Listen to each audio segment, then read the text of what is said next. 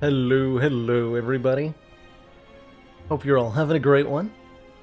I'm here in the comfy chair again. Because I want to be. Fixing my Slay the Spire capture. Because I've got to be. There we go. How you all doing? To see I want to take a nap. Is the Cruise, Captain Oblivious, Tom, Chocololo, Pele's Cat, Don Vito, Migishu, Minor Bug, Bop. Hello and welcome everybody, happy Sunday. We might actually have a working internet today. Like, I'm not to jinx it or anything, right? But I have currently no reason to believe it's going to fail me today. So hopefully that happens, or doesn't happen, rather. Because that would be great. How's it going, Jim Tonic? Aristona, Melcavian? Feeling super cozy today. It has just started snowing outside for the first time this year, and as I understand it, there's going to be like 6 inches of snow on the ground by the time it stops.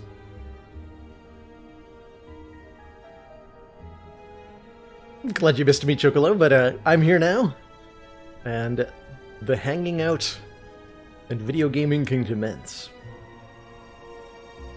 Thick chair, it is thick. It's thick and comfy as heck. Been snowing here since mid-October, well, like non-stop. Big issue. Just like the apocalypse of an eternal snowfall. That's what I've been picturing. No, I know, obviously not non-stop, but I think it's fairly. Usually we get snow earlier than this over here. I want to say there's usually a snow in November. Feels like. Though sometimes, I've known years to actually go all the way into January, I guess, so maybe not. Maybe not.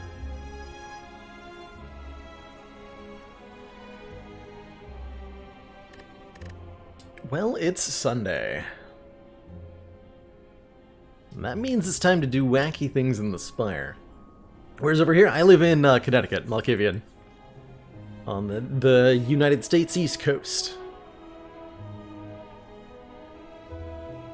So if you haven't seen the Sunday streams before, and I guess it's probably been a while, because the internet has continually interrupted our attempts at Sunday streams. But the usual format on Sundays is that I take suggestions from the Discord on our Fun Day Sunday channel. Whenever somebody comes up with an idea for a wacky run they'd like to see, it gets put into the Discord, and from there,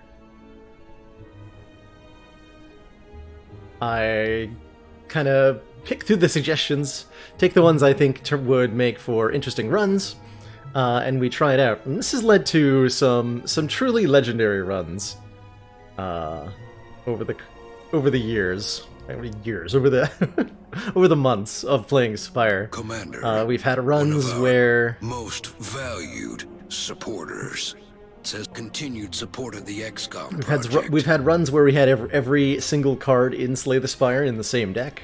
We've had runs where all of the relics in the game go off at the same time. We've had runs where the deck has had no cards in it, and we've had to try to make do with purely temporarily generated ones. We've had runs where I'm not allowed to take certain cards. We've had runs where I'm not allowed to do certain things. And usually it's pretty wacky. How's it going, Glug Glug Glug? Thank you so much for those 10 months Tier 1 support. Greatly appreciate that continued council funding. Could this, in theory, lead to an unavoidable floor 1 death? Oh, yeah. So what we're starting out here with... Let me bring up the card. A lot of the suggestions, because the Watcher's a new character, a lot of the suggestions relate to Watcher, which is cool. It's this fun new design space we get to play with. And the card we're looking at first here is Signature Move, which can only be played if this is the only attack in your hand. Deal 30 damage. We discovered recently, the hard way, that one signature move is pretty good, and two signature moves is not very good. And if we're going to try here to start with 4 signature moves by replacing the Watcher's strikes with signature moves, and figure out if I'm allowed to win anything like that. I think I'll be doing this one on Ascension 0, because it really doesn't matter. Like, this is either going to work or it's not going to work. Says continued support of the XCOM. And I don't imagine there's a lot of room in between. If it works, it'll work on any difficulty, probably.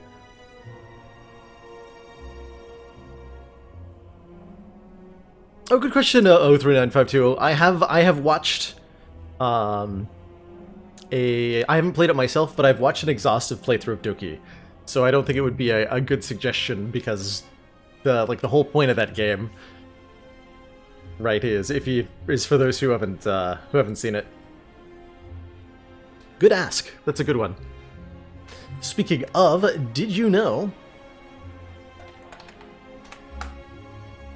that I'm gathering suggestions for the December community suggested game? We hit the goal for that last month, and so this month I will be playing yet another community suggested game. So for 1 week, every game that gets suggested gets thrown into a pile, and then next week we'll vote on all the suggestions, and then whatever game gets the most votes during that voting period will be the one that I play on stream. Does it have to be good? The only thing it has to be is something you can convince other people to vote for. And that won't get me banned from Twitch. That is the other requirement, I guess. I think I could win a run where we've had to take a card at every offering. I believe... I don't remember if we did this recently, but I'm pretty sure I remember a run where I started with both Prayer Wheel and Question Card. Or maybe it was just Prayer Wheel, and was forced to pick at every card. Although, truthfully, you know what? Here's an idea I'd like to see. We should do this after the signature move run. And this is based on a recent experience by myself, and I saw that Jorbs also had a run where he swapped his starting relic on Watcher for Busted Crown, and just kind of smashed his way through the game with very little difficulty. Which is making me wonder, like, can you just have a Watcher run that starts with Busted Crown and just consistently wins? We should try that.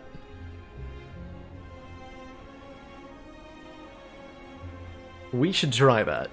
Because I think it's quite a statement about Watcher's card pool, if that's true. And it would be a good way to demonstrate it. So maybe we'll do that next. But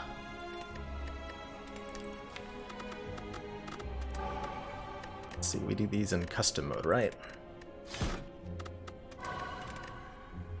Ascension 0. Ascension 1? Ascension 1 for this one. We do want the elites. With the ending enabled. And what I'm going to do here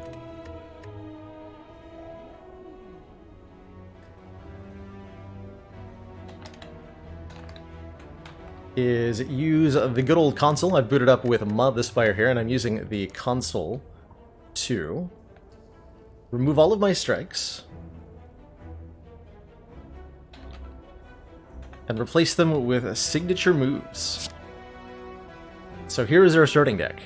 4 defense, eruption, vigilance, and then 4 signature moves, which can only be played if they are the only card in our hand.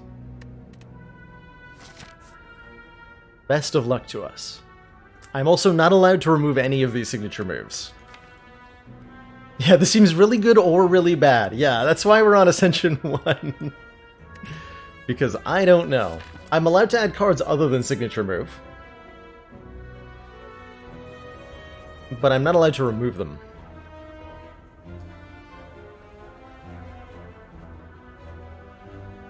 And we have to fight an elite very quickly. So good luck to us. Okay, so the easiest enemy in the game for us to defeat right now is triple sentries, because the triple sentries will make it so that we can play our cards. Brilliant. So that we fight an elite is actually good, as long as we can make sure we fight triple sentries.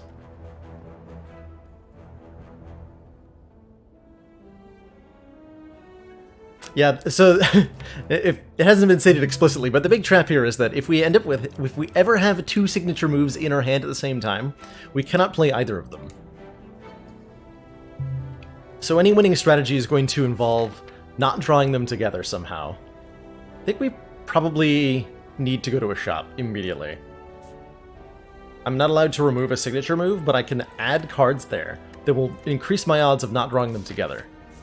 All we have to do is survive one fight. It's a jawworm. It's a jawworm.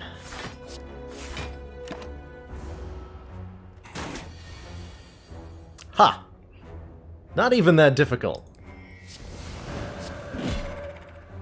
Easy peasy. Easy peasy. Evaluate is perfect. It adds a card to our draw pile that isn't a signature move, and therefore it is good. That's all there is to it. We could take another one too, which would probably be a wise choice. Is Forethought good? Forethought might be really good. Why? Forethought? Really?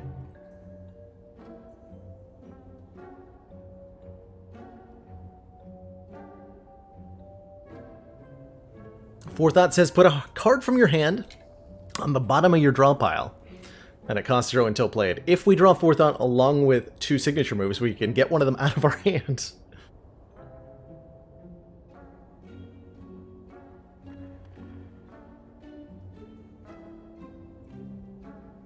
I think the Evaluate's gotta be better, right? Hopefully? Hopefully?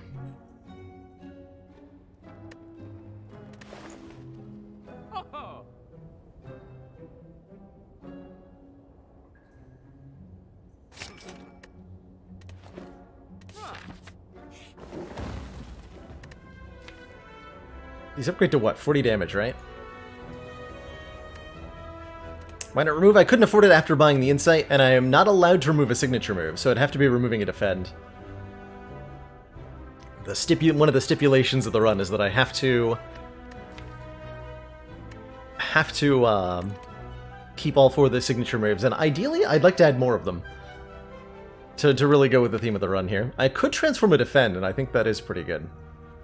I can transform cards that aren't the signature move.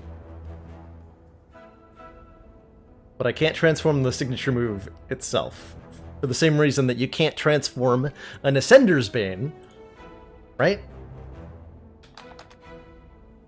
Ascender's Bane says, cannot be removed. You also can't transform it. Ergo, according to the game, transforming is removing. So if I'm not allowed to remove them, I'm not allowed to transform them. As they are the one and the same.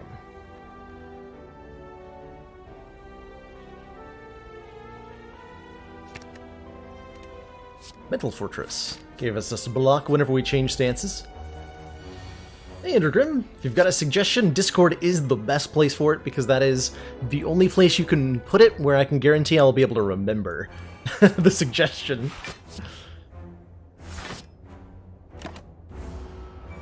I'm happy to read them in chat, but they'll, like, 5 minutes down the road in the stream, I'll have forgotten the suggestion, and without a way to go back and look at it, I won't be able to view it again.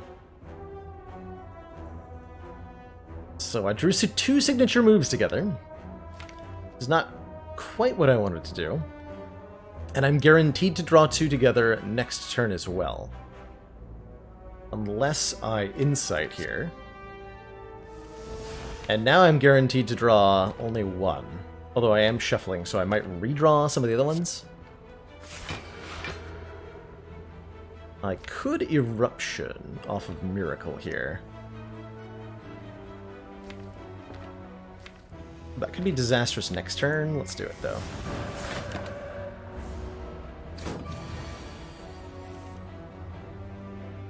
Could be disastrous.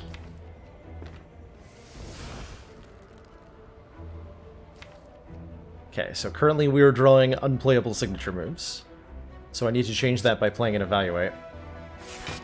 We add an Insight to the drop pile, and now the odds that I draw them together is not 100% anymore. So let me turn my particle effects back on. Ha! Evaluate doing its job. Good job, Evaluate.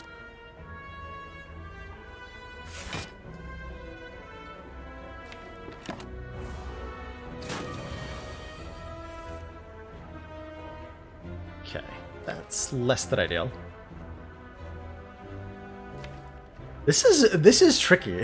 This is really tricky. I like it. Okay, so we guaranteed nail one next turn.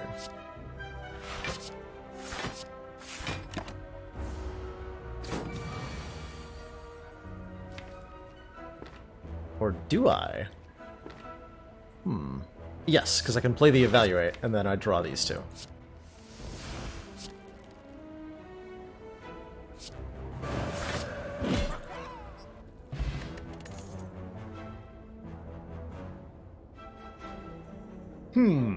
Like water could really help us stall while we wait to draw the signature moves. These are such powerful attacks that they'll kill the opponent regardless of whether we're in Wrath stance or not. And we're in a weird situation of most of the time not wanting to draw more cards, because the more cards we draw, the higher the chance that we get two of the signature moves at the same time. This is a fun puzzle. This is a really fun puzzle. I think that's a good actually summary of why this runs on Ascension 1, because the opposition here, the challenge here, is not overcoming the enemies. They're kind of irrelevant. The challenge here is overcoming our own deck. So we gotta figure out how to make that work. Like water will help me ignore the enemies while I solve my deck puzzle. It's pretty good. More attacks does make it even harder to play the signature moves, too. And I think we're in shape to fight this elite, quite frankly. Let's try it. Like I said, triple sentries would even be good for us.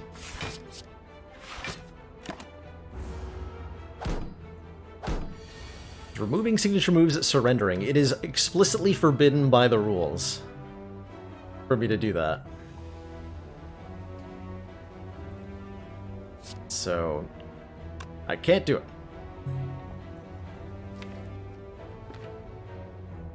We can just block this turn. So I can kill one of them. I can Eruption signature move on this turn, but then I end my turn in Wrath. And one of them's alive. I could use the Explosive Potion to solve that. I think I'm just gonna take the 1 damage here. Then I can play this signature move. And this signature move.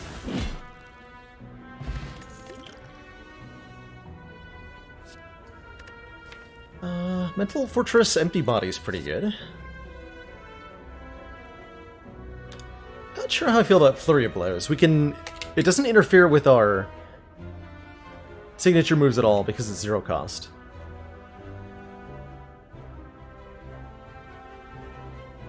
And with a Lake Water and a Mental Fortress, we do want to be changing stances. So I do think that this helps a fair bit. Empty Body is also good. Take a Flurry of Blows.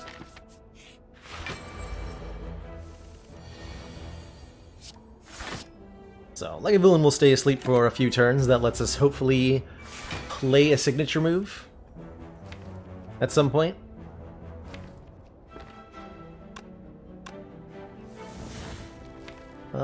Well, not this turn, so let's just get our powers in play, I suppose.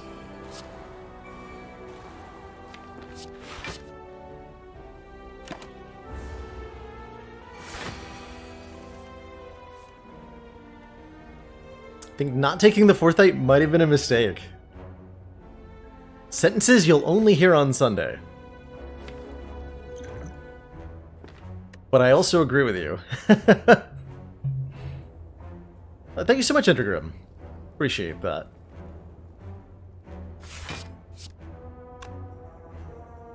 Do want to read it now.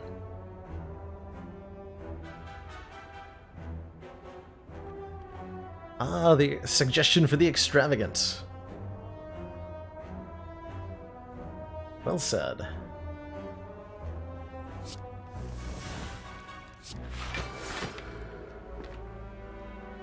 Sounds like work's coming along pretty well on that.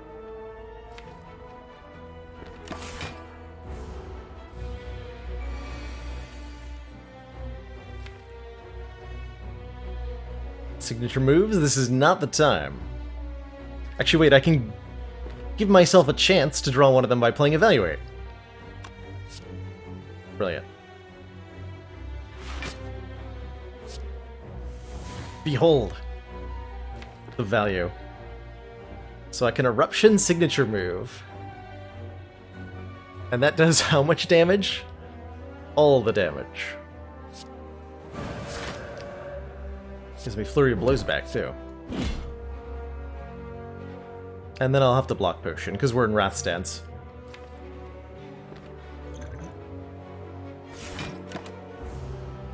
So, ow. But also... Oh no. Terrifying.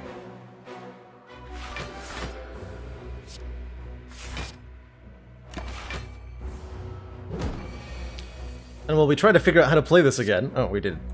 Good. It's been regenerating.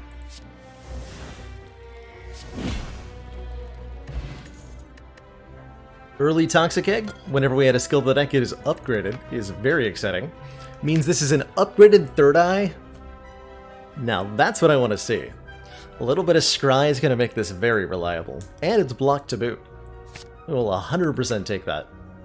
Scry lets me... This card lets me look at the top 5 cards of the deck, and I'm allowed to discard any of them. So we get to a preview, essentially, of exactly what we're going to draw next turn.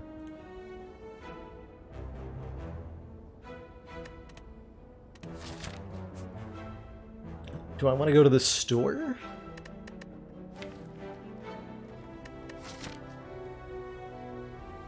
No. Clash is definitely a lot more playable, especially when you have significant numbers of them.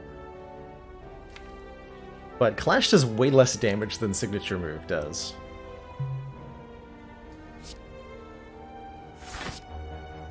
So this turn's a little iffy. Do I... Yeah, I think I do dare with the Eruption here.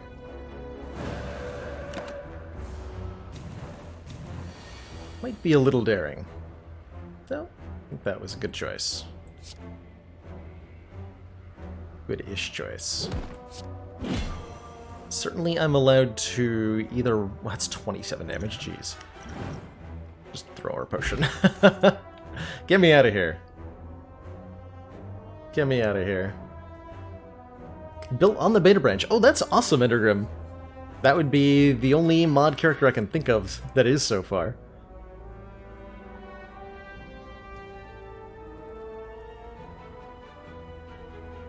You just finished a run with a Ninja Scroll, Mutagenic Strength, and 4 Backstab Plus.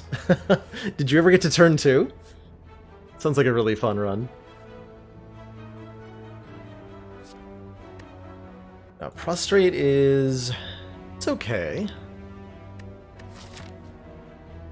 I realized, by the way, I had almost an epiphany. I like Mental Fortress a lot with decks that go into Divinity stance. Because... when you end your turn in Divinity, you leave Divinity stance at the start of the next turn, and that counts as a stance transition for the purposes of Mental Fortress and Flurry of Blows. So you just get like 3 block at the start of your turn sometimes, if you were in Divinity previously. So I think Mantra goes great with cards like this.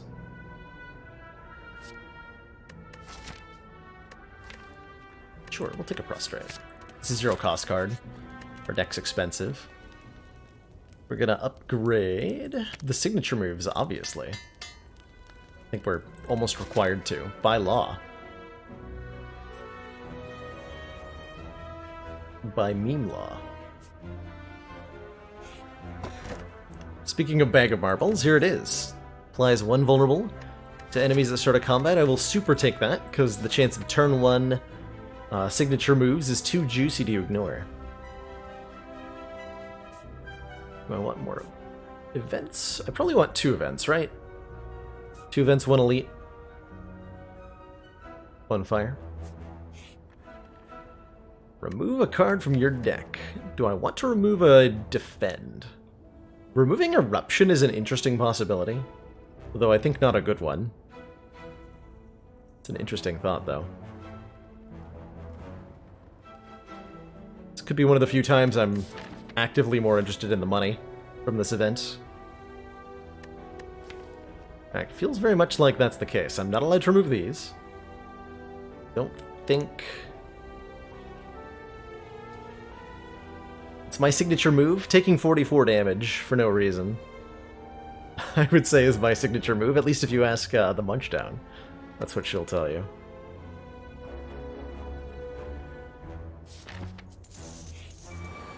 Hey, sentries! Perfect. Just the folks I wanted to see.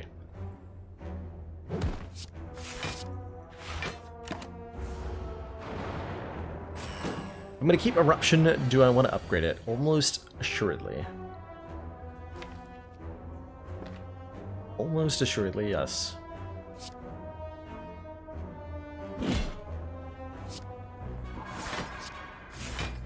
Okay, so we got Insight, Eruption, Signature Move, Vigilance, Mental Fortress next turn. Discard the Eruption so that I can play the Signature Move. Do I want a Miracle to evaluate? Probably. Hey, Varash. I'm doing great. And I am indeed very comfy right now. The comfiest, one might say.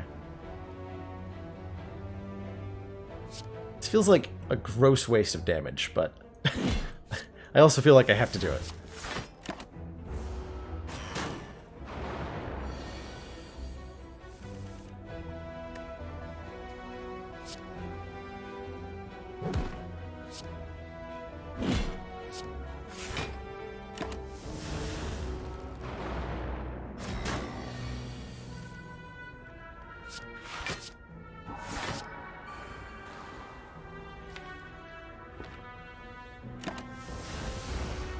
Circumference of the chair. It's too damn high.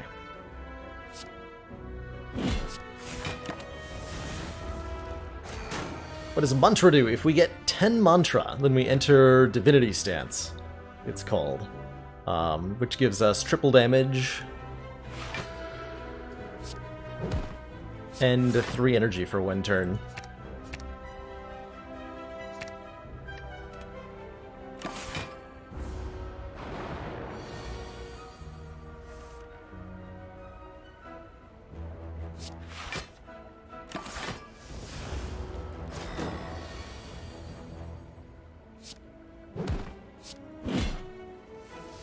Now we're talking.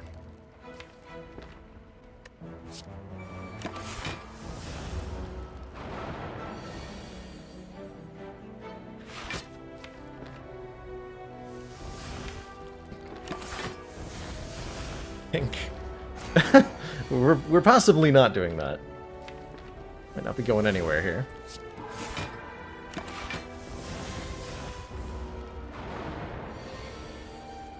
With just a little bit more Mantra, we can do some very silly things. A Mob Bank and another Third Eye for even more Scry and Sweet block. And we'll take this. And this will be the world's greatest Maw Bank. Yeah, because I'm going to buy the membership card here. Thanks, Maw Bank. Thanks. Well, this store is insane, also. See, there's absolutely no reason to not buy the membership card, right? Forethought Plus is here. It sure is. Is this a custom run? Yes, it is, Arborist.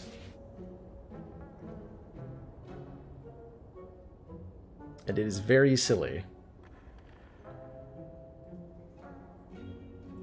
I think with this Toxic Egg, we're not going to need an Apotheosis in the deck. Most of the... And like the Molten Egg would be better. Almost. I'm eyeing this Blasphemy a bit right now. Because this will frequently let me kill things.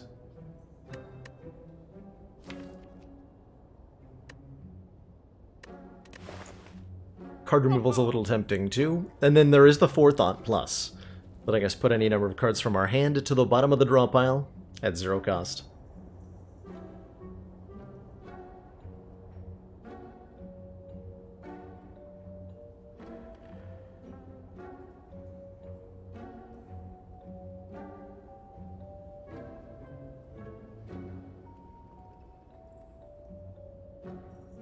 Isn't signature move more useless if you draw 2 of them? It is, yes. Yes, it is. That's the whole point of this one on Coming Storm.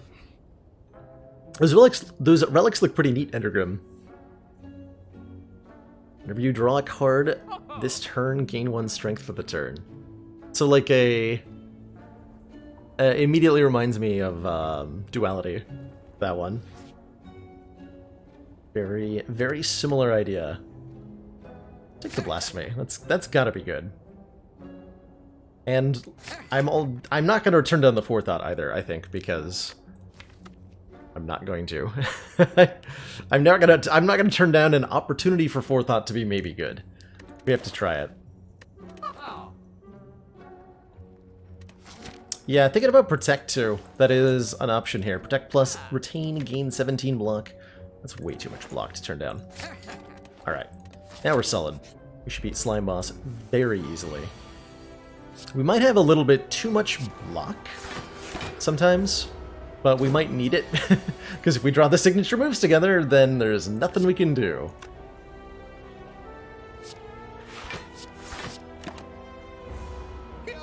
If I could find a way to draw less cards per turn, I would. I guess a study kind of does that.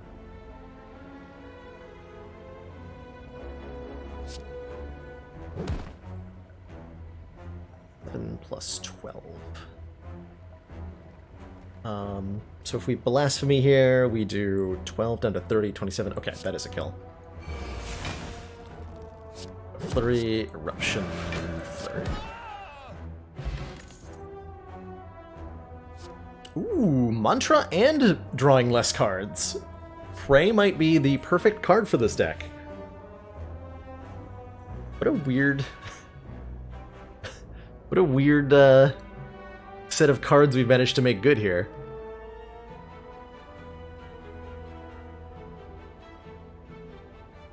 Command for card info is just the name of the card. Exclamation point in the name of the card.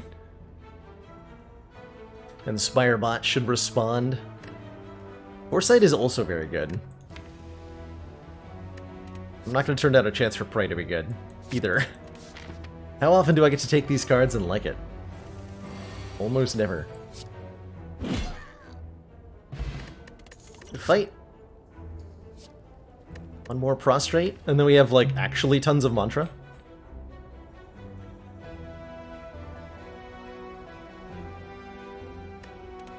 Or we could start skipping, even. I think that's also viable.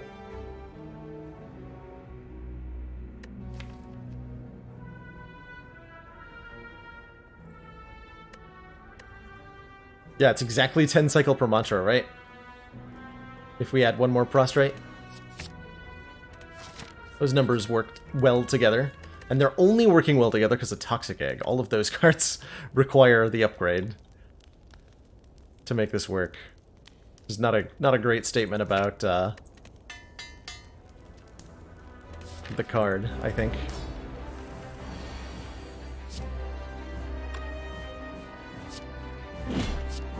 Yeah.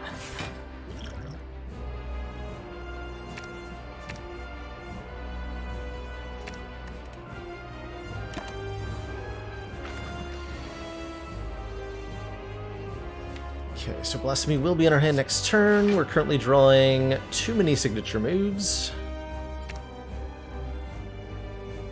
I think that's all we need to set up a kill, though.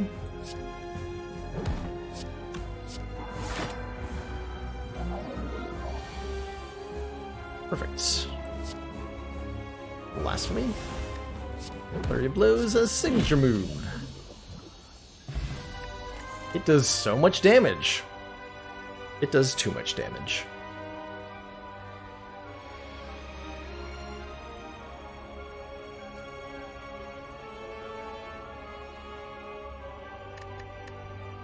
Omniscience is pretty strong.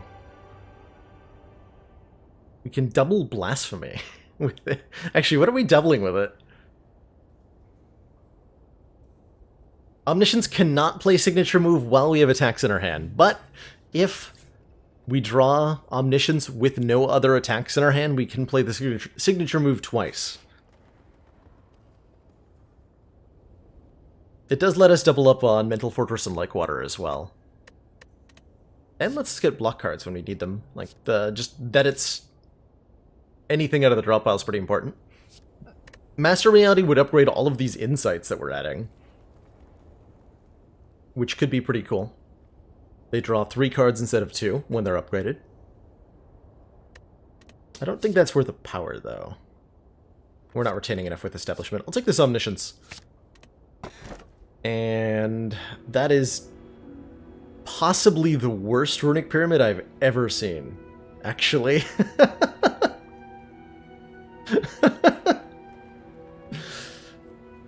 Although we...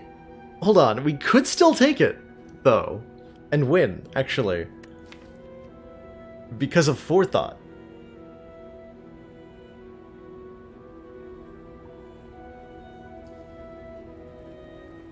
So now I'm considering it.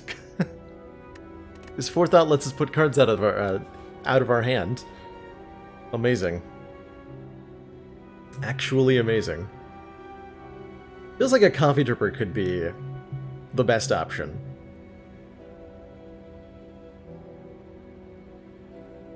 If we take the Pyramid, we're good at everything other than killing things.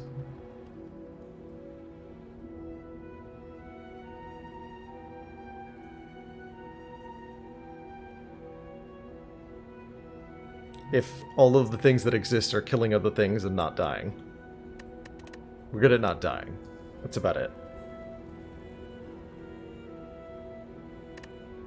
Or are we? The Gambler's Brew also makes this Runic Pyramid a shockingly not that awful take.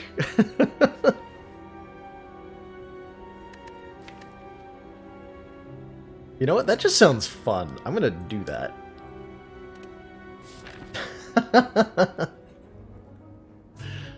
It's Sunday. Like I said, the enemies are not the opponent here. My own deck is the opponent, and I just made my opponent more interesting to defeat. So let's do this. Let's do this. I think I'm definitely looking at 2 shops right now.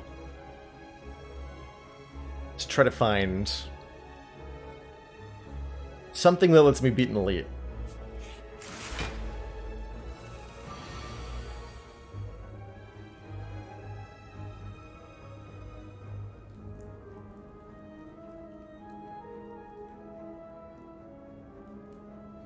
Well, I have 2 signature moves in my hand. I guess I can also kill things. Like, it's not the only way I have to kill things. Hey, Forethought. Actually, we just win next turn? Oh my god. This is gonna work great. This is gonna work the best. And I'm gonna love every minute of this. Go. Flurry of Blows. What are one of these?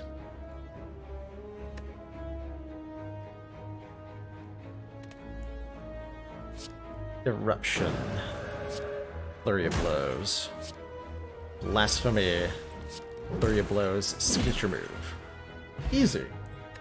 All you have to do is have a Forethought. Plus, and your deck is invincible or whatever.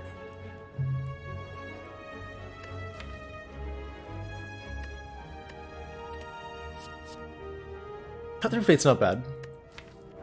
It does put us in awkward positions sometimes. Because it's an attack card. And it draws a card. And we don't want to be forced to draw before we play a signature move. So I don't actually think I want this. We do like Just Lucky, but we don't like Cut Through Fate because it draws. We like scrying, but we don't like drawing. Interesting.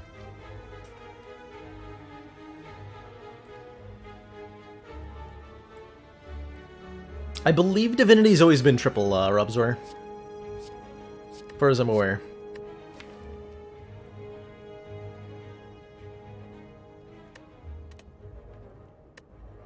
Maybe for no evil's pretty good. Yeah, I think we want another way to enter a calm with this like water that we have.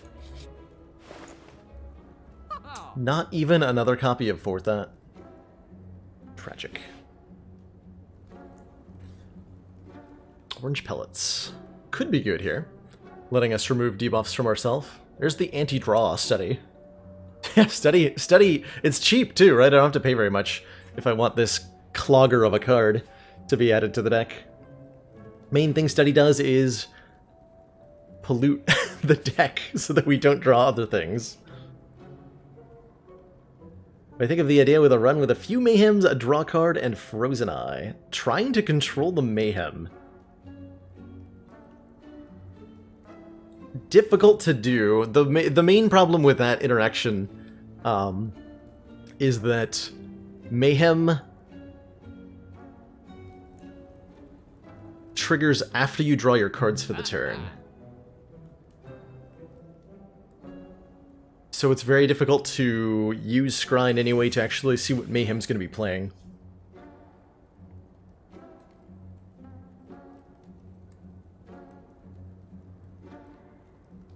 Because if you say Scry 3, you see the top 3 cards of the draw pile. That's the first 3 cards you're going to draw. Then you draw 2 more. Then Mayhem plays the 6th card on the following turn. And there's no way to time effects to occur between drawing those cards and the Mayhem going off.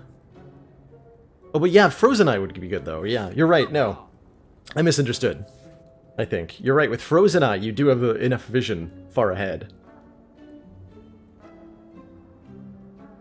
That is a good idea. We'll think about that. I guess we're going to take this study, see how that goes for me. And we're probably going to go to the next shop. I don't think I want to remove a Defend, but I am considering it. Certainly I don't want to remove 2. Whetstone would give me 2 upgrades. It's only 70 gold, but I want to spend that 70 gold here. Almost assuredly, almost assuredly. I do like the idea of getting more upgrades, and we get a Courier membership card. Courier. Courier says our stuff is further discounted, and it restocks when we buy it.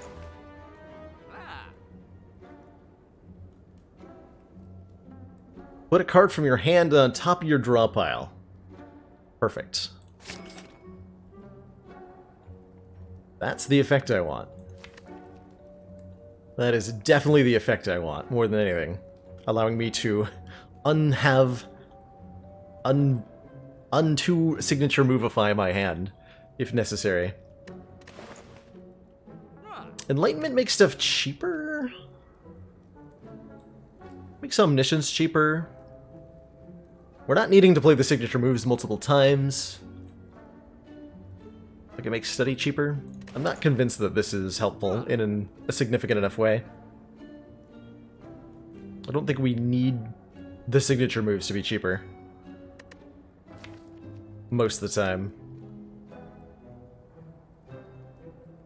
Let's see. I'm wondering if I want a Tranquility. Now, it's probably one of the worst ways to enter Calm for us, right? I'm going to remove a Defend.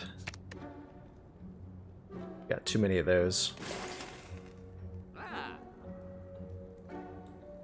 Removing signature moves is forbidden. Otherwise, that would be like the best play. Would be to have removed 2 of them, and with 2 signature moves, I think this deck would be really a lot easier. I'm also self-imposing the rule that if I see more signature moves, I have to take them. So we may accumulate additional ones as the run goes on. Let's see, so I don't want to draw these 2 together. No, thank you.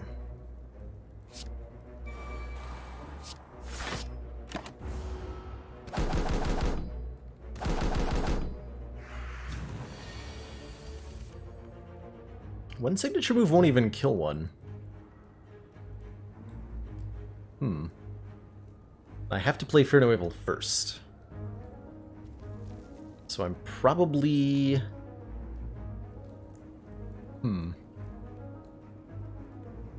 Can't blaspheme, because I cannot even come close to killing them all here. Can only do 25. We need a Wrath stance.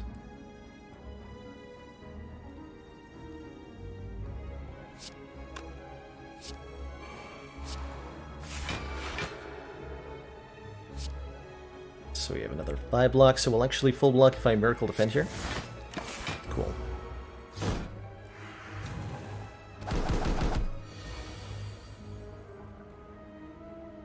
Extravagant Style is a suited man equipped with a rapier. Question is, what are relic names can we in chat come up with? Oh, definitely some sort of feather, like the cap plume or something along those lines. Big feather to put in your hat.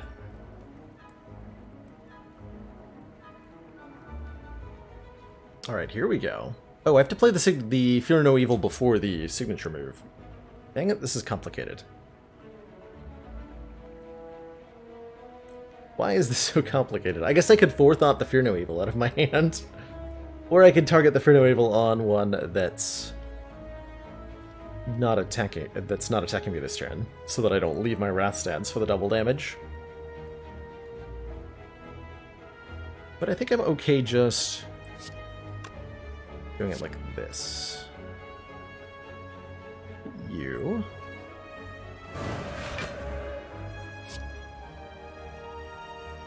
You.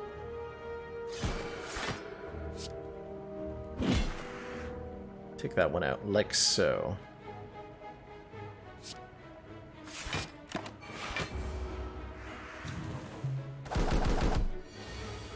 Gilded Hilt. Oh, I like the wine glass. How come you never find any booze in the Spire, huh?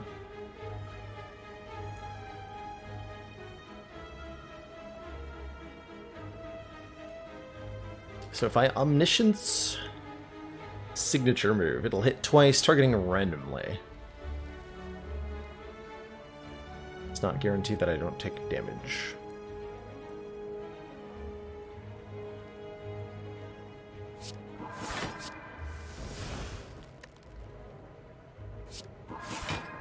Although now it is. No attacks in my hand, right? None. Yeah, they each got hit once. That's totally fine by me. And I should be able to enter Divinity next turn. Yep. Without using Blasphemy to do so. That is. Nope, not that one. This one. Kills 90 damage.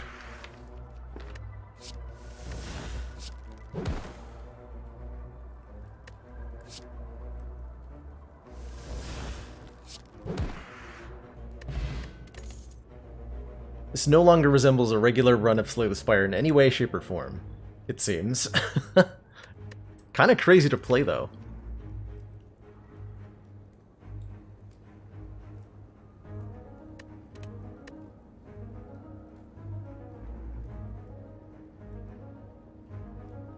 Was Blasphemy Omniscience signature move lethal on the previous turn? Oh, it might have been.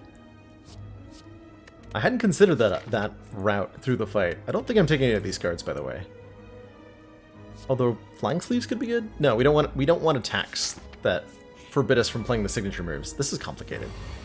But what's not complicated is that I'm going to do 60 damage to this thing on turn 1. That is straightforward and beautiful.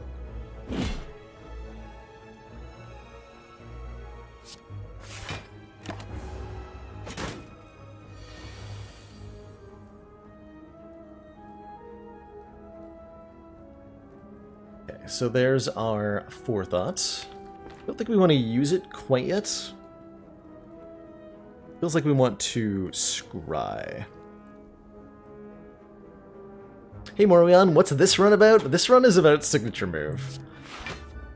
And trying not to die with it.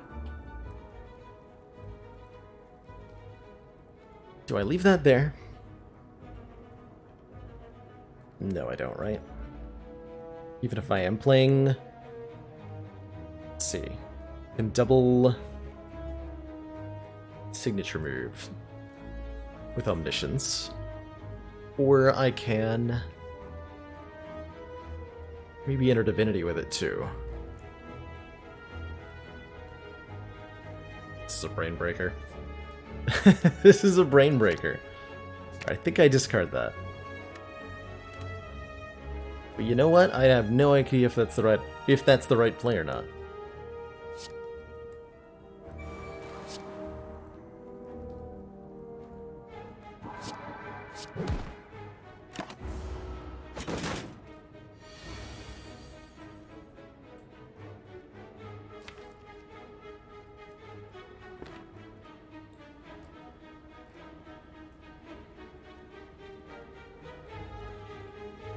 So 4 mantra, 3 more.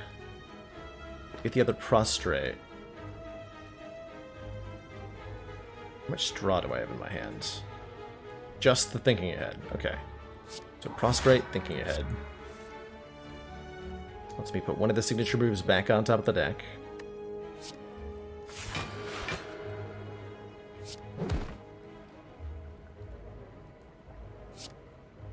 This full blocks.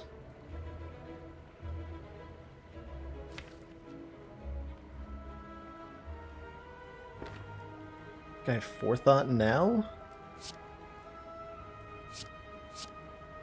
All these free. Might have been a better route through this. This ought to work though. Yeah, we have Blasphemy, Eruption, then Blasphemy, then Signature Move. We'll win right now.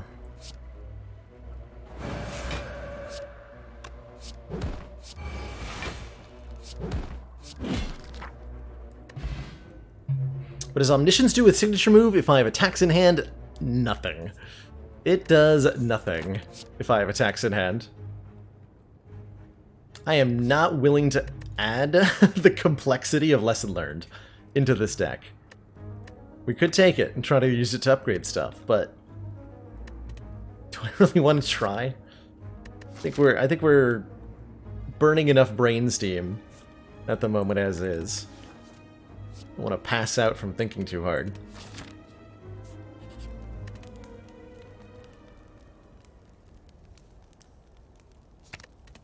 I actually do want to upgrade the signature moves. We're kind of relying on them as our primary damage.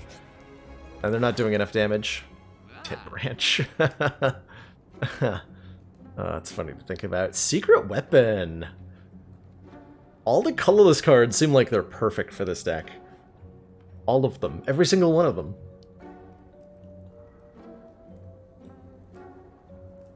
This Gambler's Brew is also very good. It lets us discard things from my hands.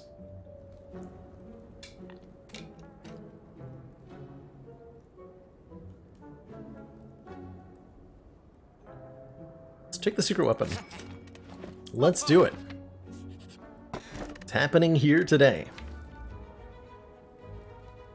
Turnip. Turnip's pretty good. Turnip's pretty good. And we're on Ascension 1, so we can block pretty well with block cards against the heart and stuff. Let's fight some elites. I believe in the power of the deck. I can do chunkification here, but then I'd take damage. But I just block instead.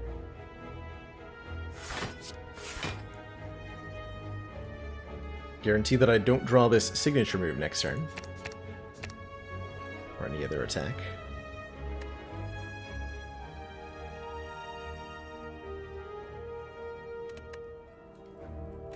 We don't take any damage.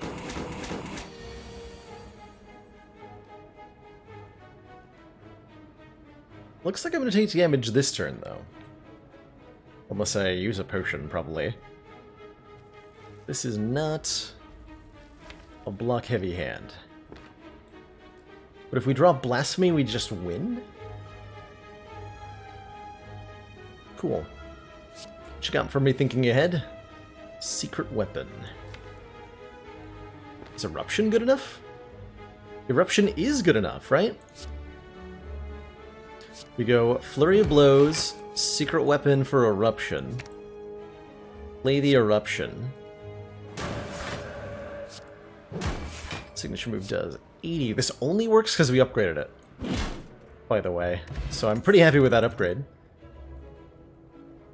More block and more stance change. Empty body feels pretty good. Let's do it.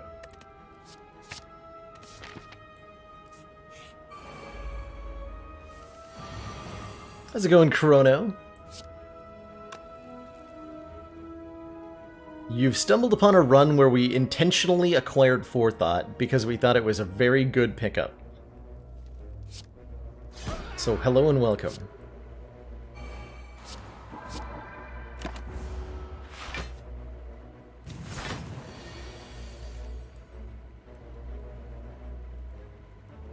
Such things exist, so they say in legend. So they say.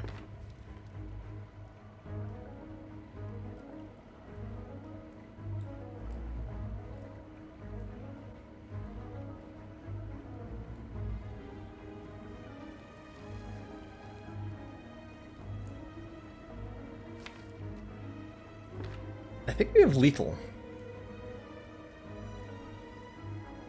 Right? Why can't I cast signature move? Because it must be the only attack in my hand. Oh, because you can't see the card, right? Because my giant chair is blocking the Runic Pyramid. Let me move more into the corner. When Runic Pyramid gets involved, the chair gets in the way. Maybe we'll have a solution to this at some point. But we'll see. But yeah, there's currently 2 signature moves in my hand. So if we Forethought one of the signature moves away, I can play it. And we can use Omniscience to enter Divinity. I could Omniscience Blasphemy here, and I will, because I think it's hilarious. So I die next turn twice. But so does our enemy. Die next turn no times, because they're currently dead this turn. And we have an Eternal Feather, giving us healing. Third eye just feels appropriate, right? It's the third eye.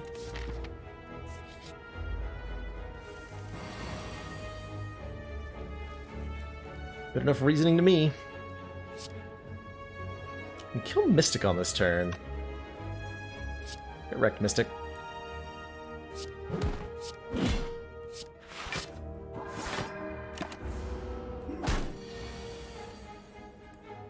It's too many eyes. Can't have that many eyes.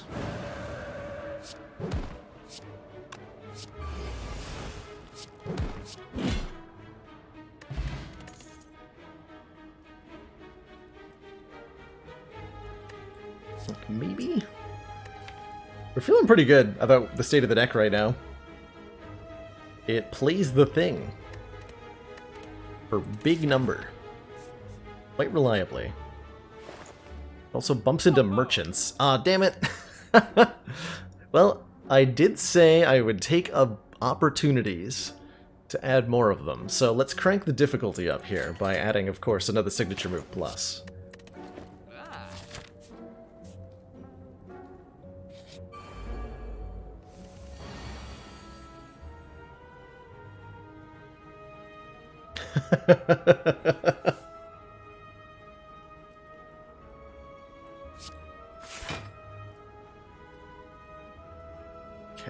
like a reasonable turn.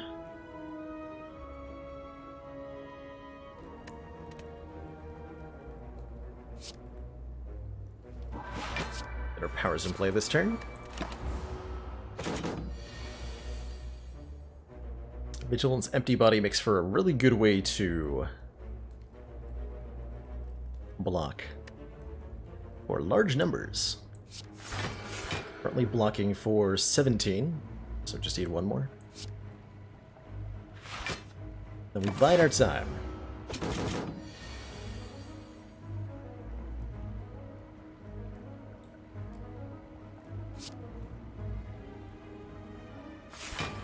Okay, what's on top? Oh, Blasphemy's on top. Perfect. That means I win, I think. Doesn't mean I win, right?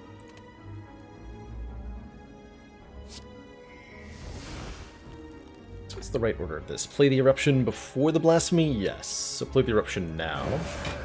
Use Thinking Ahead. Play the Feel No Pain now, because the enemy is attacking. Then play the Thinking Ahead, put Signature Move on top, play Blasphemy, play Signature Move. There we go.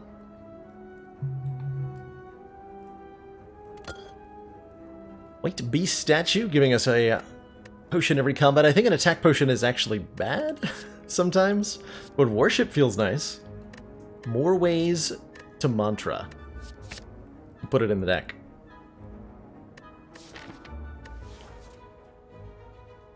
Oh, champ, I've got bad news for you.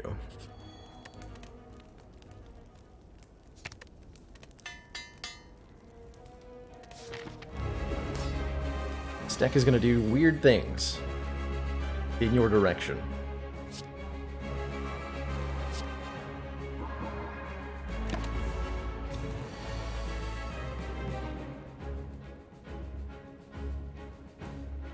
Alternately, it might not do anything at all.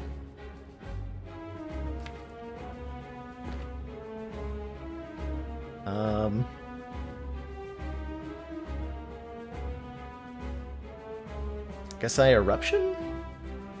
Just to make a room in hand? Remember, we will be watching. Adonis Incarnate pitching $5 at the screen. We celebrate a benevolent savior who time and again only offers friendship and compassion. Thank you so much for those $5, Adonis. Greatly appreciate that. And those kind words as well.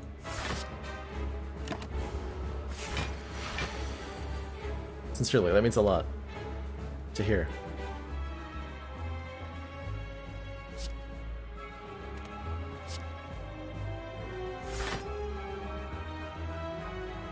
Okay, signature move coming up next turn, but I don't think I can block for 28 in Wrath, right?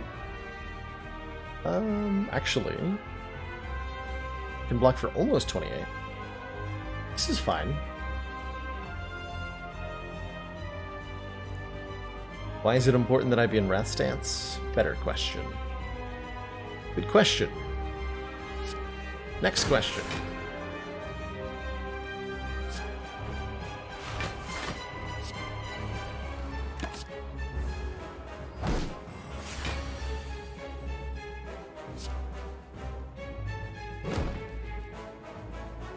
Okay, so playing Blasphemy is out of the question. So that's going to be taking up a spot in our hand until we have lethal on champ here. Does my third eye see? It sees both prostrates, which can immediately put me into divinity. Well, that's good. That's what I wanted to see. That's the good stuff. So we have to play 4 of these in divinity to win. That is not easy to do. But I think I can play 2 of them this turn.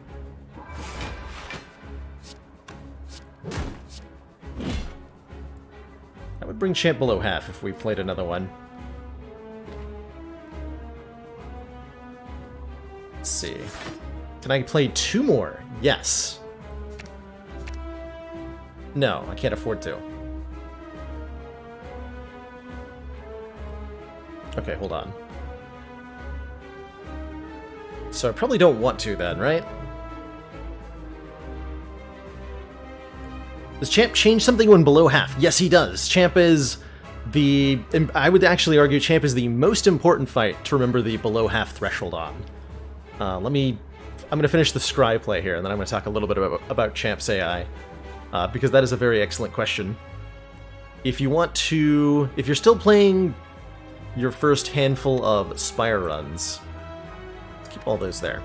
If you haven't gotten used to any of the bosses yet, if you don't have any other patterns to memorize, I would start with Champ, because Champ, more than any other boss, rewards understanding his specific mechanics really well.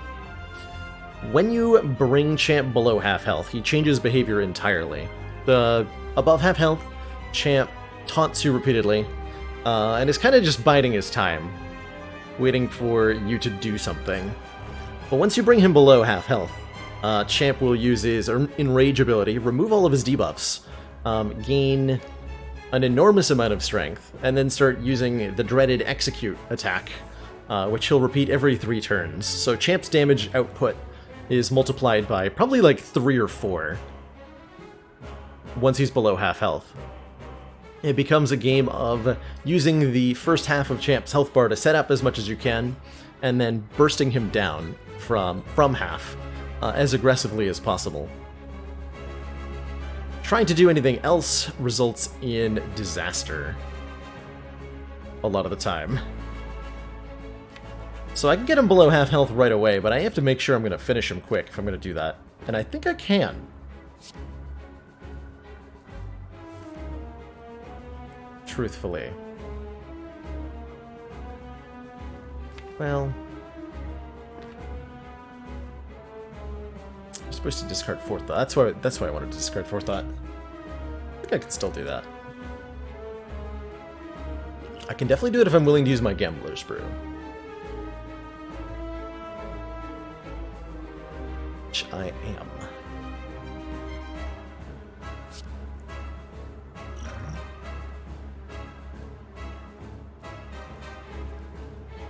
So we want to use this. This. Get the signature move. Hit Champ here.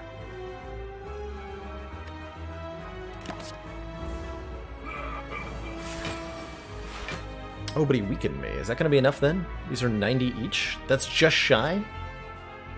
I think it still works though, right? Yeah, this should still work. And if it doesn't, then oops. Here we go. Blasphemy. Getting our Flurry of Blows back. Play the signature move for 90. Wait. We're gonna be short. No, we're not. No, we're not.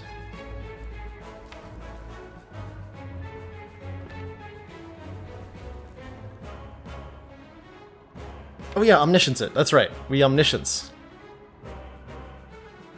To get the other signature move played twice. There we go. Huzzah. For a second there, I didn't see the play, and I was like, did I kill myself? No, we were good. We were good the whole time. More Mantra seems very nice. Diva Form could be nice, too, as we're sometimes struggling with our energy requirements. How's it going, Spicy Noodle Bucket? Oh, now I want some ramen, like, really badly. How far away is the nearest ramen from me? Important questions.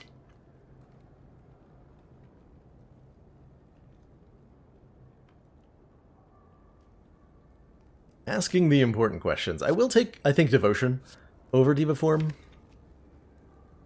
Think so. Give me an energy relic. These are not relics. Or, well, I mean, they are relics, but they're not energy relics. Our options, Black Star to give us extra relics off elites. Sacred Bark makes our potions twice as good. That could be pretty powerful. Energy Potion for 4 energy is strong. Hard to say no to double relics though, right? Tiny House could give me another signature move. That is an option. That is an option.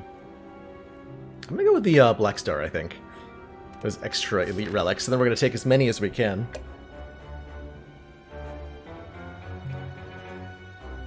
Which is how many exactly? 3.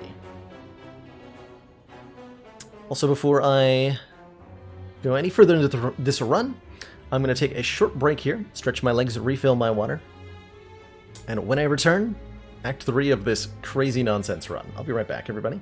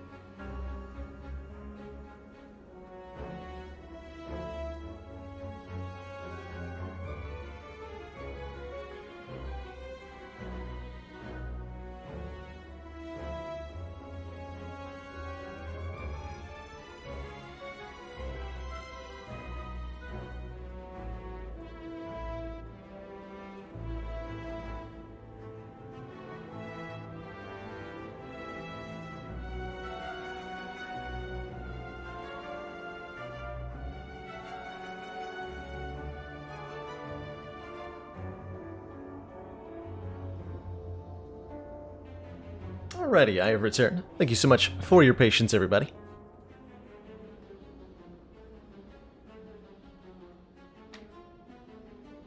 I am enjoying the heck out of this run, by the way. This has been a very unique challenge to get these signature moves to be playable. But we're finding all the, like, ways to do it that are in any way reliable, which is kind of exciting.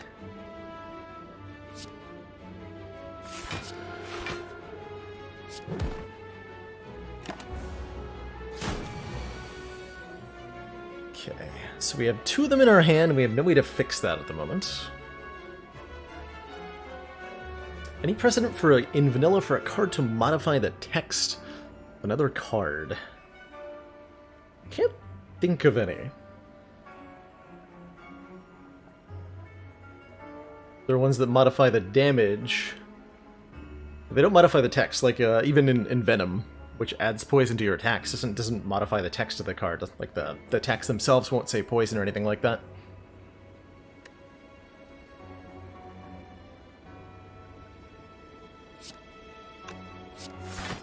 Okay, so Forethoughts coming up, as is Blasphemy. So we just have Blasphemy win next turn? Blasphemy signature move?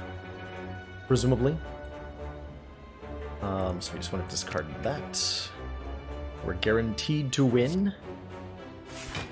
Need to make sure we play this.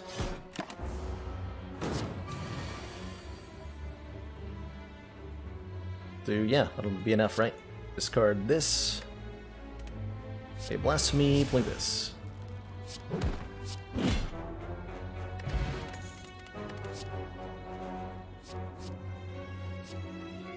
Crescendo's okay. If we wanted... We're mostly worried about going into Divinity, though, right? We don't care that much about Wrath.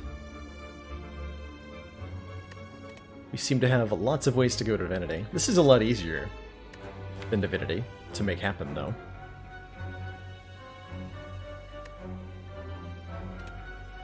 There might be room for this. I'm not going to give it any, but I'll acknowledge that it might exist.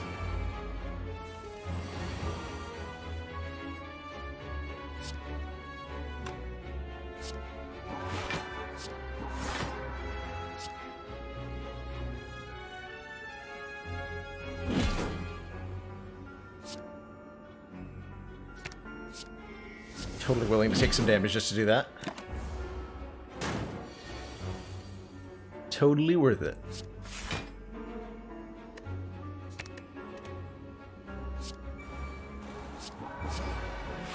Oh, I didn't realize I had that much mantra already. Whoops.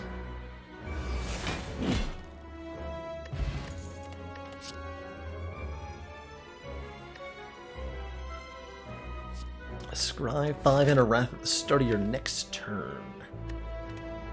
Ah. No thanks to any of that. And I think a Flex Potion doesn't add enough to the massive base damage of our attacks for me to care too much about here. We'll lose 4 max. Madness Plus could have been okay. And this fight will definitely be interesting. I can kill one right now with Blasphemy's signature move. What are the odds that I draw another one with the Snecko Oil and we win immediately? Probably not high enough, right? Probably not high enough. Though I think the Snecko Oil is a good use right now. I've been looking for a reason to use this, or a way to use it.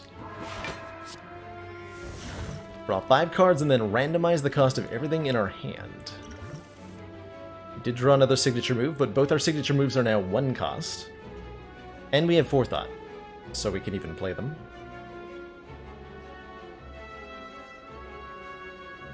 Vigilance became 3. I'd say that was a dang good Snecko Oil. Overall. I can almost kill one this turn, but not quite actually.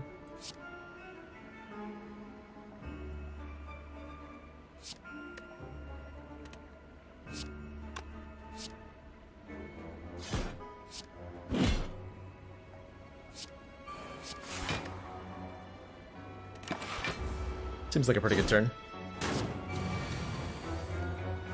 I cannot play signature move when there's another signature move in my hand, which means what just happened is pretty bad. Which is that we drew 2 of them together. There's another one. We are now in trouble. This Forethought was already used.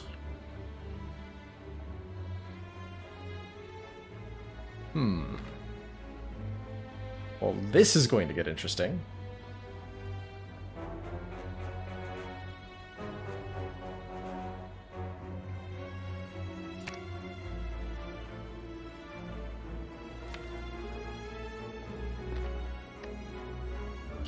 Keep these 3 on top.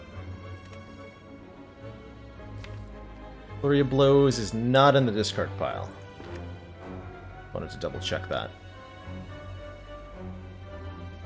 I think I use my energy potion now.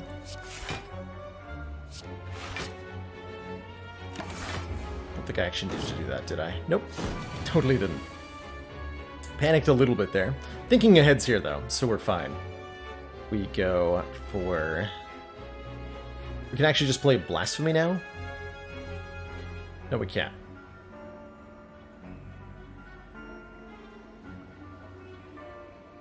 I want to play Eruption.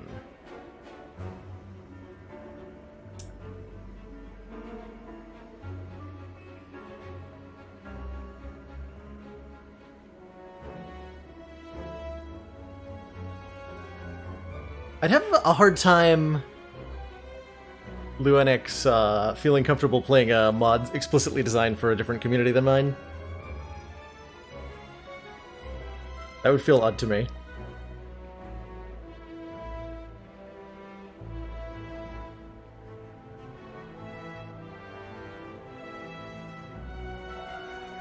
How do we even get past Jawworm? Jawworm was no problem. We smashed Jawworm in the face with signature move. Easy peasy. Okay, there's Flurry of Blows. That'll make this even easier. So we go Flurry of Blows, clean up the hand, play Eruption, play Flurry of Blows, play Blasphemy, play Flurry of Blows, and then signature move. Easy. Very simple to do. Not at all needlessly complicated. Incense Burner's great. Every 6 turns, we gain 1 intangible. If we somehow have the mental energy to even think about this, that'd be great.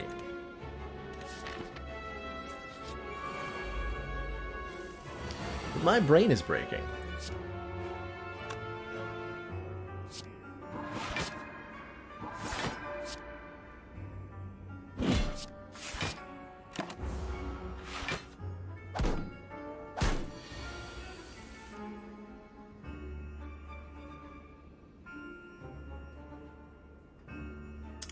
We have... No, we don't have Flurry Blows. Dang it. But maybe we do. We don't. Disaster.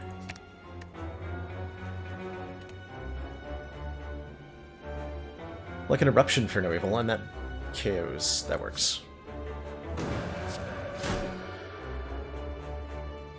Could have blocked for more if I had Miracled and Mental Fortress before I did that. In retrospect.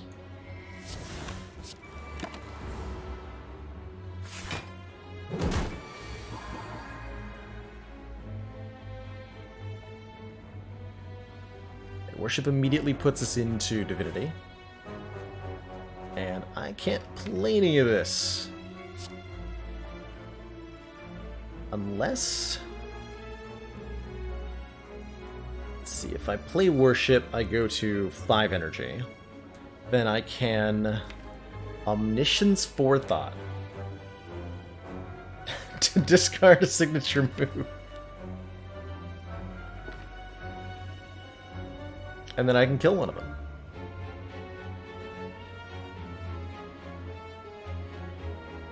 But I don't even full block if I do that. Whereas Protect actually just full blocks. So let's do that first. Get our Mental Fortress down.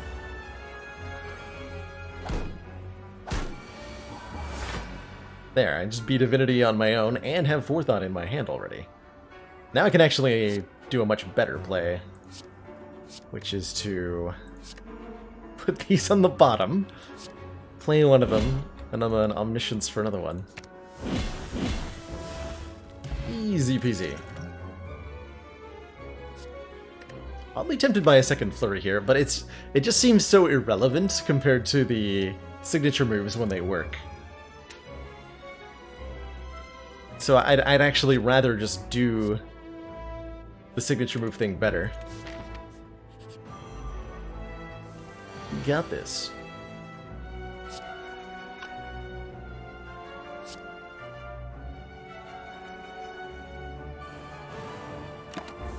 Guess that's my turn 1. The origin of the term Exodia comes from Yu-Gi-Oh! Nelu. Exodia, the Forbidden One, is a 5-part card. Or a 5-card, like, monster. But 2 arms, 2 legs, and the head? Something like that. If you get all 5 pieces of Exodia in your hand, you reveal them to your opponent and you immediately win the game. So it's used in Spire to reference any sort of situation where having all of the several pieces of something results in the player immediately winning. We need more thinking aheads. We do. It's true. We do. Do I have a winning Blasphemy play right now? I don't think so.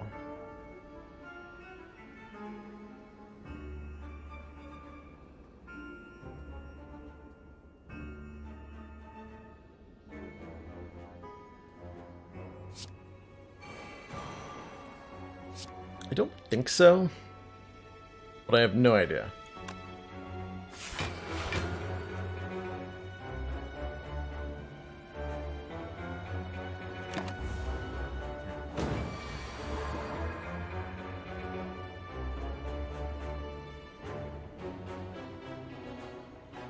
So what we want to do is Blasphemy, then Signature Move, then Omniscience Signature Move. But I need to know that that'll kill. So that's 120 times 3. That should be lethal with slow value on this turn right now. So I believe we now have lethal.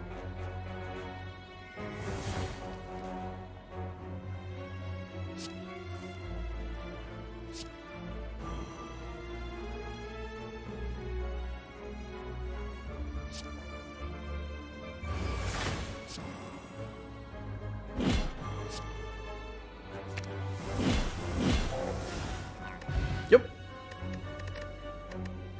Also got ourselves a mango, raising our max health by 14, a regal pillow, in the unlikely event we need to rest, and another fairy in a bottle. And another signature move. So now we have 6 of them. Uh-oh.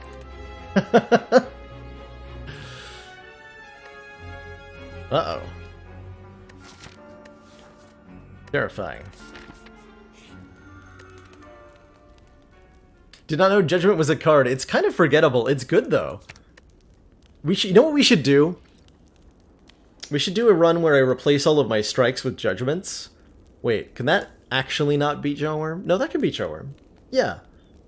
Should do a run where all my strikes are replaced with Judgments, just to show how good Judgment is.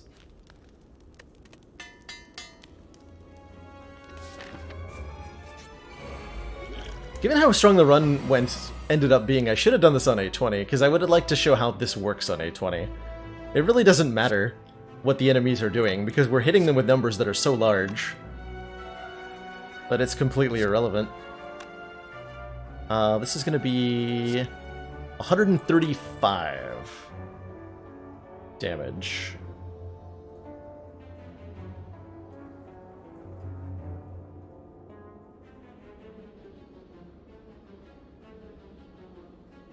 Actually, Cultist would be worse than Jawworm, right?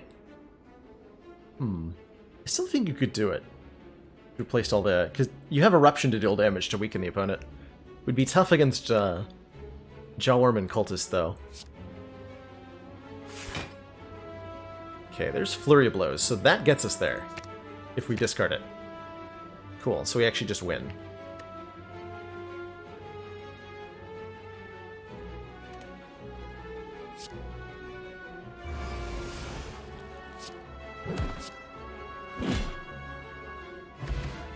Right, like, that would work just as well on A20. Unless we do the Ascender's Bane. Bottled Tornado means we can have Devotion in our opening hand, and I do like that quite a lot. How are we going to block against Heart? Question me.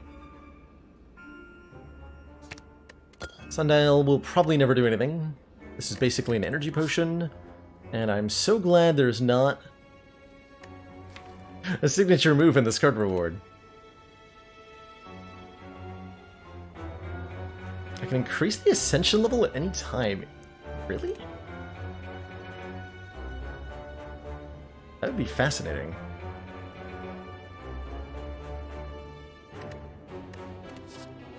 I wonder if that breaks anything.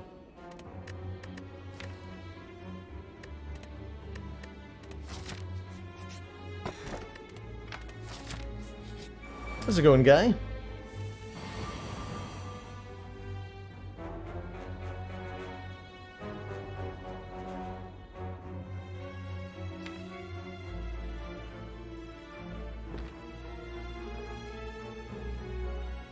These enemies are going to hurt me. But how much? Could kill one with a signature move. But then I'm taking more damage, not less?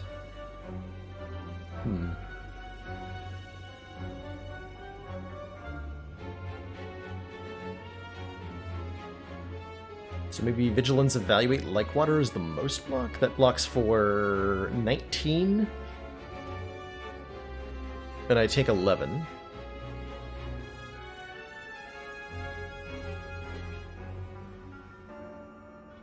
Or I can signature move the middle one.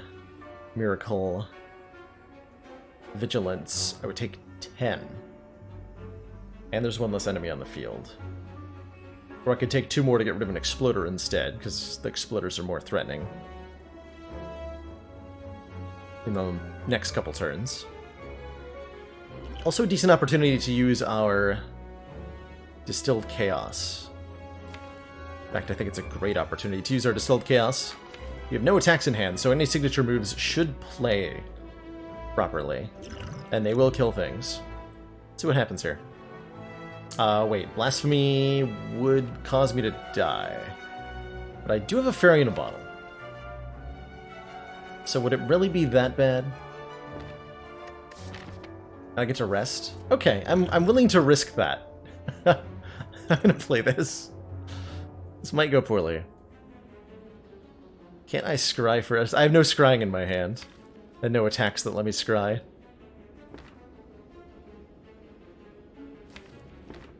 The Thorns guy doesn't hit from hard enough on this Ascension level. Let's just do it.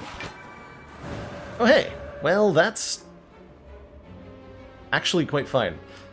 Because now we can Secret Weapon for Fear No Evil. Do this. Ooh, that actually kills any of them. We'll take you out. Aha!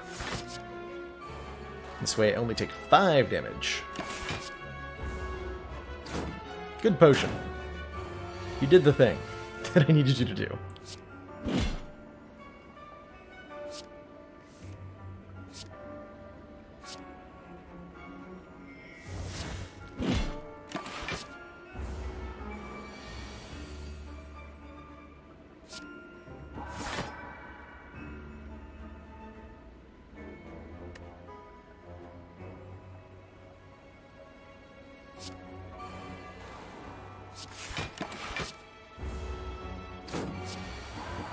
Intangibility makes this a lot easier.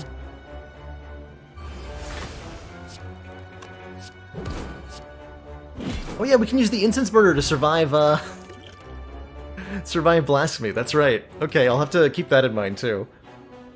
If we play Blasphemy on a turn where Incense Burner is at 5, we won't die the next turn. It'll just deal 1 damage to us instead.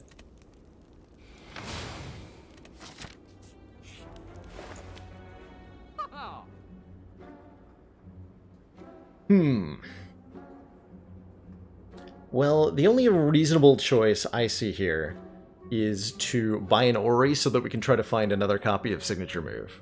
Right? We get to look at 5 cards, and it could be more of them. And that just feels like it's required of me to attempt to do. So I'm gonna do it, and see if we get any. Okay, none here. See, reality seems pretty good. There's one, we got one. Alright, we got another one.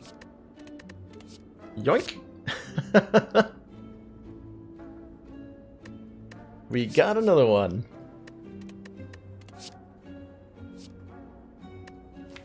So we currently have 7 signature moves in the deck. I've made good decisions with my life, I think. Take some block cards. That way I can block. And let's remove some bad block cards, like this Defend.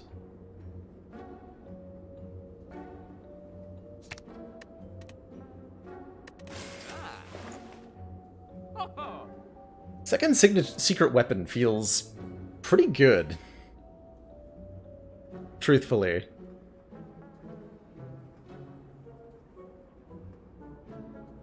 Nirvana could be nice. Let's take another Secret Weapon. Ooh, that's just good. Yeah, we'll take the Dark Shackles as well. Don't think we're gonna need the Thorns damage for Heart, truthfully. Feels weird to say that, but I think we'll be okay. We're gonna be hitting the damage cap pretty regularly.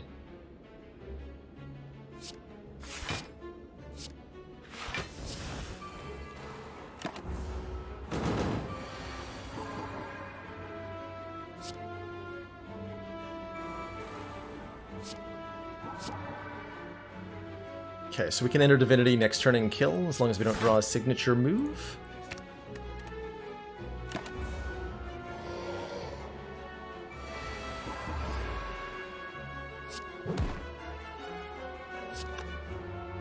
Wait, no! Fear no evil! No! I can't actually do the thing because we have to leave Divinity here. Disastrous.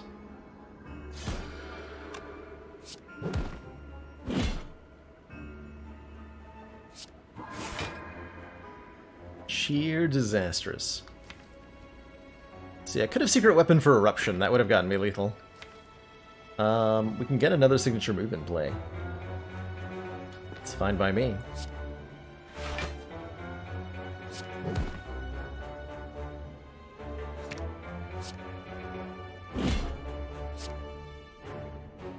We Divinity next turn. Okay. See you later, Donis Incarnate. Thanks for dropping by. Okay, do I need Divinity to block for me? Better question.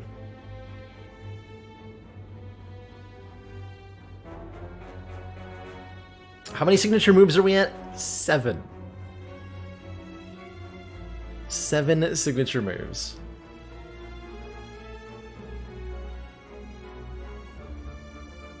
Is that an appropriate amount? Who knows? So we got 1 hit with Flurry, 2 hit with Flurry, 3 hit with Flurry, 4 secret weapon, 4, 5, right? Yes, we should be able to hit him the requisite number of times here. Just kill through the intangible.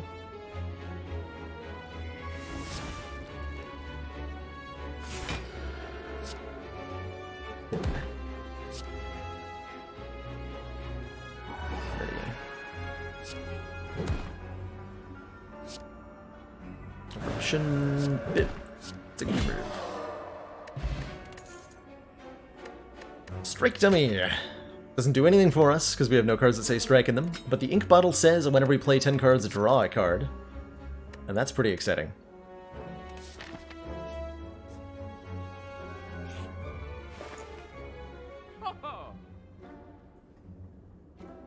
Came in here despite the risk that I would see another signature move. We're offered a few decentish relics. I think Liquid Memories is a very good potion right now. So I'm considering that. We can remove the other defend, and I think that's a reasonably good decision as well. Ink Bottle will definitely be awkward at least one time, right? Secret Technique to further make this deck a little bit more reliable, and the Secret Technique can find the secret weapon. We're fighting Time Eater? We are fighting Time Eater. I'm sure it'll be fine.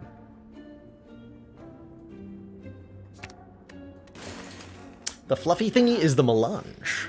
The spice. Whenever you shuffle your draw pile, scry for 3. Only mods we're currently using are base mod, Flarp Freak, so that I could use the console to start us with 4 copies of Signature Move and no strikes. Is what we started with on this run. And I am obviously upgrading a Signature Move. Because what else am I supposed to do? Have we ever played that study? It doesn't feel like it's been useful one time. Poor study. Lange is the drug from Dune, indeed. Indeed it is. If I triple signature move with Divinity, that is only 360 damage, so we have to do something better than that. Or do something more often than that. Noted. Discard that one for sure. Get our Devotion in play. And begin the mild awkwardness. Okay, if I pray here, then we will go Divinity next turn. Works for me.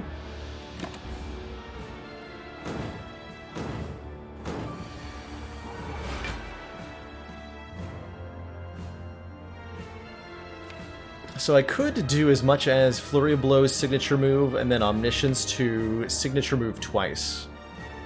Which will... Actually, is that enough cards? 1, 2, 3, 4, 5. Yes, I'm allowed to do that. And that would bring Time Eater well below half health, but would not kill it. Although with Blasphemy, I might be able to actually... Yeah, let's do that. Let us do this.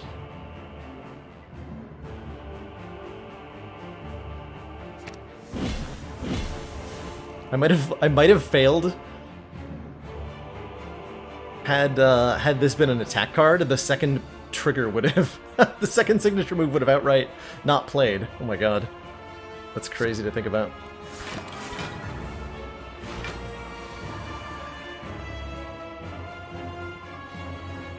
Okay, so we're currently weakened, which means signature move only does how much?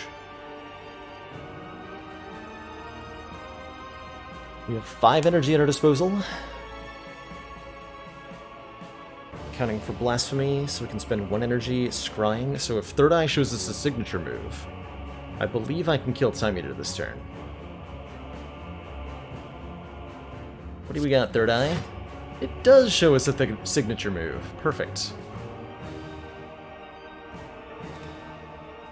So that allows me to Blasphemy? There's no other attacks in my hand other than this Flurry of Blows, right? Correct. And we're drawing a Protect alongside the signature move. Just double checking that I'm not going to kill myself here. Blasphemy. Brought to an Insight, we get signature move and a Third Eye. What's a Third Eye? Not a Protect. Signature move does 90. Secret Weapon finds another signature move, which does 90. GG.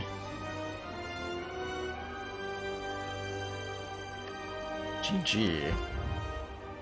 Two thump, deep pulsing dread. Something, something throughout the room. This is the heart of the Spire. The source of this evil.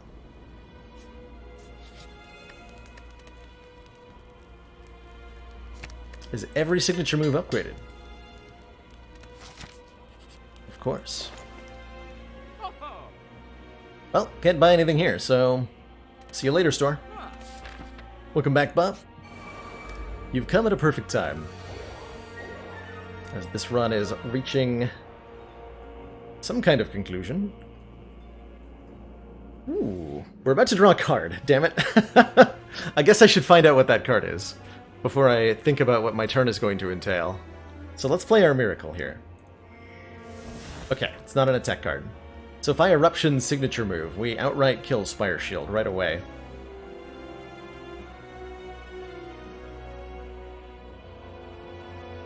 We'll take a bunch of damage from Spire Spear.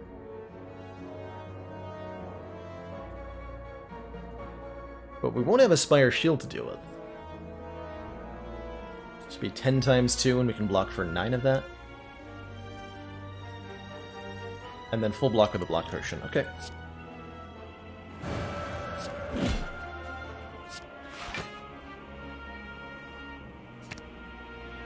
Don't want to draw Study or Like Water. Empty Body's Excellence. Means I don't take too much damage next turn.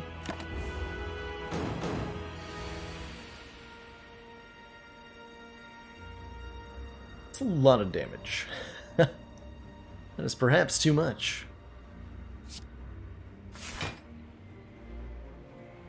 Okay, looking like a pretty good turn next turn.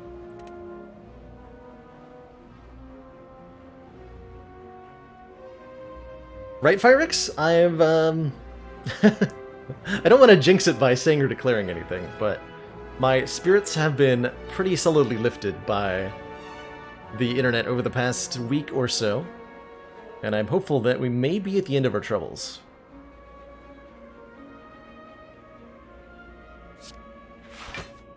If I should be so lucky.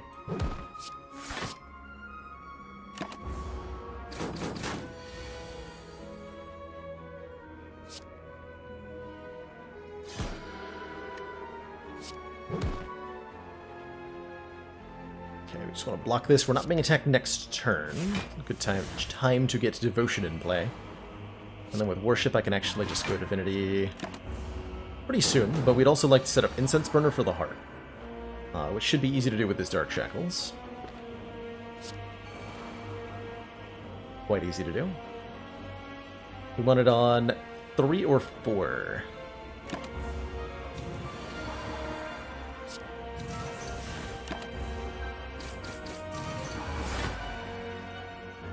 There are too many forethoughts in my hand.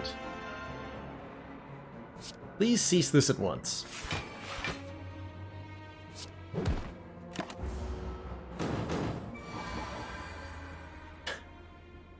many signature moves, that is. Okay, so next turn I have Guaranteed Divinity. We have this on 4. Has Forethought done anything this run? It has been carrying us. No lie. Forethought is the reason we're here. Forethought lets me get Signature Move out of my hand, so that I can play Signature Move. That's the reason I was able to take the Runic Pyramid. Teardrop Locket starts as in Calm. Pocket Watch draws cards if we didn't play too many cards on the previous turn, and Weight of the Hand feels like a great way to apply a ton of Weak to the Heart, so I'm going to pick this up to allow us to block better. Ah, turn 1 Blasphemy. Just what I wanted. Just what I wanted. Scry 3 per turn sounds excellent. Explosive Potion sounds potentially useful.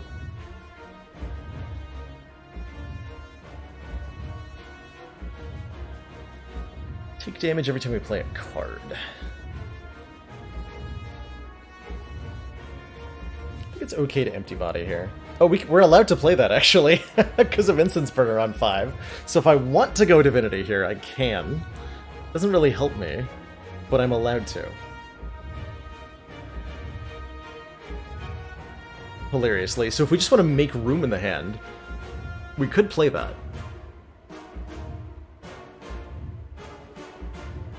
Amazing. I think I start with Empty Body here. Let's see what we draw. Third Eye? Okay. Let's get the powers in play. I think I played the Devotion, too.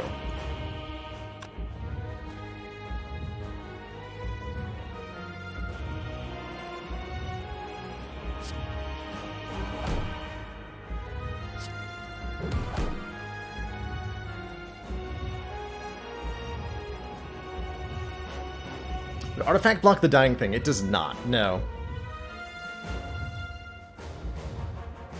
This game is super relaxed, but also incredibly difficult, Mon. I thoroughly enjoy it. We have Turnip. We're immune to Frail, so this is good next turn, too. Okay, so I'm just going to end turn here.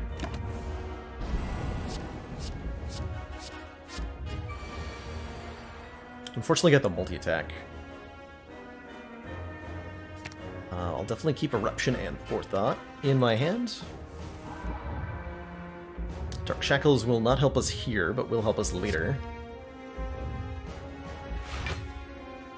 Get rid of the Dazed. Like Water and Wave of the Hand next turn is pretty good. I don't actually have a way to enter Calm. We enter Divinity immediately if I play Prey. That does not help me at all. Dang. And we don't have Mental Fortress in play.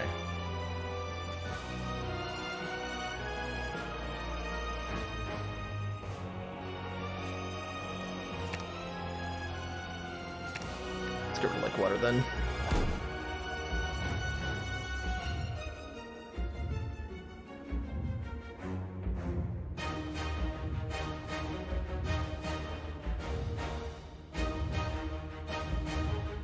It's really important that I get cards out of my hand.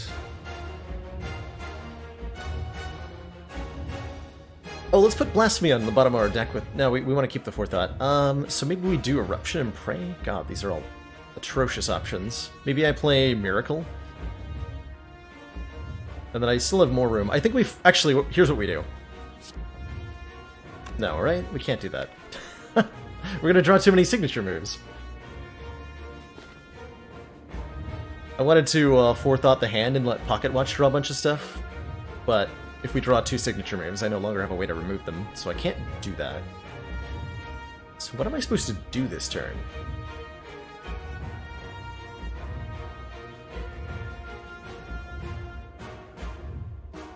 I guess I just play the Prey and enter Divinity this turn. So I Eruption Prey, I think. This turn. So that we're drawing enough cards next turn.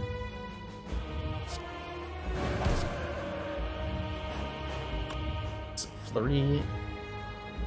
I have to get out of my hand, which means I don't get Pocket Watch value. Big oof. That is a complicated turn.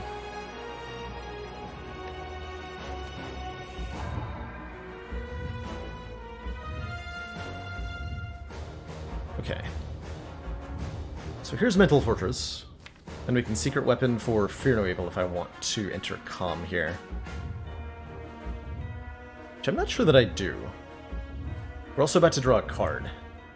So I shouldn't lead with Secret Weapon. Should probably lead with Third Eye.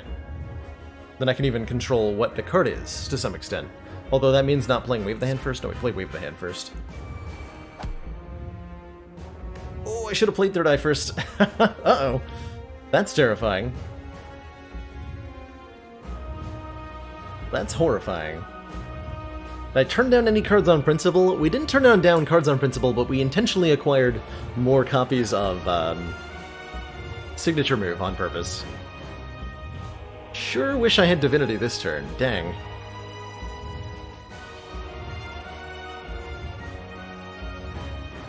It's gonna hurt.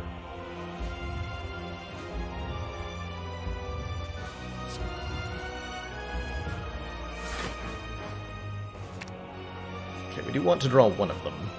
That's a great turn next turn. Fortunately, we needed it this turn.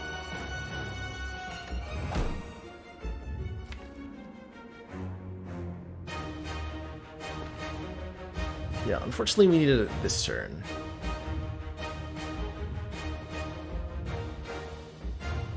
I guess it's okay to just tank 45 damage, though. Right? Gotta be. We need to Miracle Evaluate here so that we play more Weaken, for sure. And this needs to leave my hand. We draw 5. We take a bunch. But we're alive.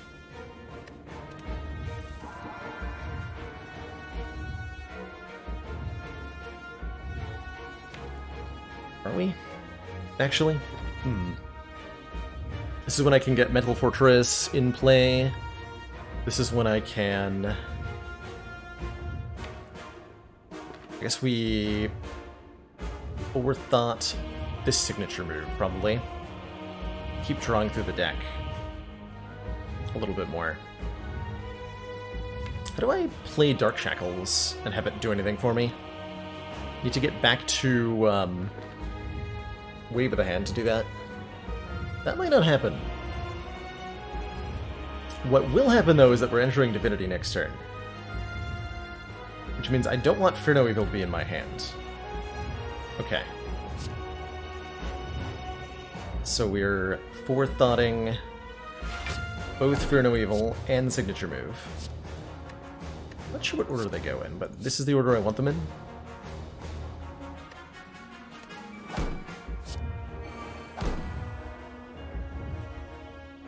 Passing turn here. We gotta start doing damage on this turn, which I think we can do. Or can I? No, I've got 2 signature moves in my hand. And no way to fix that. Uh-oh.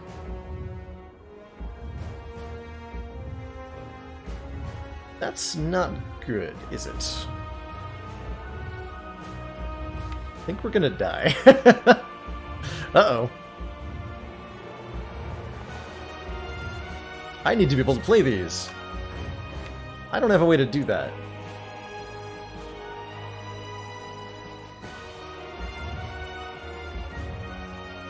I am foreseeing problems now. Wait, hold on, there might be an out here.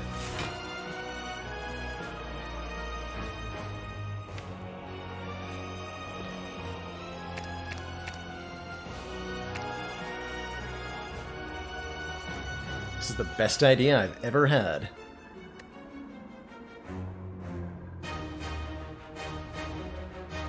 We want that to be on top. Okay. So we play Prostate twice, which means Ink Bottle draws me a card, which I know to be Secret Technique. Secret Technique gets me Thinking Ahead. Thinking Ahead with Signature Move on top, and then Signature Move gets played for 120 damage, and then we can draw the other one and play that one too. Hooray! What else do we want to do here? Probably Secret Weapon, Fear No Evil at the end of the turn? No. Want to do that? No, we gotta... Yeah, at the end of the turn. Although we probably just Empty Body. Oh, Fear No Evil's free! Hog. So I can full block then.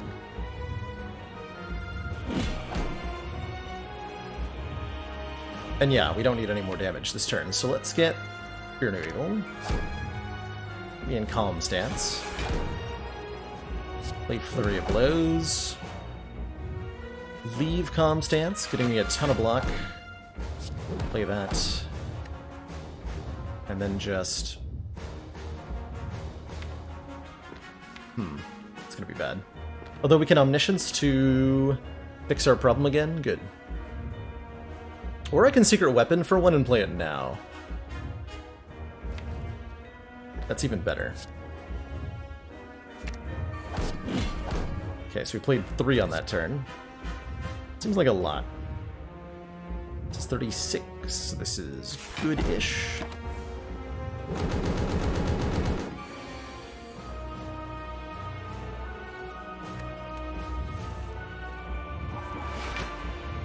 And we're back in Divinity, so we can play this signature move. Okay, I think we salvaged this pretty well, actually.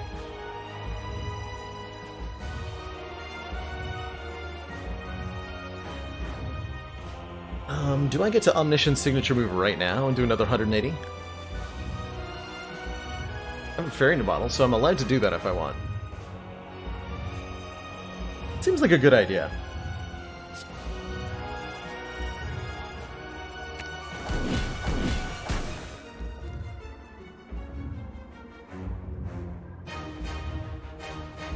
Seems like a good idea.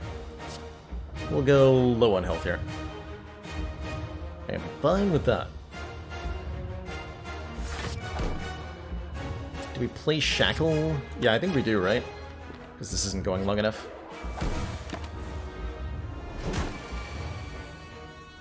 And there's a wave of the hand.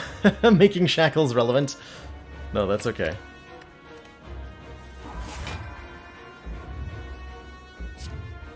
And then we go Blasphemy for No Evil signature move and we win. Wait, no, hold on. Ink Bottle is going to draw me a card. I need to know what it is. It's a signature for freaking move. It's not over yet.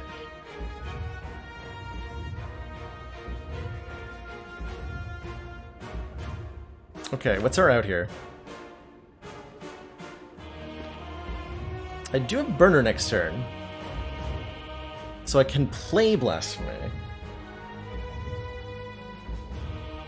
What does that help me do? It lets me play Fear No Evil for a lot of damage.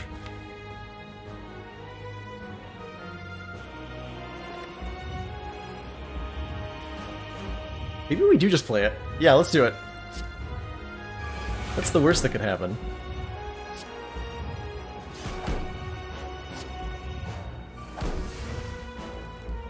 So we gotta find Forethought, or something similar here. Or more of those.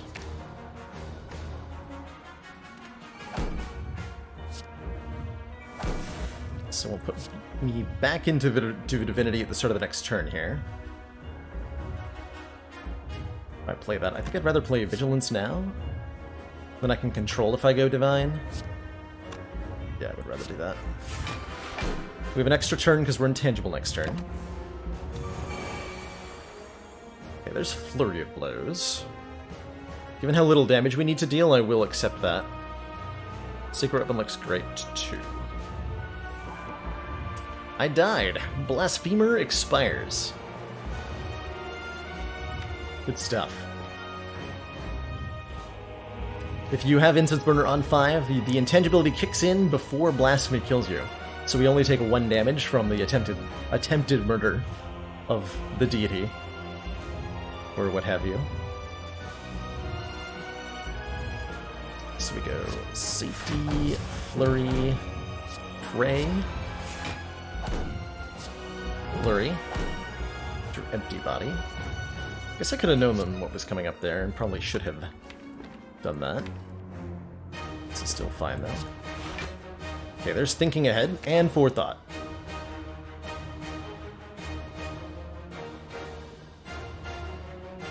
Good.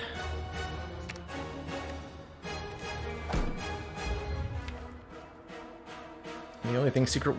Wait! No, I can't, yeah. Secret Weapon can fetch Eruption, which will do some damage. We have 7 signature moves in one deck, thank you. Not 3, not 5, but 7. And it is glorious.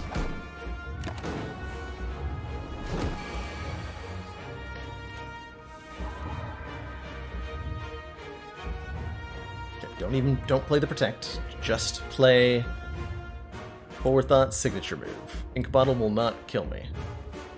Good.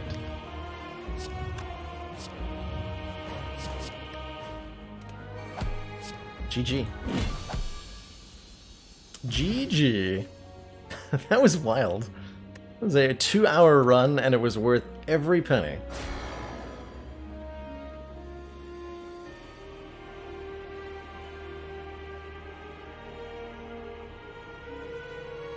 Also, my brain hurts.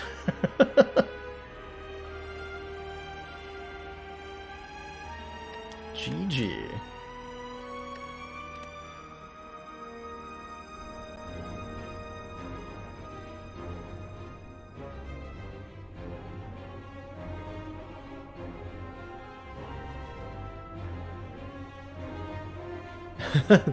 Have fun, Z-Term. It was quite a start to the run.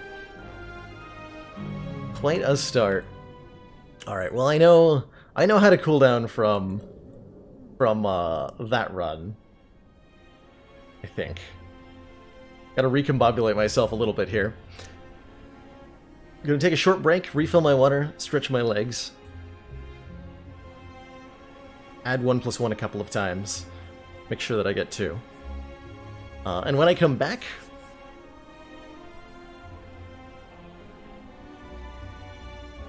I want to play something that requires me to do no thinking at all. And I have the best idea, courtesy of, I think it was it Eli Dupree? Somebody suggested, start with Dead Branch, and your starting deck is 10 copies of Recycle. So just play the slot machine to see what cards you get. And see if that works. And I think that sounds like a great idea. So, I'll be right back, and when I return, do a slot machine run and see how it goes for us.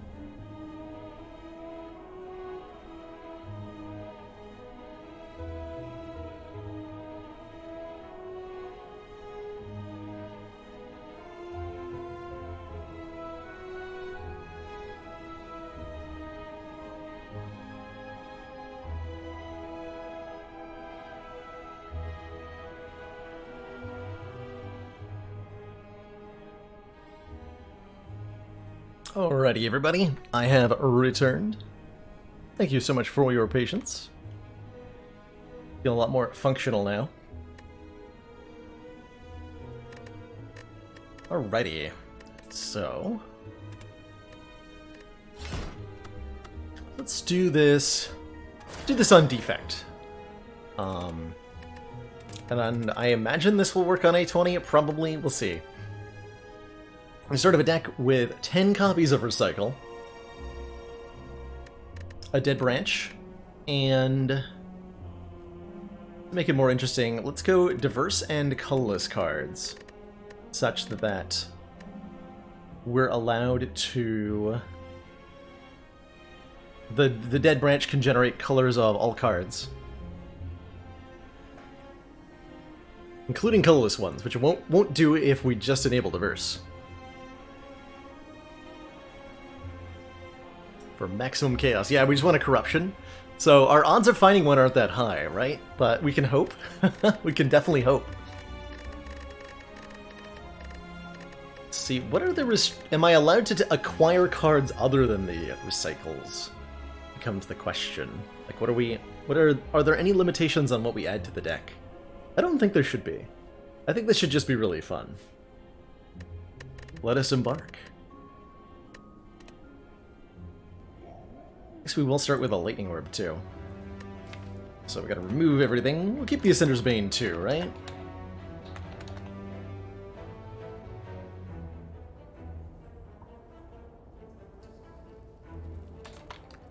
Bend. Deck remove zap. Deck remove dual cast. Deck add recycle. 10.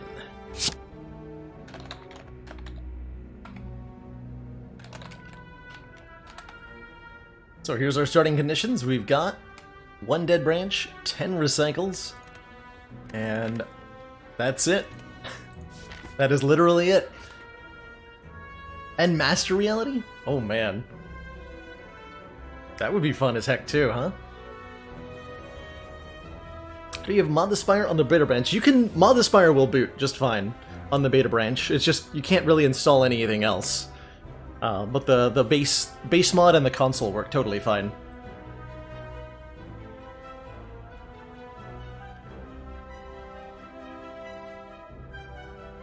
So what is my pathing? The only thing I think we definitely lose to is Gremlin Knob. So elites are a little scary for the moment. I think an early shot is probably good. This council is pleased to see our continued support of this project has been worthwhile. Baked Potato Cat, thank you so much for those 2 months. Twitch Prime support. Going even further beyond. The legendary super subscriber.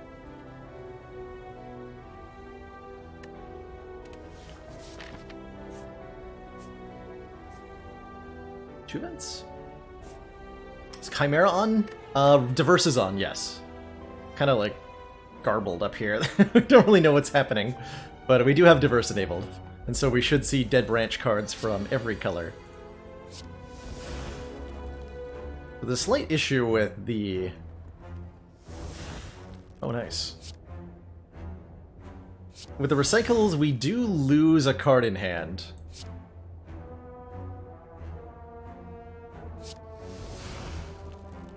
That's okay. I think. Evolve. Rocket Strike deals 8. Let's try one more time.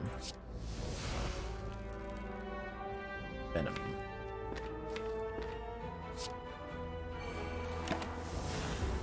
Hey, we got a blood card. Good. Good, good, good.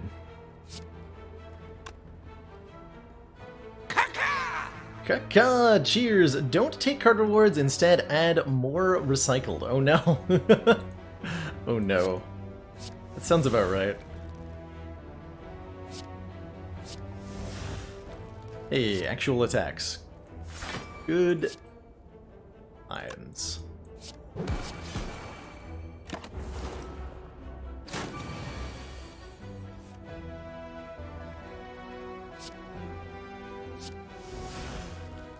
Ooh. Now we're talking. It's a shame we didn't draw all-out attack. Let's see. Why is this so complicated?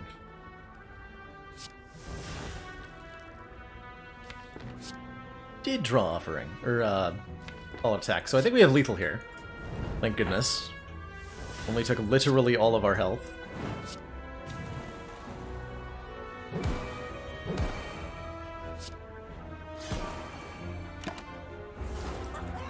Huzzah! Okay, strength potion's good. Man, so many of these would be so good. In fact, all of these are incredible. If we're playing by take cards, if we're playing by take additional recycles, I'm pretty sure we lose somewhere around here. So I have to be able to take the cards.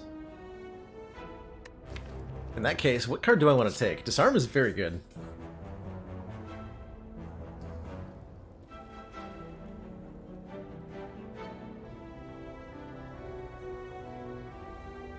Take only exhausting is the suggestion from chat. I respect that. Does Carved Reality count because it creates a smite which exhausts? Does that count? I feel like that should count.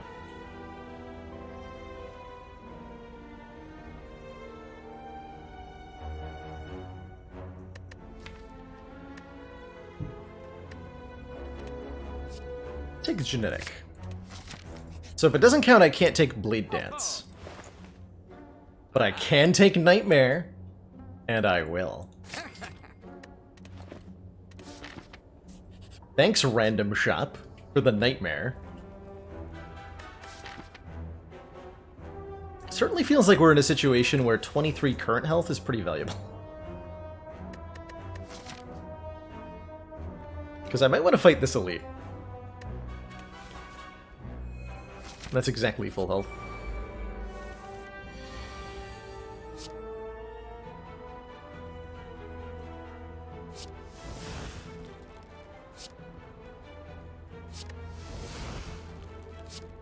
So close. Might still get there with the... Did.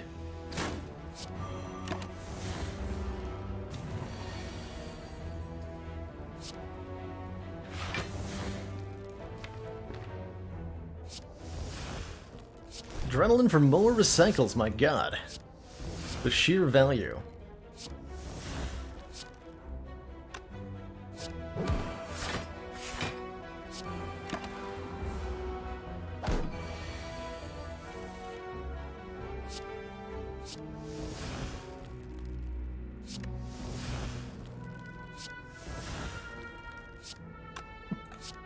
That works.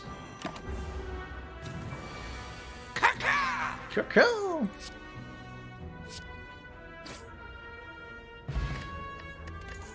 Thanks again for those 100 bits, Commander Grim. Only take if it's exhaust if there isn't a choice with an exhaust card. Instead, add a recycle. Okay, I respect that. And I also respect the hell out of Crescendo here for being an exhaust card. Give me that. Give me that.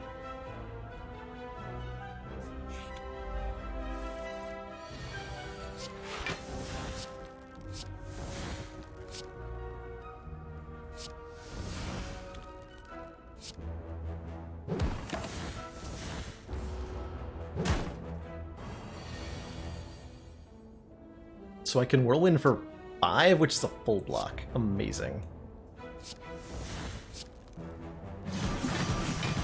Actually, I could have done it for more. But that was good enough. And that was fun. So I allow it.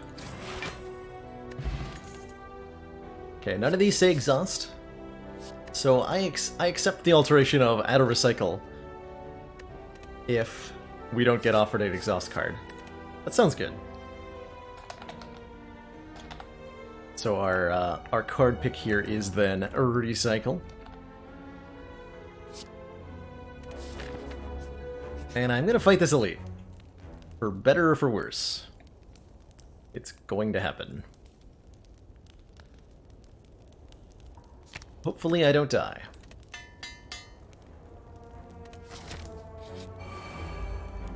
this should be easy.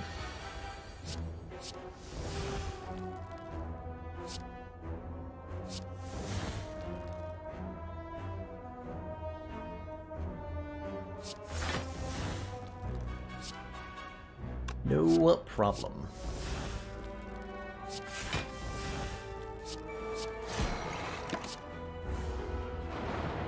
Did I play the Mr. Mime mod yet?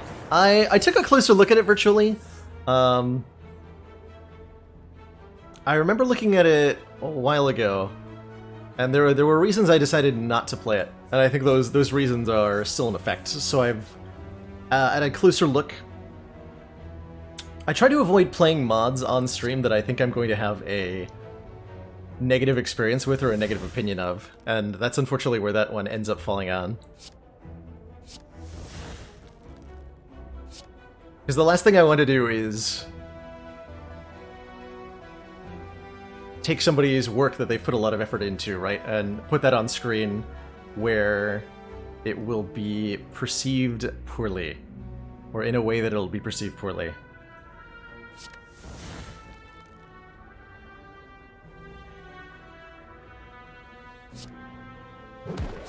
It's okay. So I could have kept gambling before I chose to do that. That's fine, though. Take 10.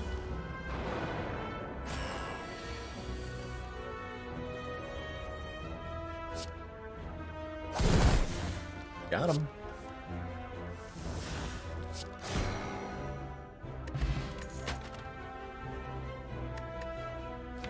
Ooh, Talk to the Hand says exhaust, and is good. So get in the deck, Talk to the Hand. We already fought the elite? Wow, we didn't die. Huh.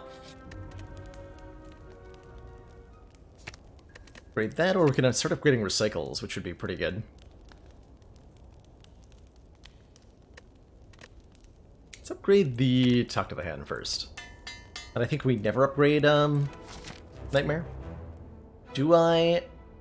Yeah, I do. Risk it for the biscuit. Of course I do. How could I not? See, not even a gremlin knob. No problem.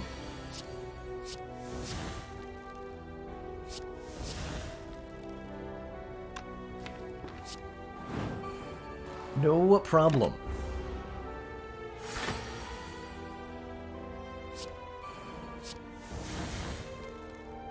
No problem.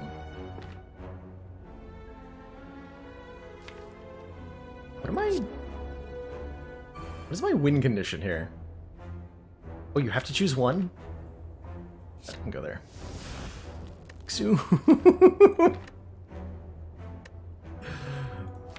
Amazing.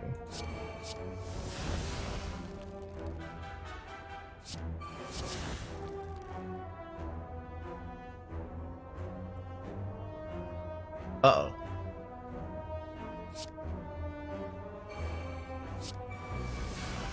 Uh-oh. Nightmare to Exhume. That can't be good. That can't be good.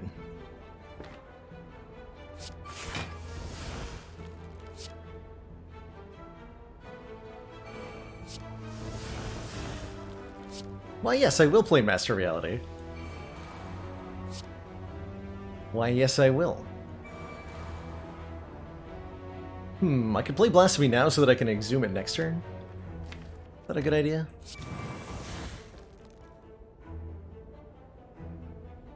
Wait. 17. I just win right now? Oh. Okay, then.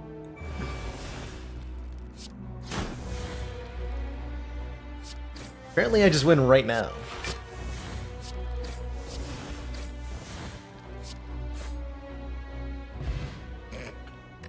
Shuriken, every time we play 3 attacks in 1 turn. Okay, if this isn't enough proof for you, by the way, that Dead Branch by itself can never, like, is fundamentally ridiculous, then I don't know what is. I don't know what it is. It just gets very absurd. Alright, add another recycle. Let's do it. Obviously, we need to actually fight the knob to know how that fight goes, right? Give it one more chance. One more chance. One less chance.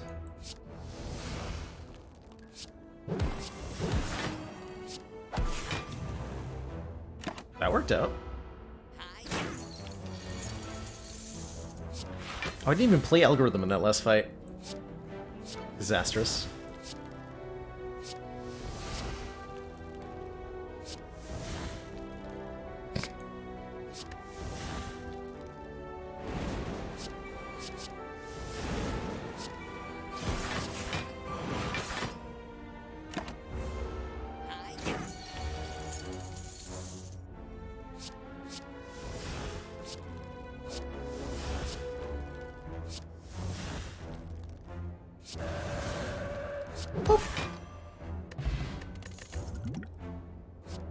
This exhausts!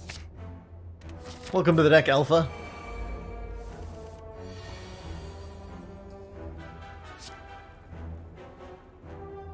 You don't want the branch, you can burn it at a rest site to give you 5 regen at the start of each combat. That is a lot of hit points. That's a lot of hit points.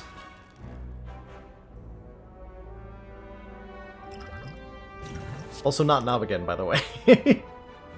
This will be 14 times 5, and then I take 20. I'm pretty willing to do that. What's the worst that could happen? Oh yeah, plus I get another card. Only if I do it first.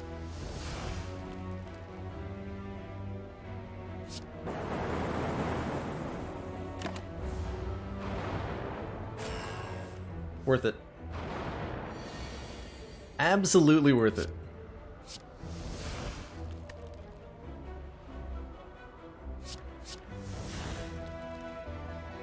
No attacks in hand. Draw 2 cards. The big if, you know. It's a big if.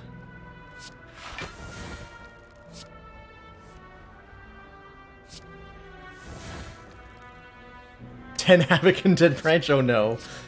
Oh no. Oh! Judged. Incredible. Peace Pipe lets us toke recycles from the deck, which I may choose to do. I'll allow it, because we're going to keep adding them whenever we don't get a exhausting card.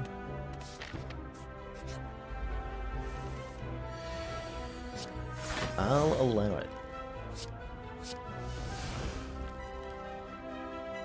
Tell me there's a way for you to go below 30 on this turn, sir.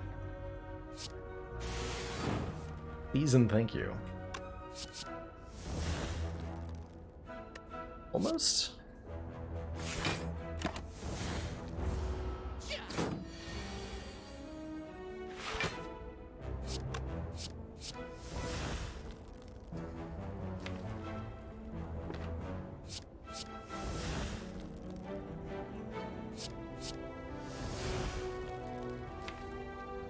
So if I do draw that, I can kill.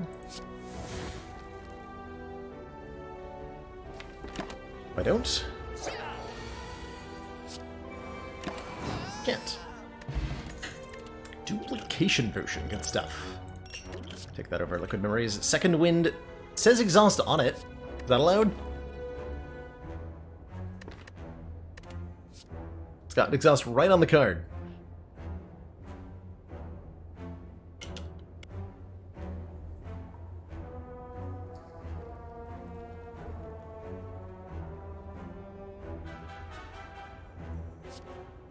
Feels like it should be allowed. Seeing a wave of yeses, I'm taking it then. Let's do it. Let's do it. And take your money and toke? Heck no. Take your money and toke anyway? Maybe. Although continuing to upgrade recycles. Actually, we don't even have any upgraded yet. Let us upgrade recycles then. At least one of them. We might have some more energy somewhere. Back to the hand is very good. Exceedingly so.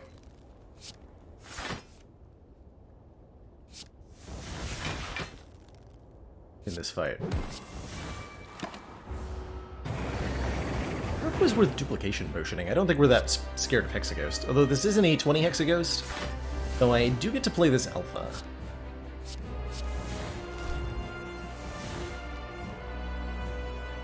So maybe it's all fine. Oh. Do I exhume alpha? I think no, right? I think I exhume the... what's it called? Adrenaline instead. The tooltip shows up for exhaust when I hover over the card, it's allowed. Cool. It's a good way to roll it.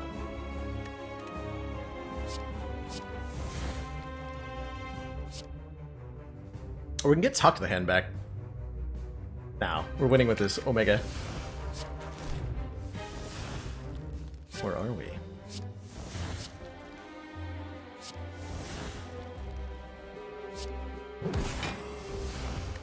The more cards we can get into our hand, the better this entire strategy seems to work. Sword Boomerang blocks for so much. I'm gonna do something risky. Am I? I feel like it's worth it, considering these are the next 5 cards. Never mind.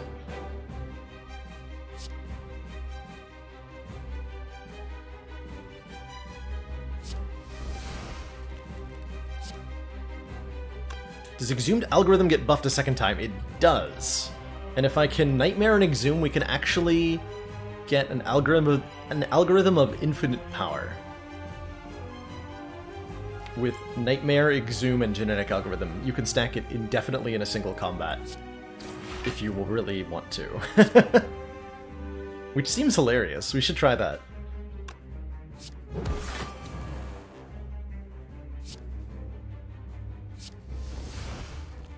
Storm of Steel.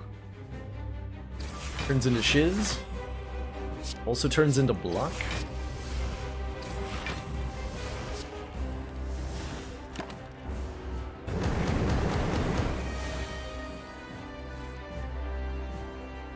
Ooh, I didn't want to shuffle there. It's fine.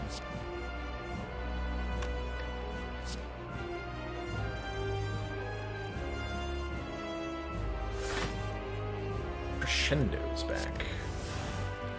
Can play both the beta and the Nightmare?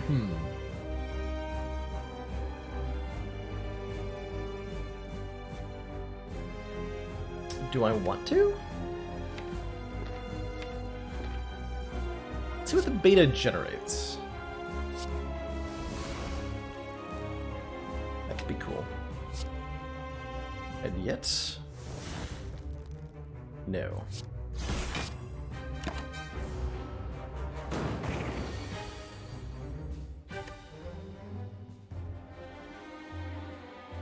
Okay, so we can hologram Nightmare to recycle it.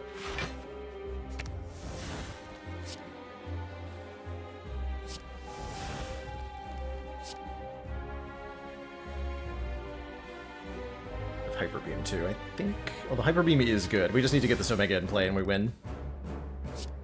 End of your turn, deal 50 damage to all enemies.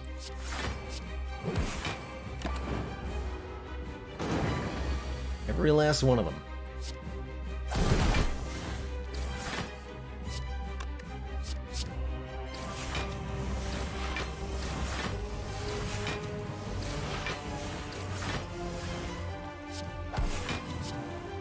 Also, I have 10 strength.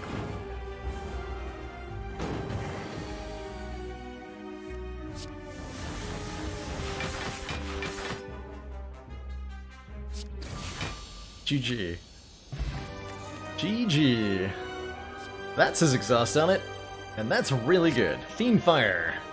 Exhaust your entire goddamn hand. And then kill something. And we get a Runic Pyramid to go with it. Oh my god. Do we want Runic Pyramid with Dead Branch? I feel like we maybe do.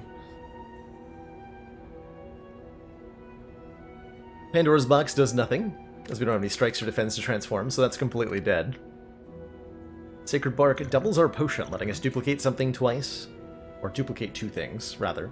Or pull the 2 things out of the,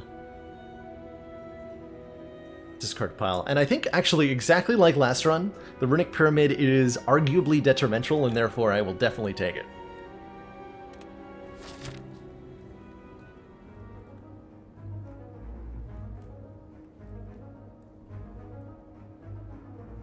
We're going to be fighting elites this act. Only 2 of them, looks like. That's reasonable. Or is it? Or is it? Is Sacred Bark a beta relic? Yes, it is. Yep.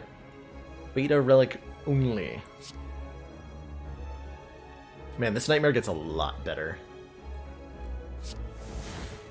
with the Runic Pyramid. This rate doesn't even knock one out of the air. How rude. Well, it does in conjunction with Talk to the Hand, I suppose.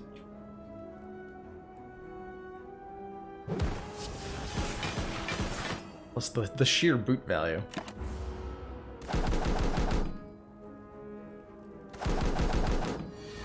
The sheer boot value.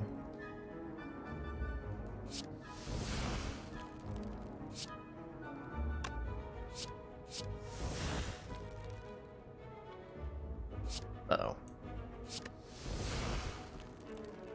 These aren't the cards I was promised. I was promised good cards. That's a good one. Maybe a potion time. Might have been potion for second wind time a while ago, actually. I think it still is potion for second wind.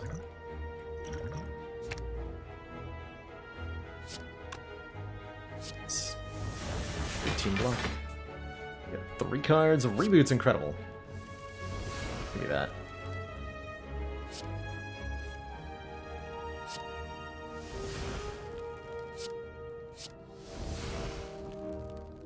Okay, now I can knock another one out of the air. And we're good? Good-ish. We use the, Yu-Gi-Oh! Forbidden Memories potion, whatever it's called. The... Liquid memory? Anyway, the one that gets you a card out of your discard pile is what we use. So I'm a berserking defect now, apparently.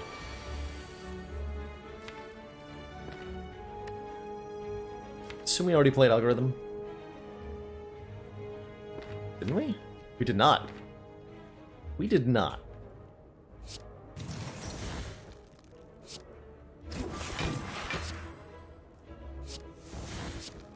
Therefore, I must remove cards from my hand post-haste.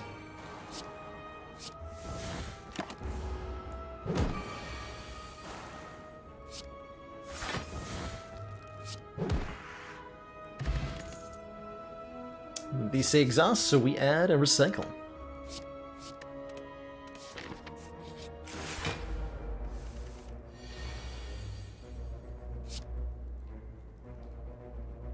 Problem with this Nightmare is that I frequently just want a card on turn 1. Nightmare is not a card that does much.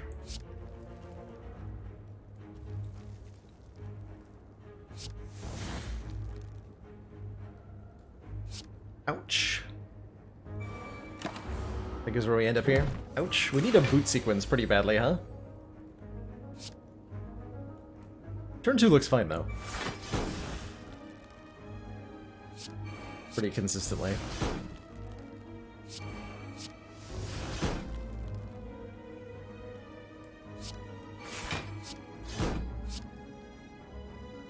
Let's Nightmare the recycle... No, let's Nightmare the Talk to the Hand here. I can really do silly things with that.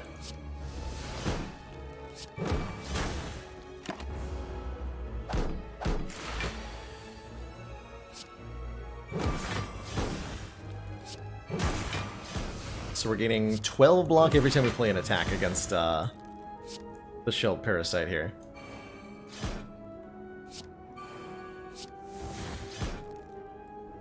Is this deck a mod? This deck was assembled using console commands. Rolly Duckfield, as well as a couple of modifiers from custom mode. So it's not using anything other than base mod. So we are using mods to enable the console.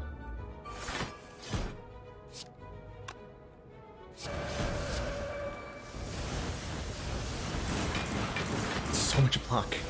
So much block. Don't say exhaust. Add a recycle. This says exhaust. I'll take this. Ritual dagger. It's stronger whenever we kill somebody with it. The best turn ones in the history of ever.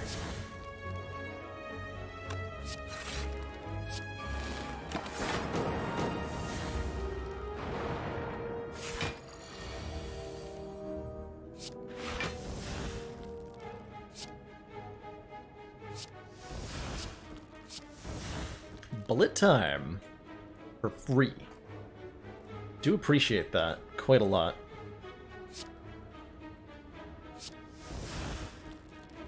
Shrug and then malaise. Then bullet time. Then conclude? Play the Fiendfire next turn.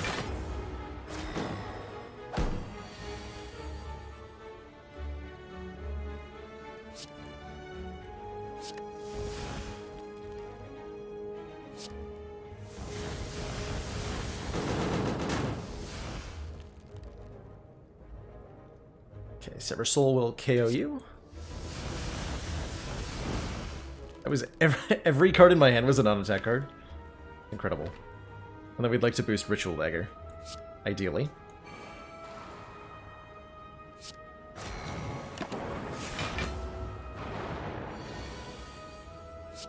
But yeah.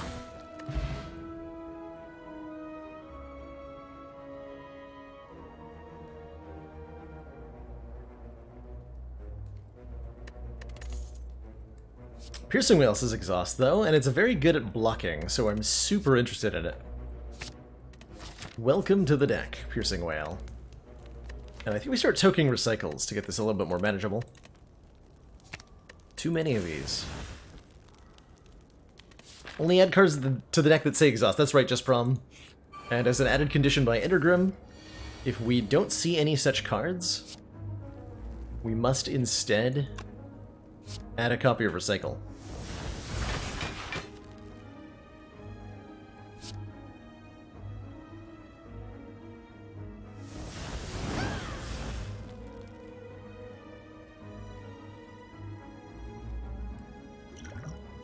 Energy Potion for Equilibrium feels okay here. Wait, we have a Runic Pyramid, never mind.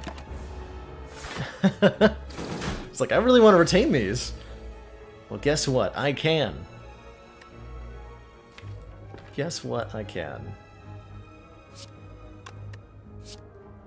Okay, let's get rid of the Equilibrium in that case. Omniscience.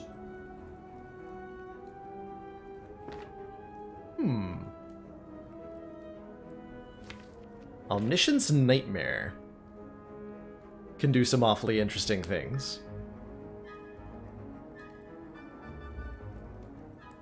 Like, can I have all the copies of Piercing Whale in the world? Nothing in my hand that I really want to Omniscience Nightmare.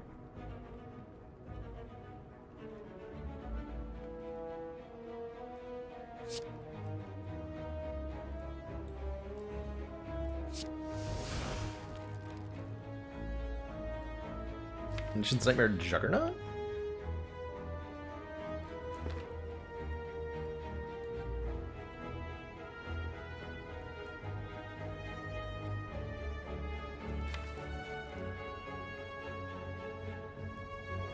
I think I'd rather Omniscience, like, Omega. A couple of turns from now.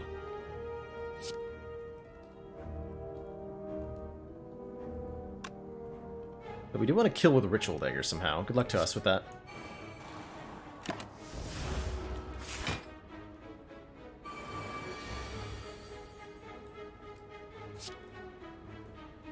Got him.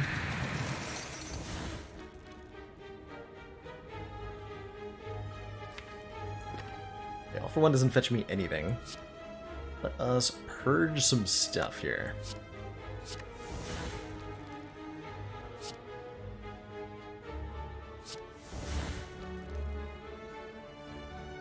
Omniscience Electrodynamics? Kind of cute.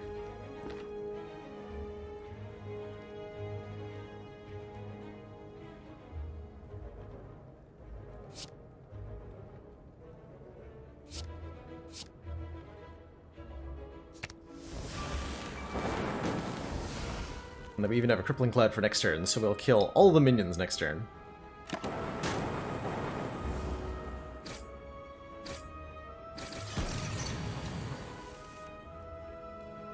Is there a Nightmare?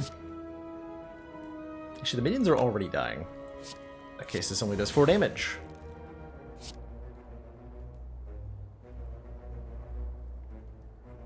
So I can crescendo here.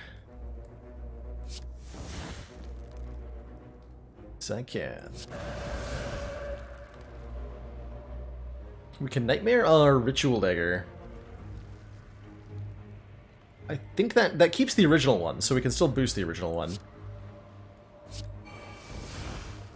So we note that that's the one.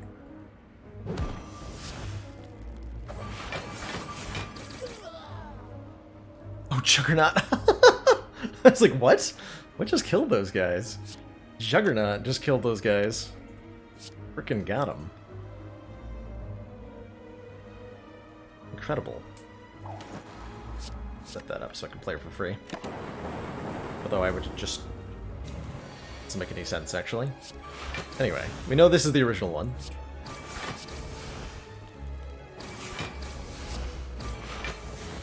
So that should be at 21 now? Yes, good. Singing Bowl! Can I use that? Do I get the 2 hit points and the recycle? How does this work? I should be able to skip the recycle for 2 hit points now. Feels like I'm allowed to do that.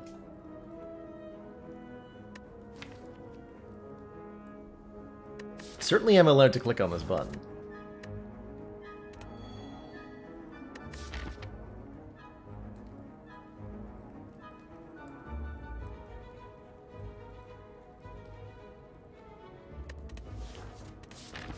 I have enough recycles.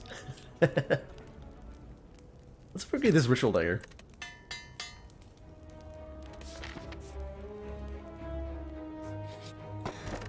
Bronze Scales. Causes us to hit back for 3 damage every time we are most unfairly attacked. Alpha Upgrade makes it innate, and that seems pretty good. Let's go with the upgrade there.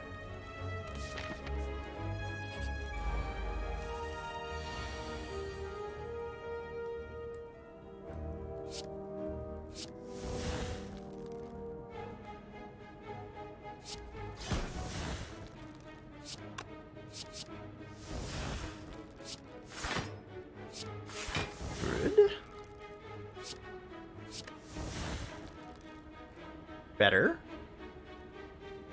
I can dupe that? I can dupe that.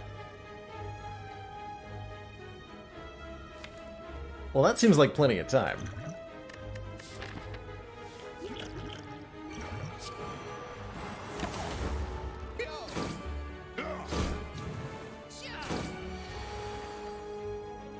Seems like all the time in the world.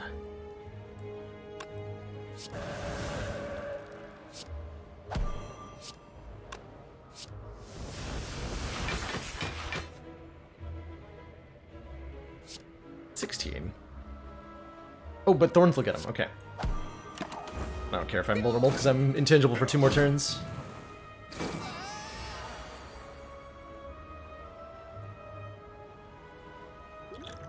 I made the spot ruling that the Singing Bowl means I didn't have to add a recycle. We can add a recycle if we want to, I suppose.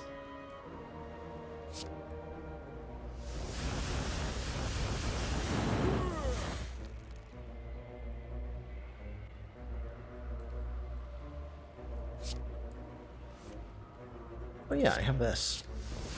Convenient. Where is it?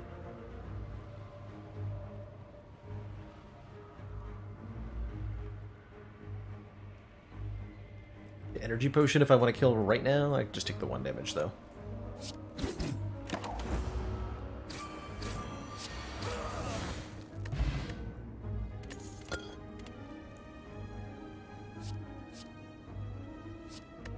2 max health.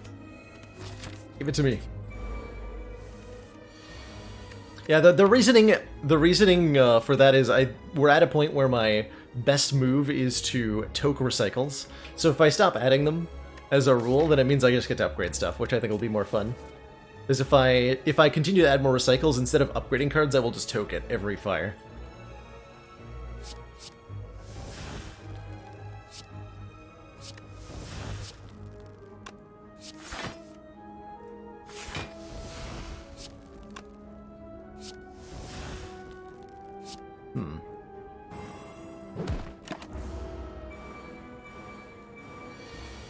Wonder if I should be holding on for a better turn 2 sometimes. Instead of, like, burning my hand on turn 1. I have no idea.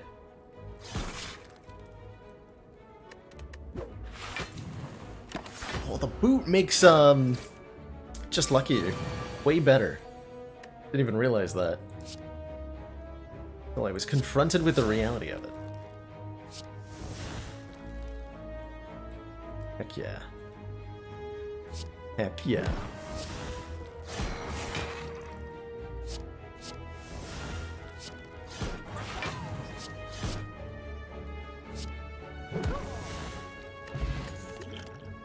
Regen potion is most excellent. And we get to upgrade a card? Incredible. Ooh, Bag of Preparation goes a long way towards making this better. Starting us with 2 additional cards. Blue Candle's actually pretty decent too. Since we have this Ascender's Bane, it would let us play it immediately to get a card, rather than having to wait. Ori is good as well. Not only does it let us look at a ton of cards, but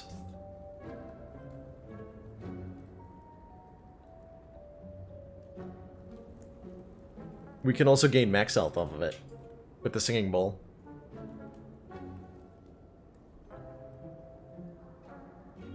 Let's take this Ori here. I'm allowed to take Dark Embrace. I will probably think about doing that. Backstab is pretty free here. That looks like max health. That looks like max health. That looks like max health. I take a Dark Embrace. Yes. We take a Dark Embrace. Dark Embrace says whenever you exhaust a card, draw a card. Speaking of drawing cards, we will draw some with Bag of Prep. I think for Champ, 35 health is going to be enough, especially with the Regen Potion. So let me upgrade Dark Embrace? Recycle, actually. We want a couple more of those. Is it exhausting run? Get out of here, Firex.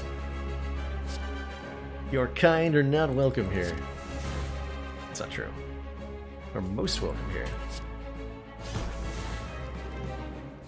Okay, so I think we're doing the Omega thing in this fight.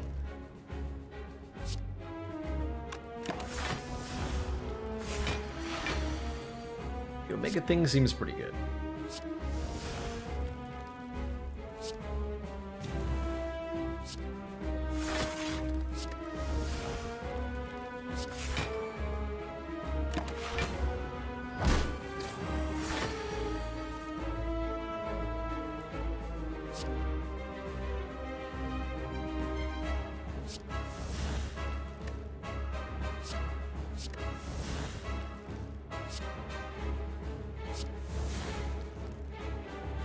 Okay, definitely want to tuck that in play.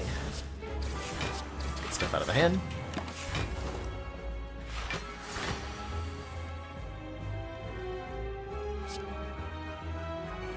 Put Dark Embrace in play. Beanfire.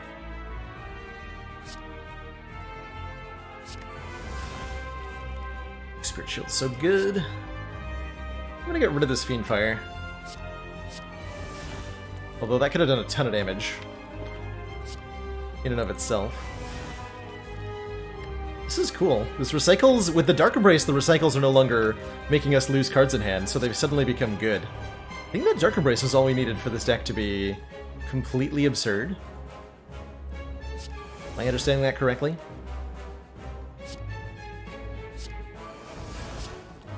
I think I am understanding that correctly. Because now I can do this.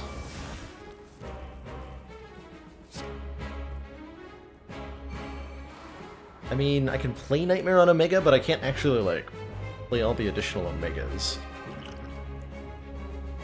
This helps, though.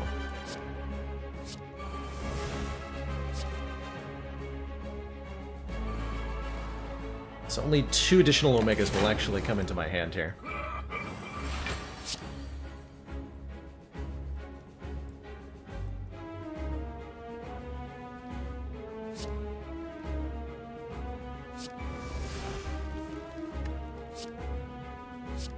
Though I can play several of them.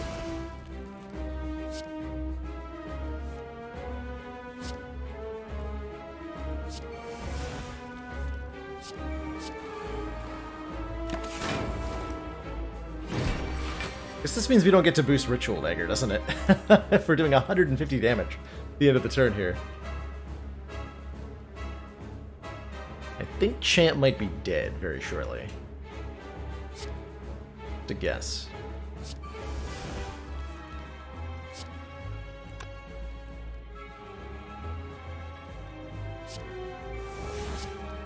Wade.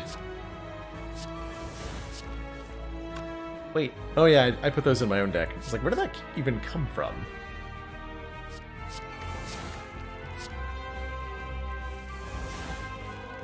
The value. Now, I know you're wondering. Dude, what are you trying to do? My answer to you is, I'm not sure.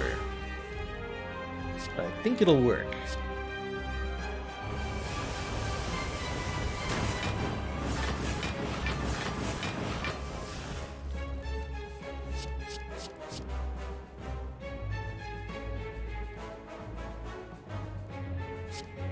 Almost there.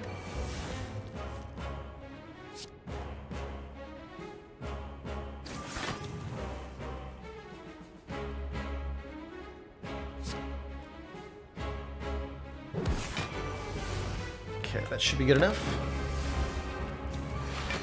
Oh, he was actually already, or he wasn't purging yet. Got the dagger, though. GG. Vault says exhaust, and it's completely broken. Let's take it.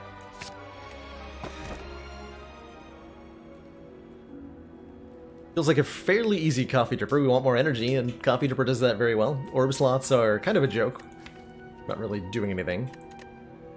And Tiny House gives us stuff. But not energy.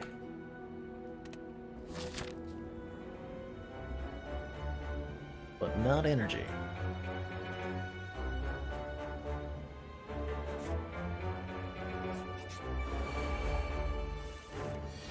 This is a daily run or some user custom seed. This is done. This was assembled manually with the console, Kinch. One of the things we do on Sundays is play wild and wacky community suggested runs. You name a set of starting conditions, I can make it happen.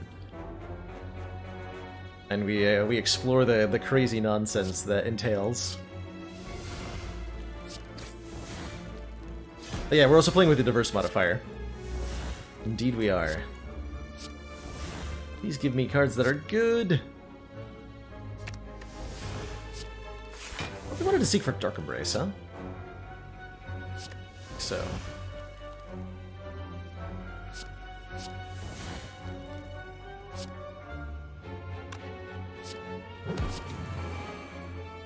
Surely this is a good idea. Been on an insane potion run yet? Yes, we have. We have indeed, and it was glorious. It is a doubled in damage ritual dagger. And it is glorious. We'll nightmare it. Oh, blasphemy. How much damage? Cute.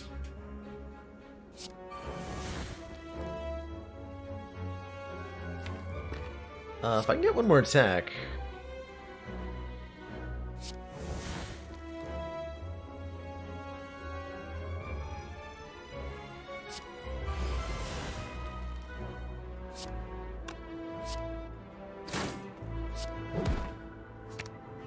$192. Pretty good. So is True Grit. Right? True Grit's pretty good. A 9-block exhaust a card. We will not take a Focus Potion, because Focus Potion is for people with orbs, and that ain't us. That is definitely not us. Dark Embrace. Embrace best card.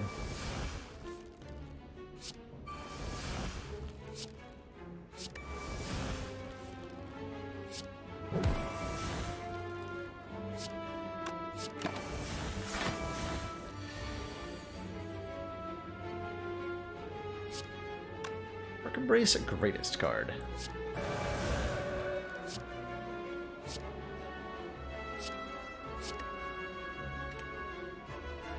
Leaving played if every card in my hand is an attack. I don't think that's gonna happen.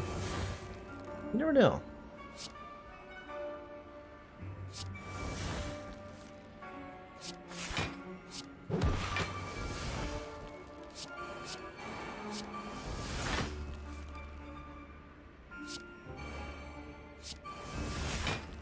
Looking for a Ritual Dagger here.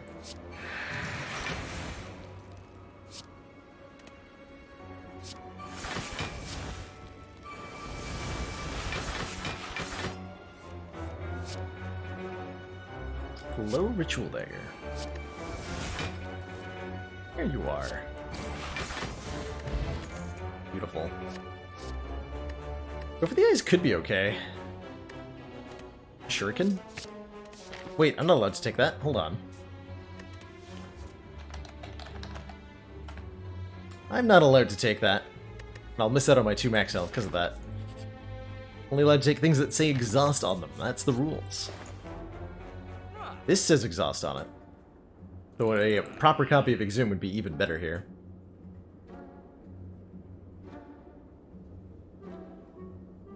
How hard would a challenge be with 1 strike only as your starting deck? Let's see. Defect? If Defect kept the Crack Core, that one really struggles on floor 1. Not impossible. If you get matched up against Jawworm, I think you do die. Cultist does a ton of damage to you if you're not Defect. We did do an Ironclad with Bash only as a starting deck, that's true. We did a Pandora's Glitch start. It took like 40 damage on floor 1, and then it was fine. But starting with Bash is better than starting with only Strike, so I think your matchup against the initial encounters is even worse. Not great. What does this deck want now? Big money on actually nothing. My favorite.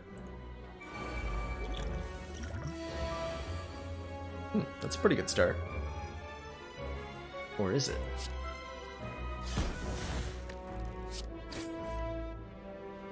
Aha! I find Nightmare the Ritual Dagger. I can Fiend Fire without consequence.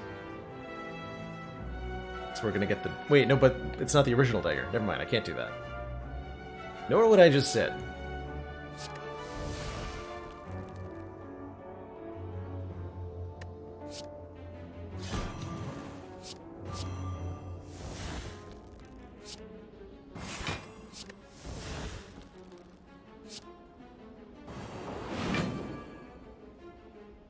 Keep the Fiend Fire for now.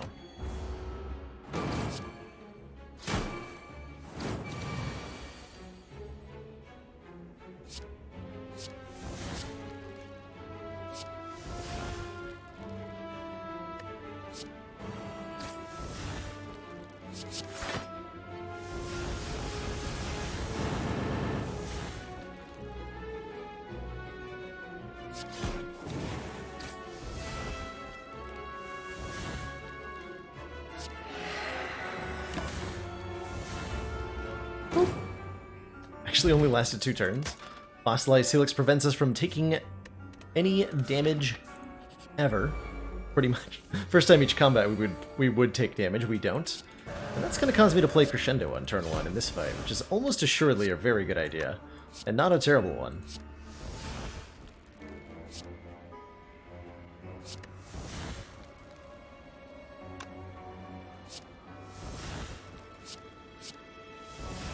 Right?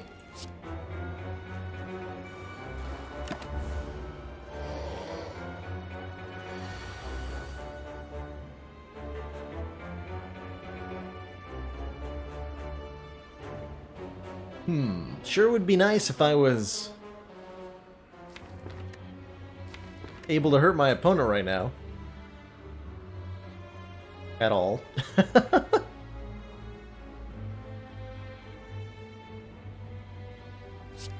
I see.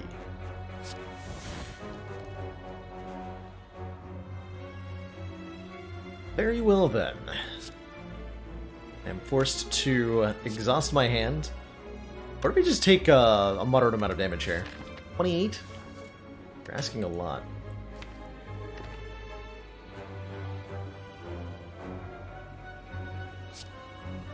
I do have the boots. This does actually quite a bit of damage. I'm in. Volt!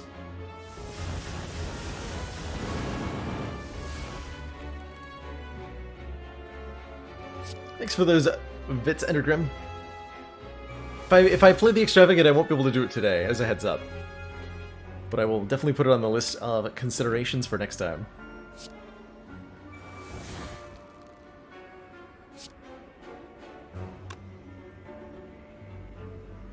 Feel No Pain would have been good. Oh yeah, I definitely agree with the Feel No Pain judgment there. But didn't wanna. Okay, we can Sucker Punch. That helps a little bit. Rolling Bash here. Yeah, the raw boot value. Okay, we're only taking 20. I am okay with that.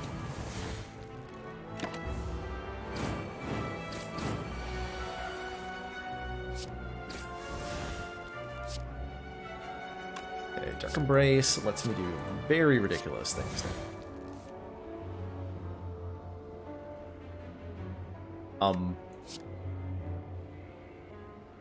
This seems really broken.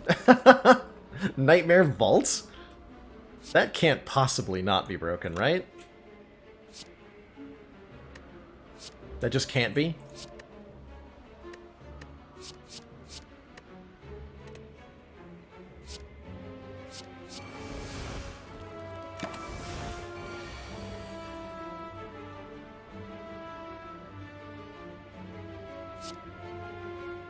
Oh, I had an artifact charge to play the Berserk with. Could have played that. Indeed. Stuff out of my hand here. It's not getting played for a while.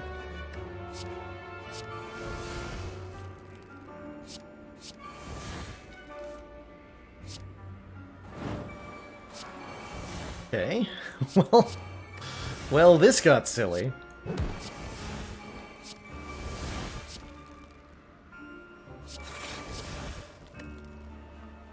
Well, this got very silly.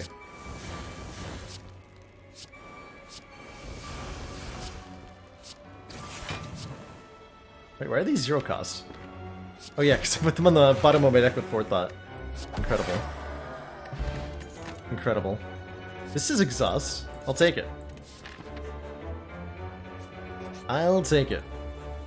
Didn't miss the Burning Elite, did I? No, okay, good. These also sometimes say Exhaust.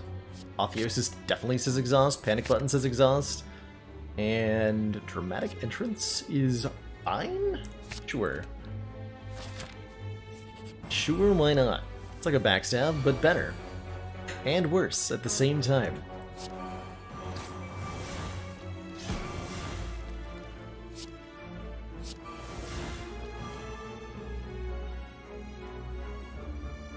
Oh, well, this is even more broken than before. You just get rid of one of these nightmares. I can properly nightmare the vaults? No! Well, if I misclick, I can't. On the good side, my Nightmare Recycle isn't bad. Mind you. Still useful to us.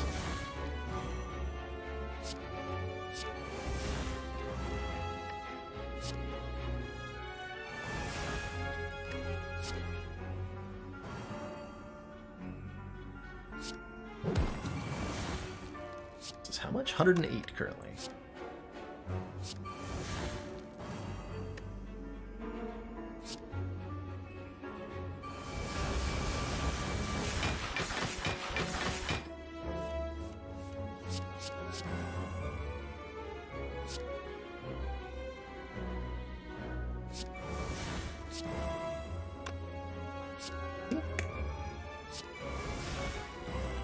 Oh yeah. Oh yeah. Ritual Dagger currently does 408. Hold on, we're not done. Play the algorithm here. Body Slam does 747 damage.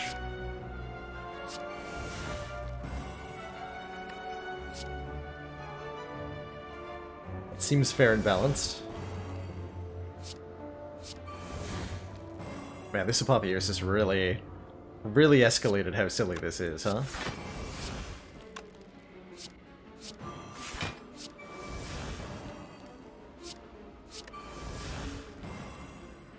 Body Slam currently deals 1,354 damage, whereas Ritual Dagger only deals 521.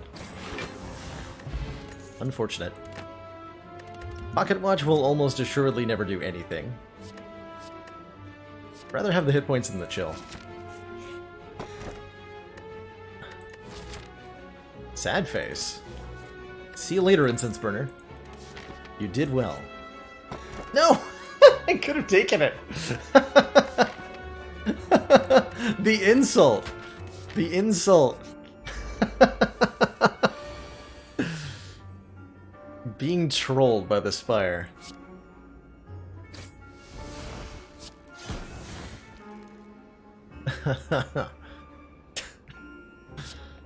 So rude.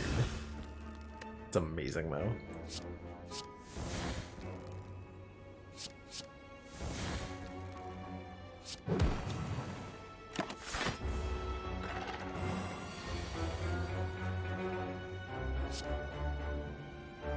It seems fine. Nothing bad will happen to me.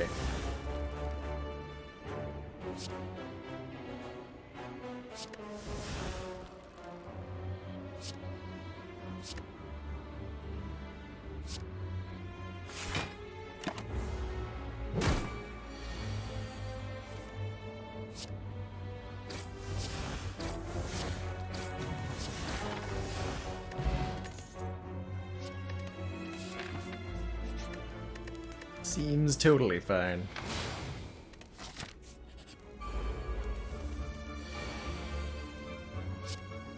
We always play Dark Embrace on turn 1, pretty much. It's kind of a dream card.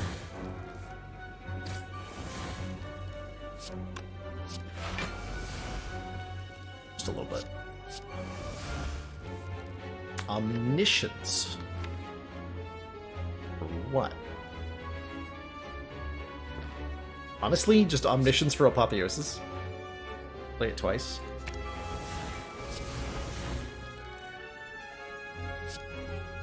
Did that upgrade the card that I got off the Dead Branch from the Apotheosis? I think it did, yeah. It did. Incredible. There's our Fiendfire. You don't need no stinking Fiendfire.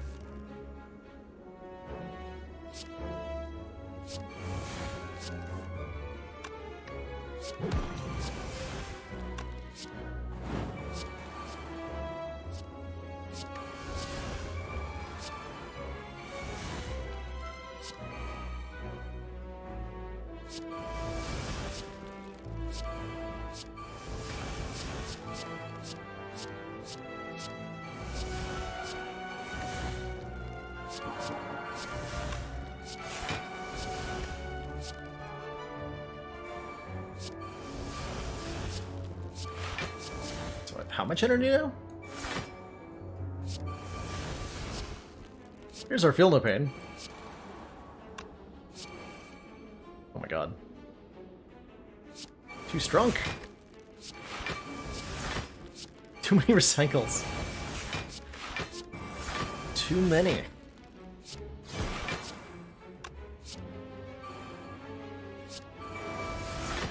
Let's get more of them. Double your energy.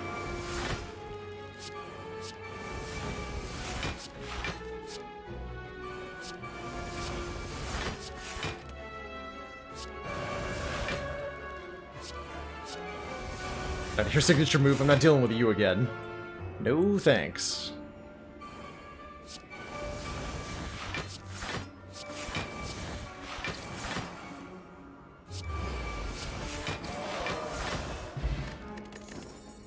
Got him? Oh, we wanted one of these. Give me that. Boot sequence listen to lock on turn 1. Just like I always wanted. Just like Mom used to make.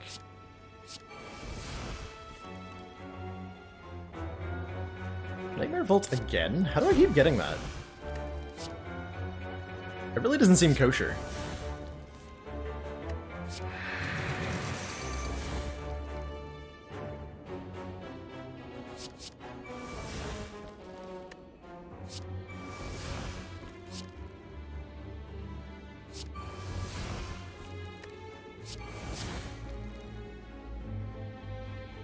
This is fine.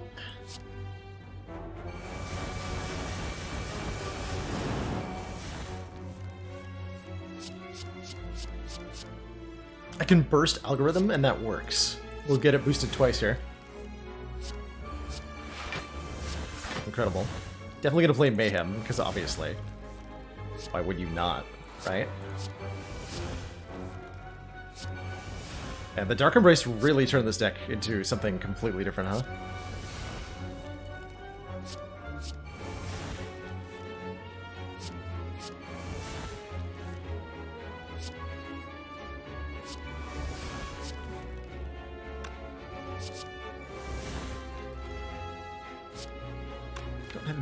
Wait, what happened to Ritual Dagger?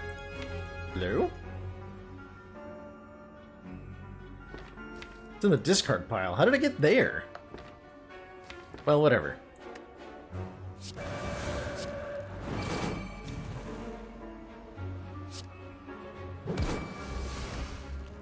How did it get there?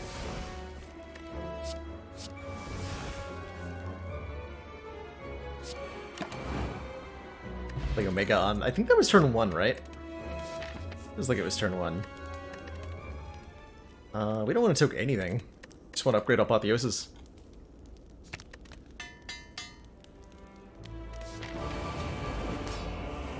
Alrighty, the Awakened one gains 2 strength every time I play a power.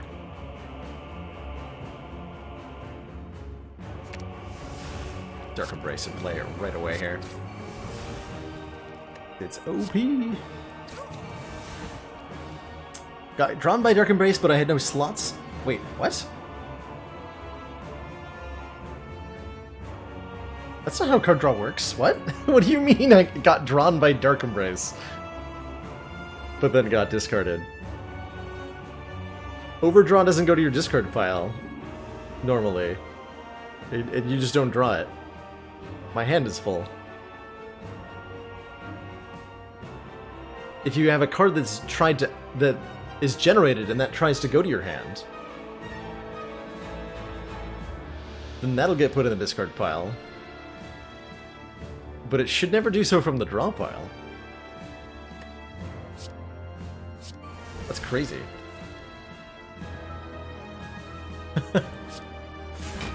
Like, I'm not doubting that that's what happened, I'm just, like, saying that shouldn't happen.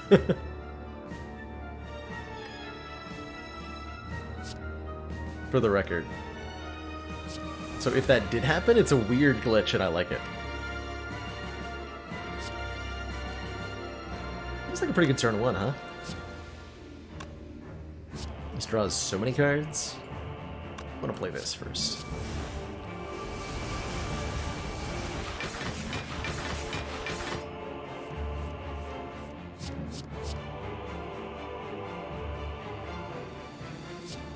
so we beta. Rid of Sentinel here.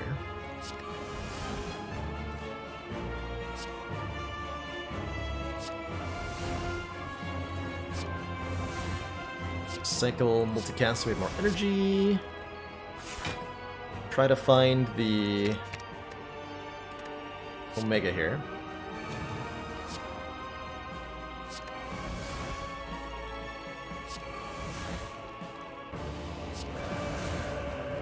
This is a great idea that I'm about to do.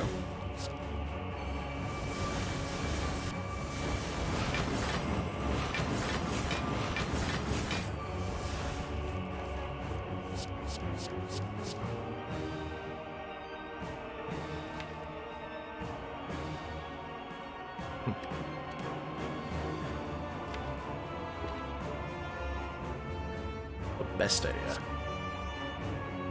Now we Nightmare Vaults. Just break the game entirely.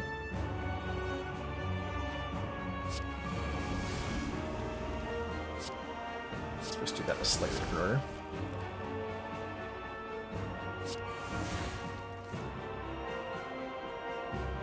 I can play Apotheosis first because it makes a vault cheaper.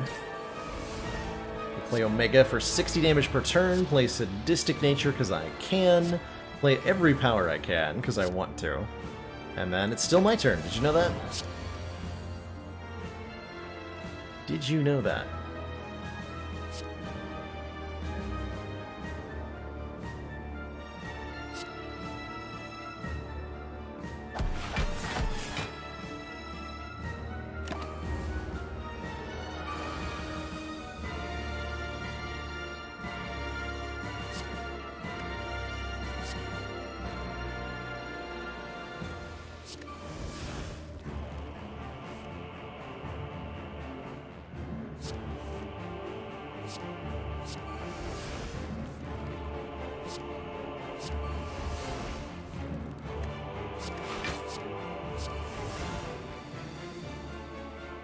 Times X is almost what I want.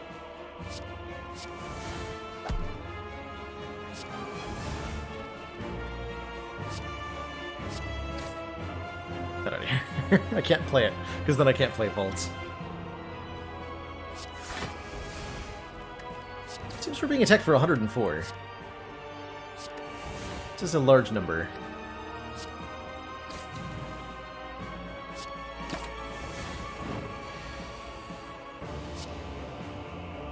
Also, it's still my turn.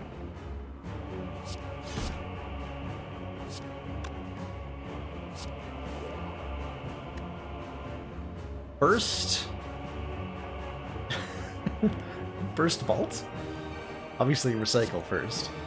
Can't actually burst Vault, by the way. It does not quite work the way you might want it to, so we burst double recycle, heck yeah.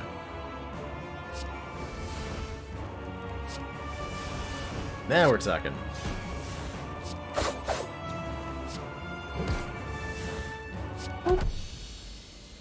Alright, GG.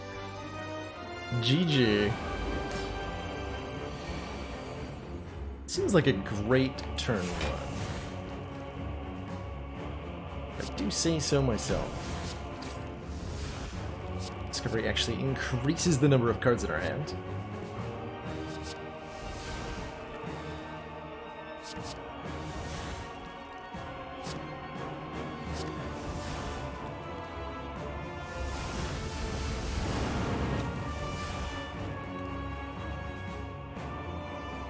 That's kind of a big deal. That corpse explosion there is kind of a big deal.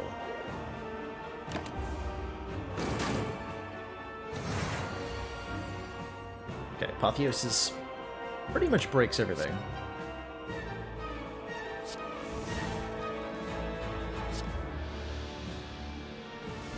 Can you vault Eater Time Eater's... Can you vault Time Eater's 12th card? You can, yes.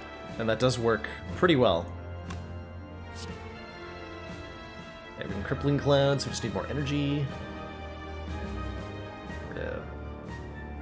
Ironically, that? No.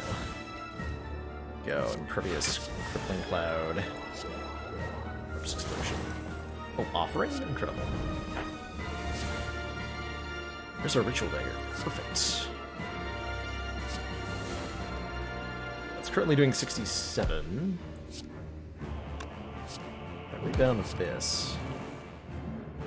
Do far more.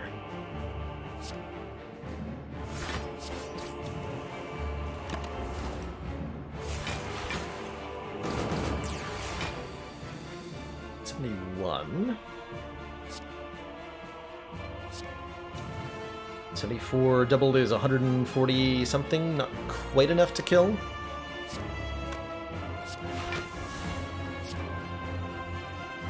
Cycle through the Gear Strike, sure. Okay, Streamline gets us there though. So like Crescendo, Streamline, Ritual Dagger. Erratic Entrance. GG Donun Decken. Two thumb, a deep pulsing dread can be felt throughout the room. Is this the heart of the Spire? Is this source of this evil?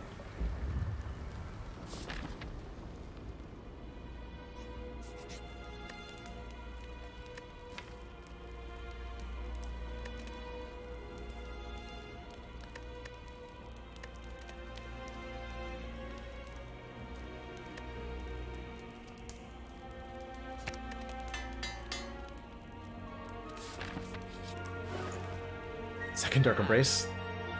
Strange Spoon. Cards that exhaust when played instead discard half the time. If they discard, they don't trigger any exhaust-relating effects. So, that would be maybe not so good. But would allow me to do some hilarious things, potentially. Maybe. It's actually not that bad. Because it doesn't break the recycles. Let's see, if I was going to bottle attack, what would I bottle? Pyrex dares me to take it. Alright then. I will. In which case I'm going to need a second Dark Embrace.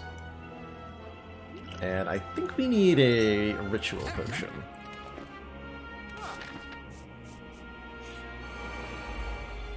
Spoon does not cause Recycle to potentially come back. Or the card that Recycle targeted, more accurately. Has no chance of returning. Okay, that didn't get removed. Or did that? Good. That got spooned.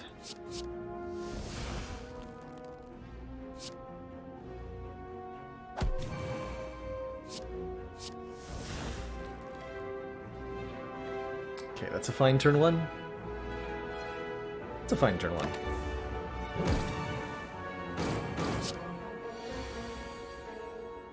Burns get put on top because we are playing on A20 here. Probably gonna panic button this turn, which means next turn I need to have some sort of kill in play.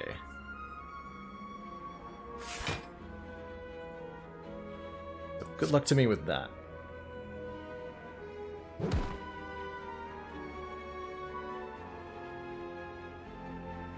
We'll take... Oh no, we have buffer actually, we'll be fine. But I do have to recycle one of these burns.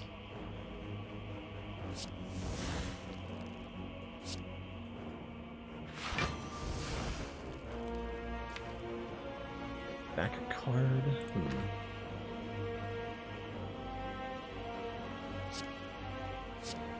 Let's go with the free Ragnarok Hyper Beam. Yeah?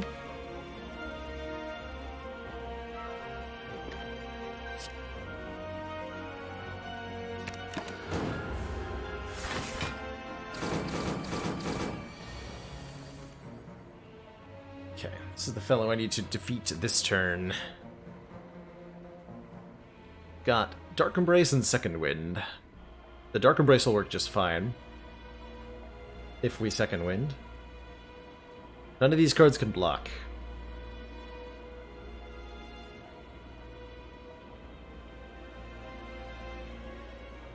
So I think I Dark Embrace and start recycling. But we play the back stab first. Good luck.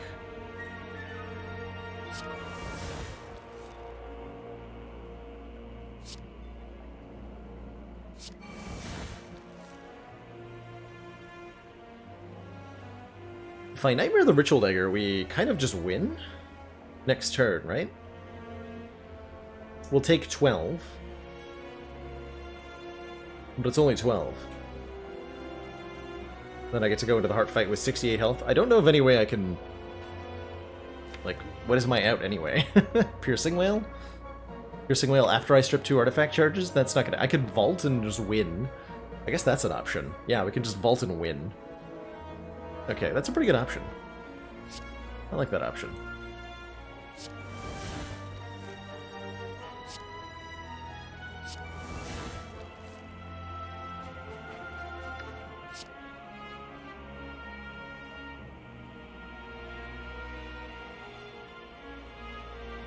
Rude.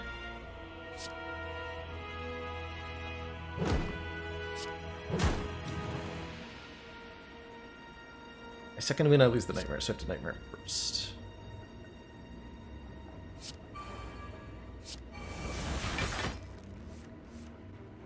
Good.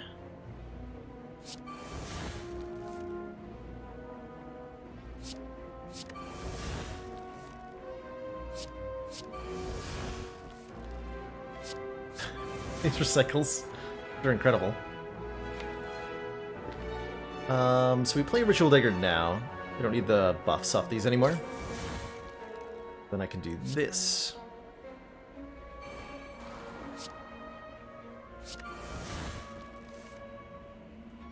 Now we're talking. Now we are most certainly talking.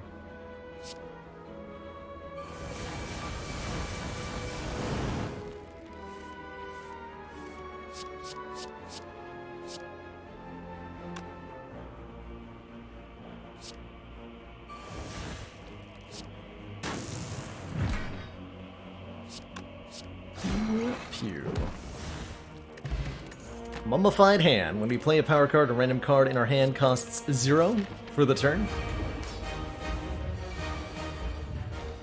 And we got ourselves a pretty good deal here. As far as our turn 1 against the heart goes, certainly we drank the Cultist Potion, gaining 1 strunk every single turn.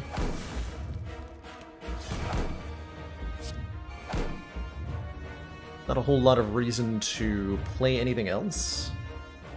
It's not.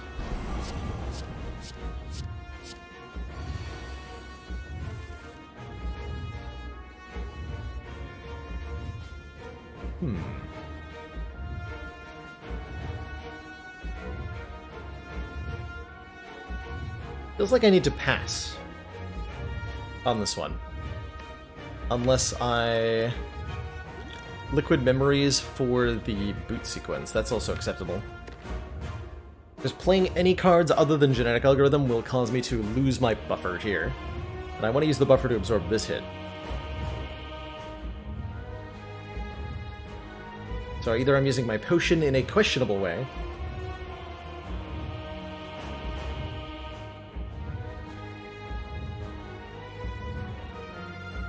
or I'm losing my buffer. Let's just end turn here.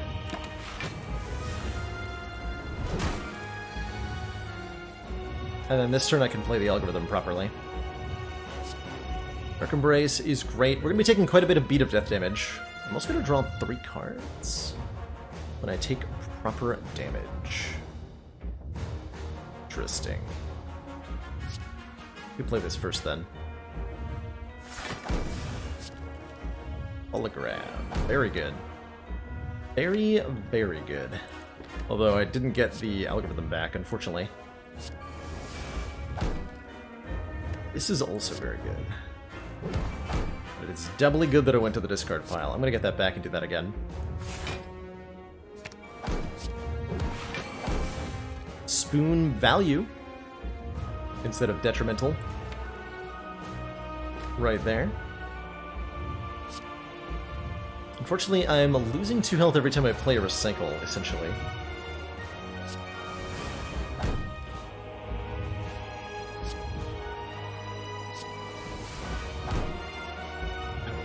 That's exciting.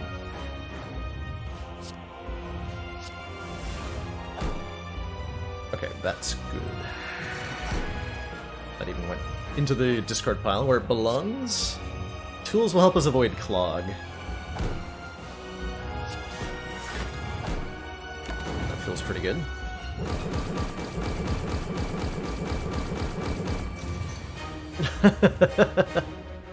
Sorry to disappoint, Icy Wobbles.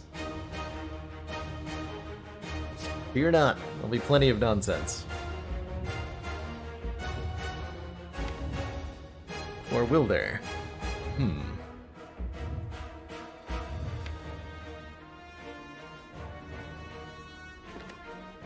This turn's a little awkward.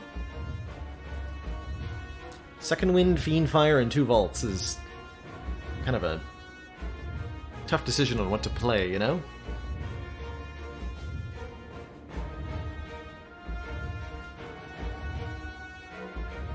I think I recycle one of these Vaults after I play Dark Embrace.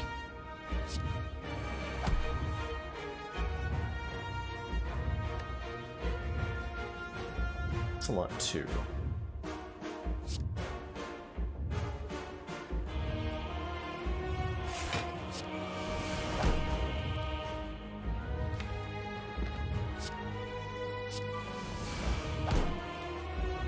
Okay, there's our Ritual Dagger. We stop here. Alt came back. Good. We discard the Fiendfire for the moment. If I crescendo, I am stuck in Wrath's Dance against the Heart on Ascension 20. That does not seem like a particularly good idea, right?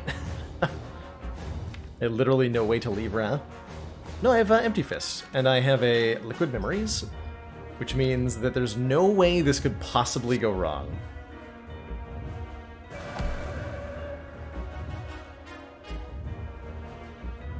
Pretty sure what that means.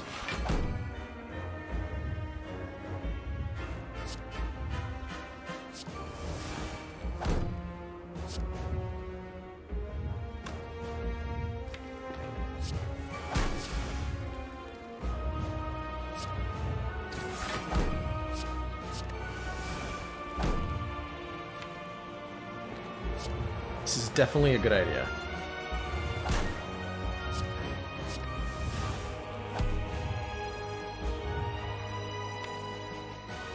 Draw so many cards if I do this. I want to do this in a controlled fashion, though. There's Nightmare.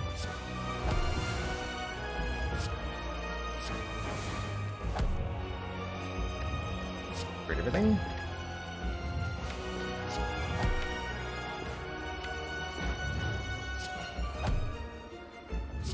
I can play this finale, but it doesn't do any damage.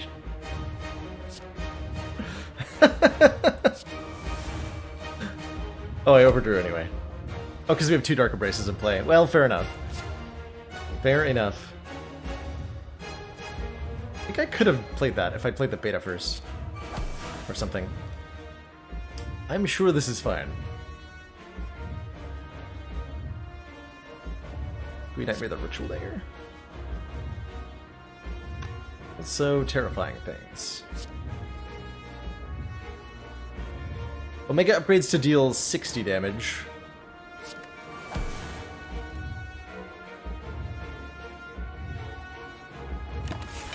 That's where we end that. Just all go to the discard pile. Ah! Oh, we took off an artifact? Are you serious?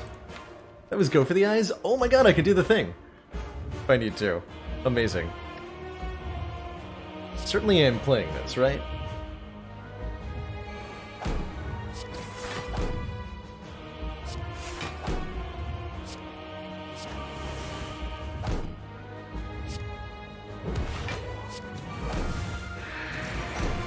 Easy game.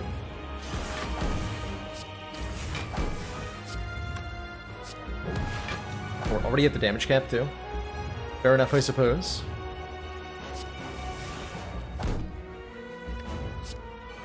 Read everything again, just because I can. Wouldn't you?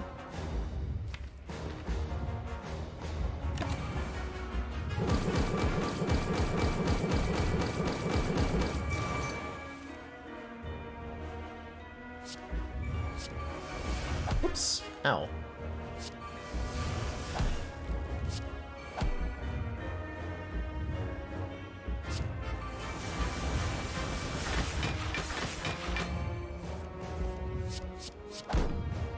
Okay, there's our Omega.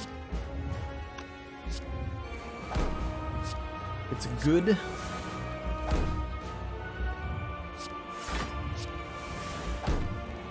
least I assume so.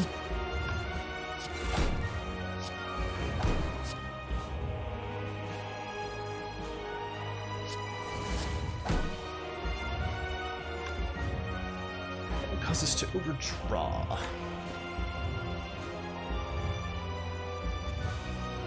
We're short so much block.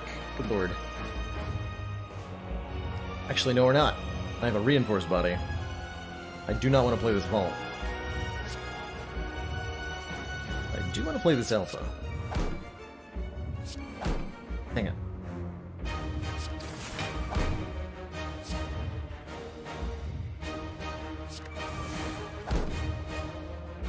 Beta, shuffle an Omega into the draw pile. Spoon made that come back too. So draw 2.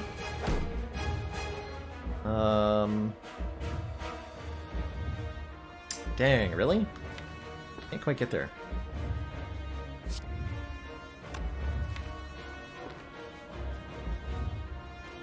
Actually, yes, I can. Like so.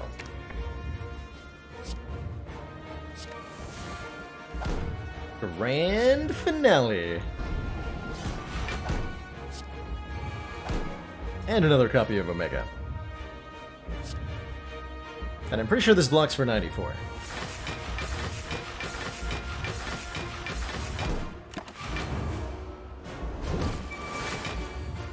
And now I can just let Omega do the work for me by playing Vaults. And then actually ending my turn.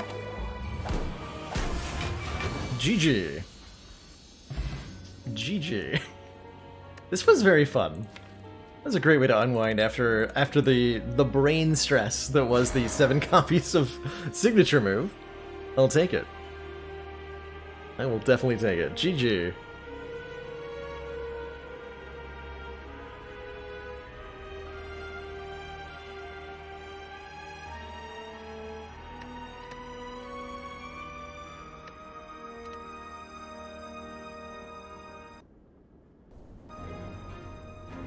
Perfect time to show up, Viracella, just in time for the start of the next run.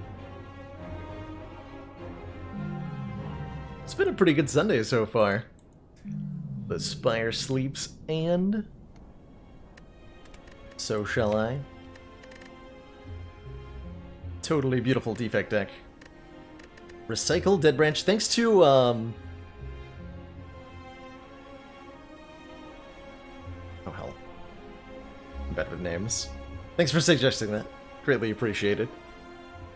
Some of the ideas coming in. By the way, if you'd like to see a custom run based on an idea of your own, I highly recommend throwing them into the Fun Day Sunday section of our Discord. Just where I peruse the comment section there to acquire inspiration before each Sunday stream. Watch one with all the starting strikes replaced with Talk to the Hand. That sounds amazing. Talk to the Hand is a very good card most of the time. But when it's not, it's not. When it's not, it is... If it gets blocked by Artifact, it doesn't do anything. Alrighty, the last thing I had in mind for today was there's a modded character I'd like to revisit that I don't think got a fair shake the first time around. Because we were having horrible internet troubles, which haven't showed up today, and I am quite honestly flabbergasted, because that makes this the first Sunday in over a month where the internet is behaving, and indeed, it's been behaving all week. So I am incredibly, incredibly grateful for this fact, and hopeful that this is a pattern that will continue. But the hayseed, yes, the potato farmer, 0% sneaky. I don't think it got a fair shake last time, because the internet kept ruining his crops, and I'd like to give that one another run. In order to do that, I do have to revert my Slay the Spire to the non-beta version, so I'm going to do that while I also take a break. So quick, like 3 to 5 minute intermission here, while I get us set up with the other version of Slay the Spire. And I'm going to use this as well as an opportunity to stretch and refill my water. Encourage you all to do the same.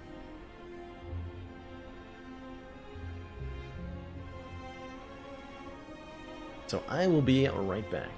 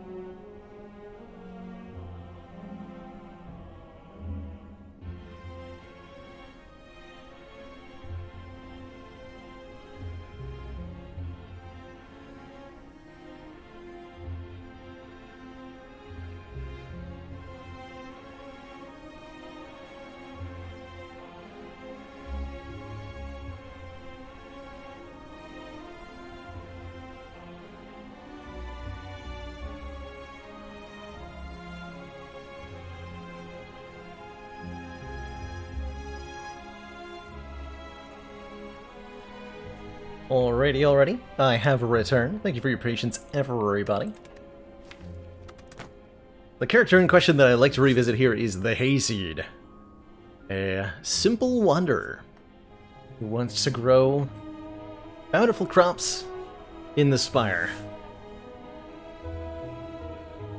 Hayseed's got a little bit of a complexity with their starting relics. They've got 3... Oh goddammit, I'm muted. Dang it! I was muted for that. Whoops! This is not the... I keep doing that. So I think I have to change my process in some way.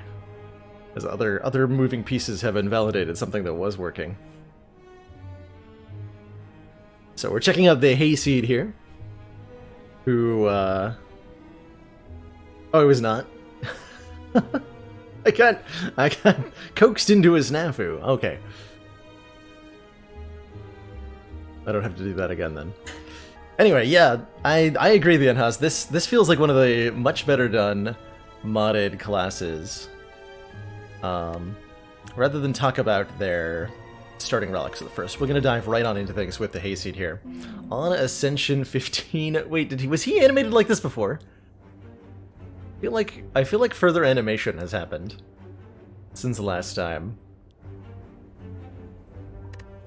Hayseed is a simple farmer. He's got a deck of 4 strikes, 4 defends, 1 haymaker, which deals damage, heals us a little bit, and then applies vulnerable to all enemies. A bit of an unusual card. And Reap and Sow, which deals damage to all enemies and then plants potatoes and allows us to cultivate our crops. Let us... Do we have a good 100 gold start? Yes, we do. Take 100 gold. The season is autumn, and these crops are in season. Potatoes, corn, and asparagus. Can I even mouse over this? In-season crops are available as power cards. We can get out-of-season crops through other means, but we can't get them in card rewards. So it determines what crops we're going to see over the course of our run, I suppose. Sure.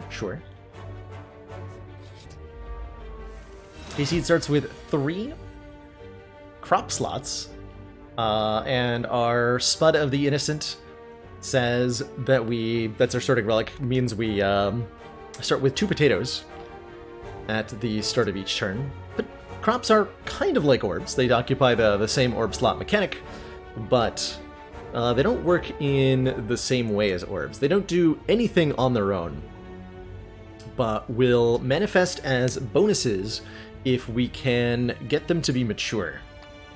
Crops mature when they hit... Depends on the crop, but for starting potatoes, when this number hits 5, the potatoes will mature and we'll start harvesting the potatoes. And we, by default, add a stack to the potatoes every time we shuffle the deck. That's what the Night Soil says here, I believe. And then the Trusty Sickle says if we get extra stacks than that, then they immediately turn into benefits. Potatoes turn into, like, Shiv cards, and different crops do different things. Plant 1 potatoes.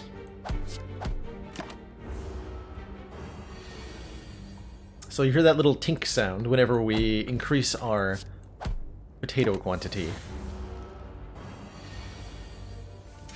There, that one. Which occurred when we shuffled the deck there. Yeah. I believe it's the Spud of the Innocent you lose if you swap, and then we've got 2 relics that are kind of explaining class mechanics. And do they have flavor text? Salvation for the Thin-Skinned. It grows on you for the Night Soil, and its purpose is clear-cut for the Trusty Sickle. Those are good descriptions. Poison Potion's pretty nice. Interesting that the Hayseed can find this. Oh, because this is not a class-exclusive potion on this difficulty, that's right. Or on this branch. We're not playing on the beta branch, so we'll see some old versions of relics today. Pest Management. Deal 8 damage, next turn gain 8 block, and upgrades to 10 of each. So, kind of like a 1-cost dash, but a little bit delayed? It's kind of cool. Innovate. Add a random card with Harvest to your hand, costing 0 this turn. Oh, that's interesting. Random card with Harvest. So this is the Hayseed version of Infernal Blade.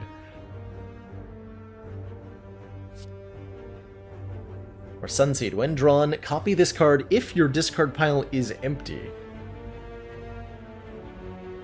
Deal 3 damage and gain 1 energy. Exhaust. Interesting. So it'll duplicate itself if we draw it on turn 1. Let's try the Innovate out. I think the one energy dash is probably the best one, and I'm super tanking the Warp Tongs. Are you kidding me? We're about to go to a store. We can remove that. Is the player from Stardew entering the Spire? It might as well be, right?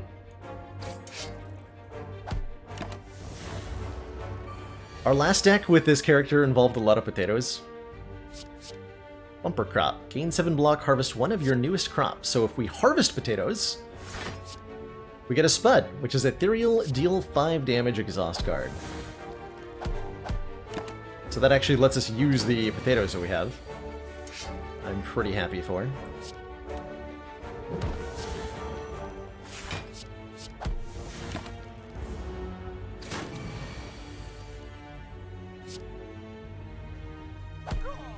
Good stuff. Fire potion! Good stuff. Also, harvest all of your older crop and then plant a stack. Oh, this is one of the cards we used a lot with our previous potato run. They call him Tater Salad. Apply 1 week and 4 burning with Swelter. And gain 4 block. Interesting. 4 burning is damage at the end of the next enemy turn. So the enemy gets... it's essentially damage that's delayed by 1 turn. Your enemy does get to act. This gets 2/6/6. That's very good. Regular Swelter, not that good of a card. This is an insanely good card. The upgraded version. Close Scrape, deal 9. Plant one of our oldest crop. Upgrades to, yep, 12 damage. Or Pruning upgrades to plant 2 stacks of the crop we just harvested. I think Swelter and Pruning could be good. Both. Swelter in particular if we're planning on upgrading it, which we can do because we have a Warp Tongs and everything else will get upgraded. Let's take the Swelter. I think that's just too good to ignore. Corn! Plant a corn. When corn gets harvested, we draw cards. This is your chance to make corny puns, chat. Thresh. Deal 22 damage, cost 1 less for each time we harvested this turn. Goes pretty well with the Innovate that we've got. Gentlemen, behold! Corn. Root down. Deal 6, plant turnips. Turnips deal scaling damage to all enemies. Wow. Apparently. Corn puns aren't that amazing. Oh, rototilling. I think rototilling is a little busted. Draw 2 cards, exhaust a card from your hand. It says, oh, we can afford the War Paint for 2 random upgrades, which is pretty exciting too. And there's an actual copy of Bumper Crop here.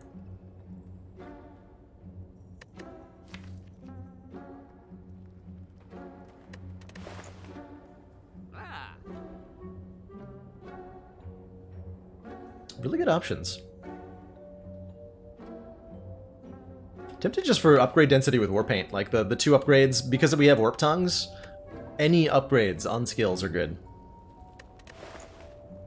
We got Innovate and a Defend upgraded. Cool.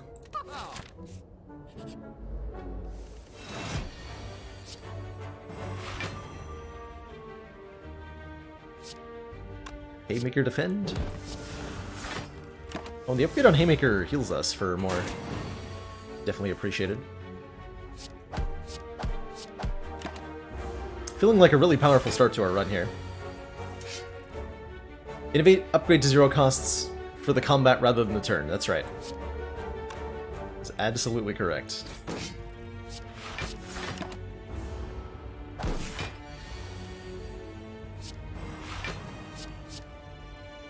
Gain 6 block, harvest 3 of each crop, then plant 1 of each crop we harvested. So, get 3 potatoes? That's an inappropriate number of potatoes. Potatoes are basically like shivs. They're 5 damage each, though. If you've harvested this turn, deal 7 damage again. Onion Bloom. Plant an onion. One of our most valued draw and discard a card. supporters.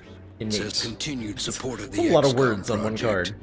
Zero Max 1998. Thank you so much for those 7 months of Tier 1 support. Greatly appreciate that continued council funding, and in return, enjoy your renewed smug sense of superiority. By the way, since I haven't mentioned it all stream, did you know, completely unrelated to the sub or the deck, But we're gathering suggestions for this month's community voted game. So if you've got an idea for a game you'd like to see me play in December, feel free to throw it on into that suggestion form there linked up in chat, and we'll hold a vote next week of the game. Noeta? I would be quite content to be asked to play Noeta. Assuming I'm pronouncing that correctly. Keen Edge. Ethereal. Deal 9. Increase this card's damage and cost for the combat. Oh, that's cool. It gets more and more and more damage until you can't afford to play it anymore. And then you lose it, unless it's upgraded. That's really neat, as a scaling mechanism goes. But I don't think it's a very good card.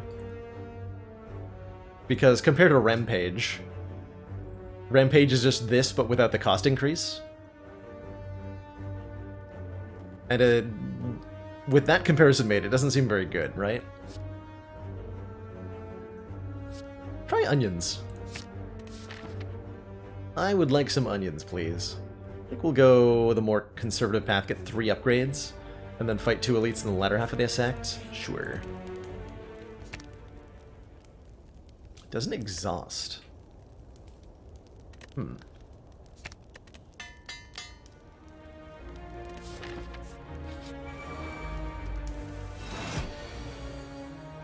Interesting.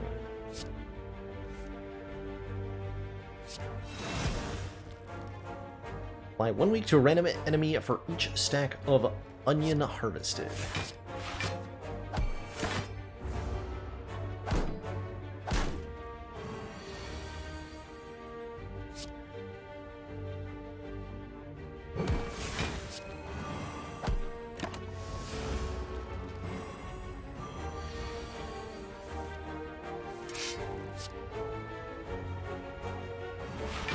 Six burning should just kill that.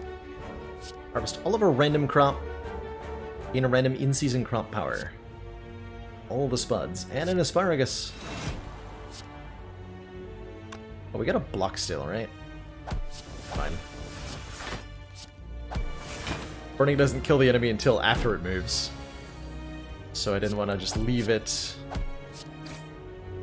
to hit me there.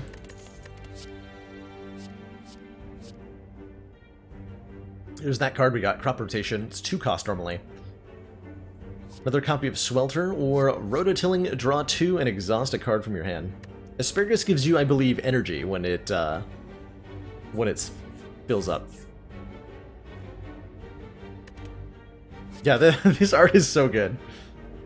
I don't know who did the art for this class, but it is top tier.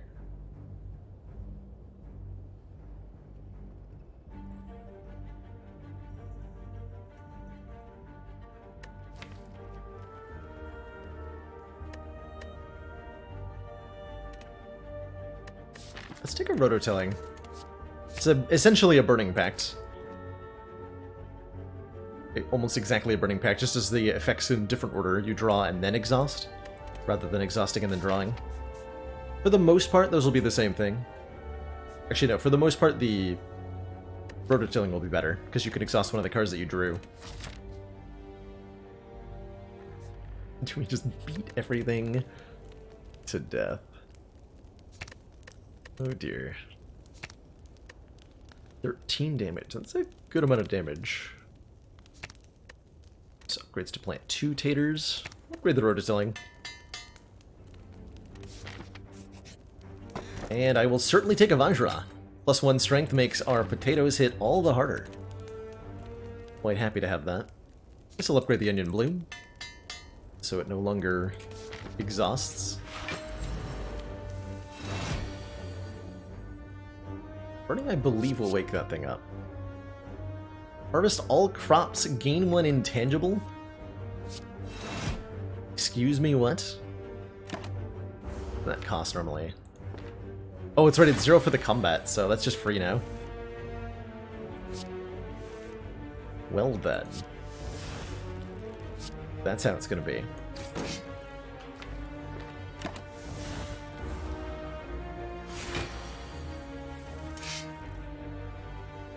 So yeah, I have no idea what that normally costs.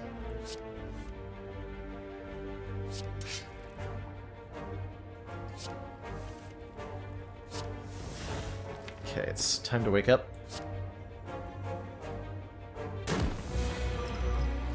We do need a little bit of help here.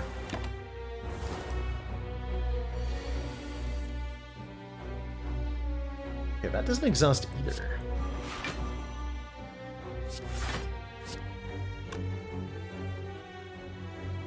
Cultivate teardrop pile if you have any mature crops, so that will happen. Oh, there's a cultivate. Gain 6 block, harvest 3 of each crop, then plant 1 of each crop you harvested. Okay, so let's add one of those, and then play one of these.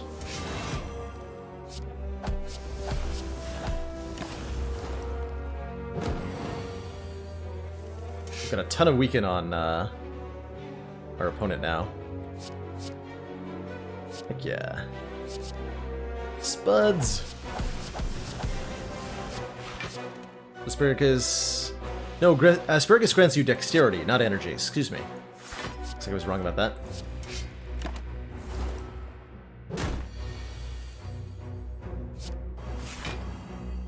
Wait, gain 2 intangible? Excuse me? Okay. We'll do that.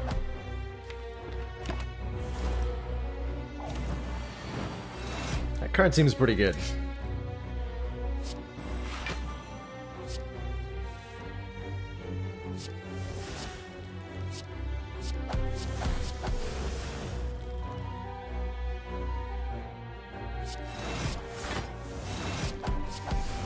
More potatoes. Tiny chest, unfortunately, is the old tiny chest. Upon pickup, gain 30 gold. We're more likely to find treasure in question mark rooms. Ooh, aerate I liked a lot last time we played this. Gain 9 block and plant 2 of your newest crop, so it helps you fill up those crops. In order to get actual value out of the crops, you need to be able to plant more of them.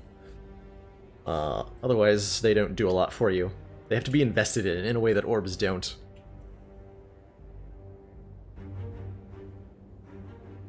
Controlled burn. Apply 14 burning, exhaust if the enemy didn't already have burning, so that's quite a bit of damage for 1 energy. 20 with the upgrade. Crack of Dawn in 2 turns. Deal 16 damage to all enemies, plant 3 corn, and gain 3 energy. Corn draws cards.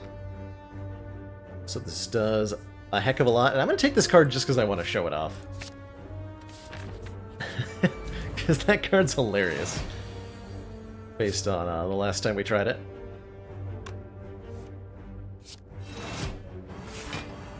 You wanted that, huh?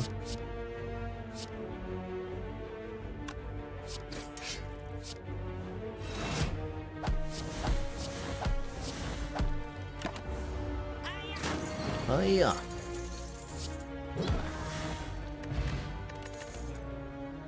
Potatoes. Plant 3 potatoes. That lets us get the potatoes out much faster. And I think we're incentivized for going into potatoes with a Vajra.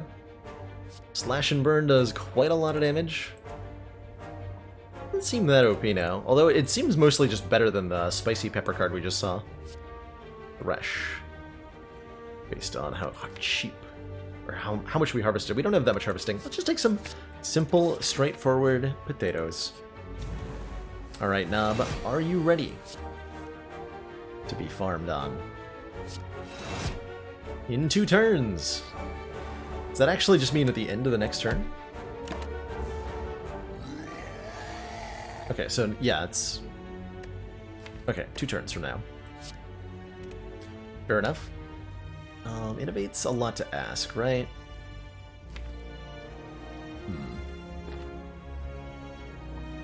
I don't know what I'm looking at, but I like it. Amen to that, Grizzledump. Amen to that. I think I need to rototilling.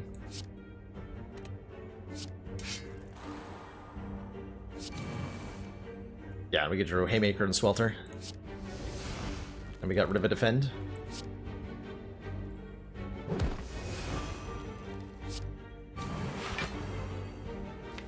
Alright, and so at the start of our turn, Crack of Dawn activates. We're going to plant 3 corn, gain 3 energy.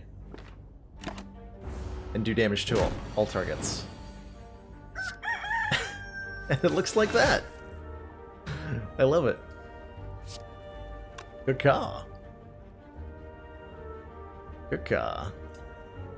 So, crop maxes out at, or corn maxes out at 2, so that actually means it draws a card when it triggers as well, from the looks of it. Draw 2? No, because we draw the spot. Yeah, so we drew 1 card as well. Can I mouse over the potato orb? Absolutely. Matures at 5 stacks, adds a spud to your hand for each stack harvested. This is the spud. This one got upgraded by the warp tongs. I didn't realize that could happen. They do 5 damage normally, and we have 1 strength currently. Onions mature at 5 and apply 1 week. Corn matures at 2 and draws a card for each one.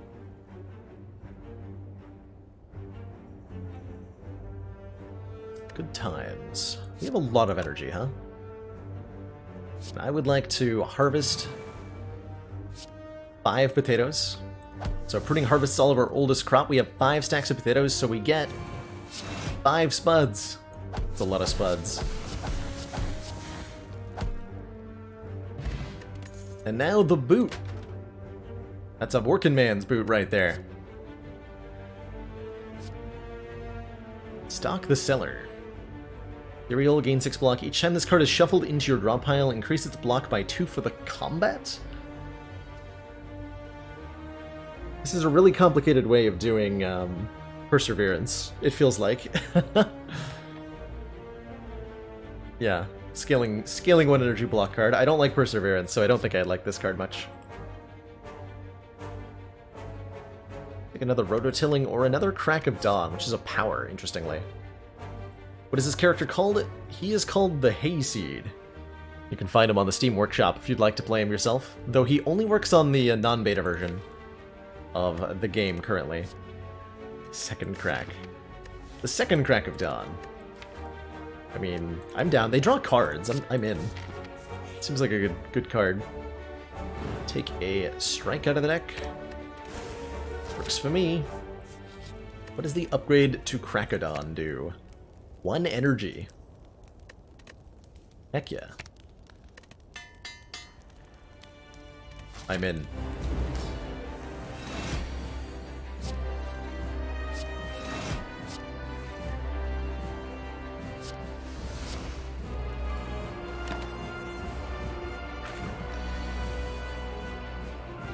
Okay, Swelter's good.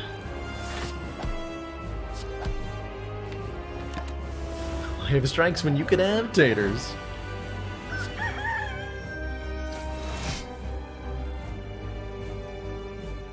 Okay, this could be a potentially very good split here. Harvest all crops, gain 1 intangible. Well, we don't need the intangible if we're harvesting all of our crops, but that's pretty good, huh? I think we want to reap and sow first. That gives me a spud. Then we harvest everything, which will draw 2 cards, apply 2 weaken, and give me 5 more potatoes. Oh yeah, and then my hand didn't have room for the potatoes. Oh, I could have haymakered it? That was atrocious. Yeah, I was supposed to have haymaker for a vulnerable there. Whoops. Our shame will be covered by the death of our opponent.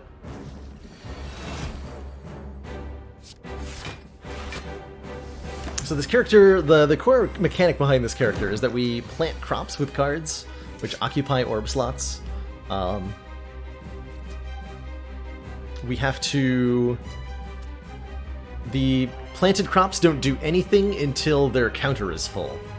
Most crops fill up at 5, and then anything...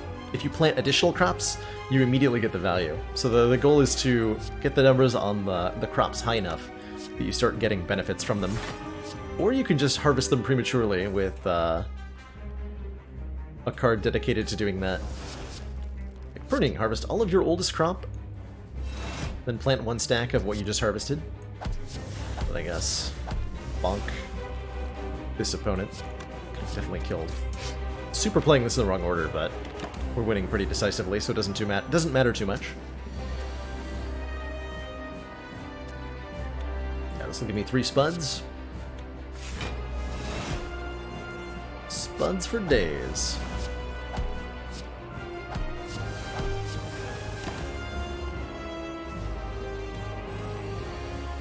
What happened before burning? That's good to know. If I ever fight Slime Boss with this character again, I guess. Could matter for some things. Alright, GG Slime Boss.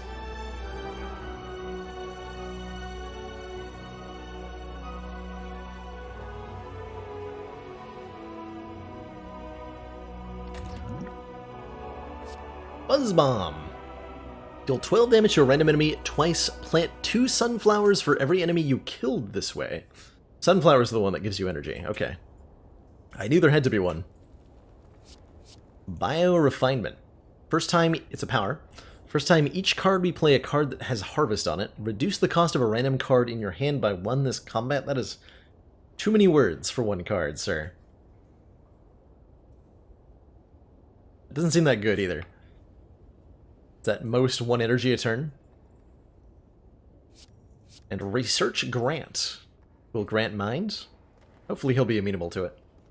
Gain 16 block, add 2 copies of Soil Sample to your discard pile.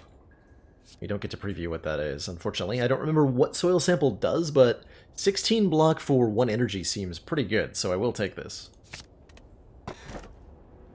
We're offered a Snecko Eye or a Pandora's Box.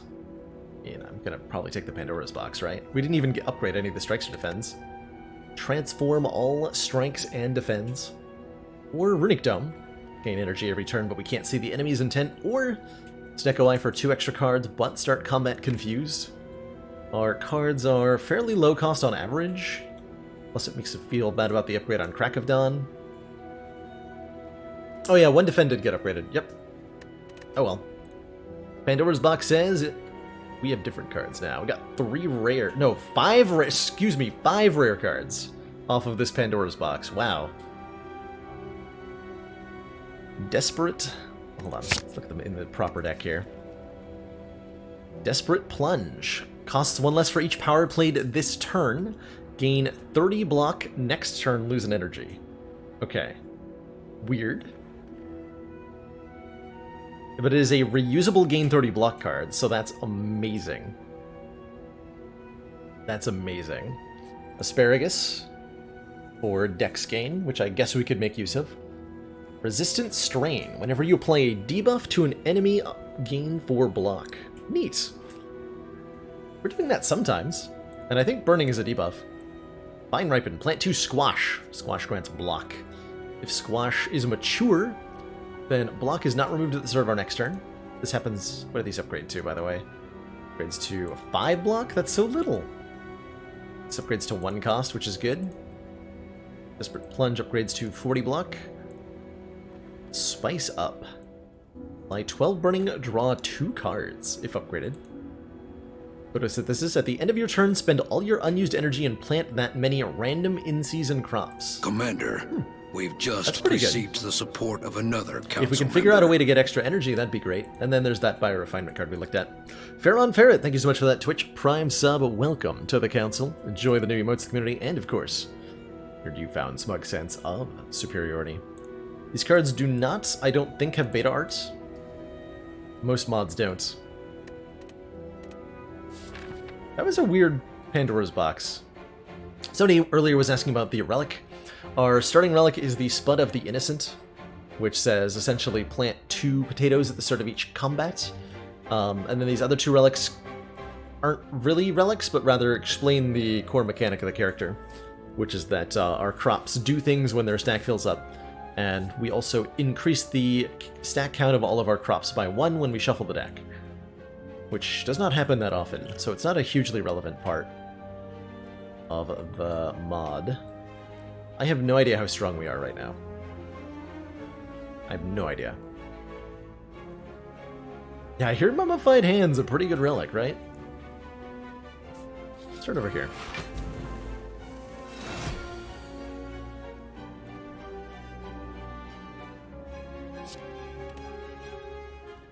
Harvest. We don't have play cards with Harvest. Bloom some onion. Well, that says Harvest on it.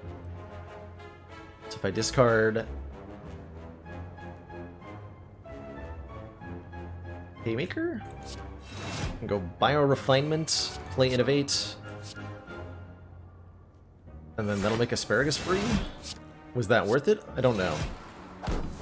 Asparagus matures at 3 stacks, gain 1 dex for each stack harvested. Oh, I can easily see that being ridiculously overpowered.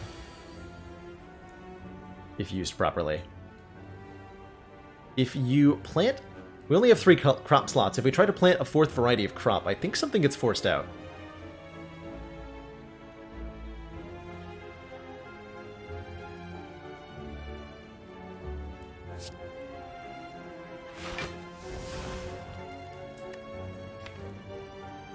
Shuffle up to 3 cards from our discard pile into your draw pile. Then draw a card that costs 0 this turn. Okay, so Soil Sample seems like a decent enough card. It's an uncommon in and of its own right. Okay, so they do rotate, and we harvest whatever crop gets pushed out. Neat.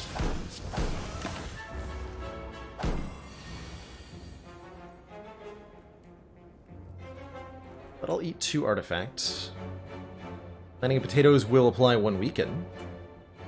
So we can weaken this opponent right now.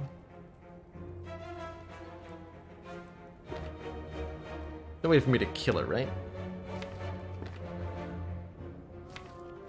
Draw 3.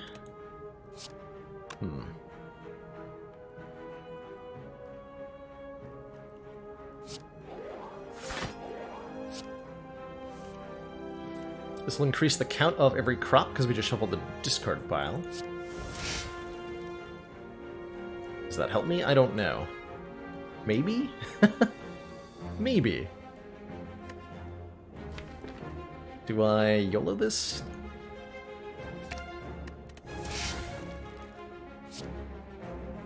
Plant 2 squash. We overplanted our squash, so we gained some block there. This plants potatoes, so we'll apply weaken. Neat. Does Burning Bypass block? Probably? Guess we're about to find out.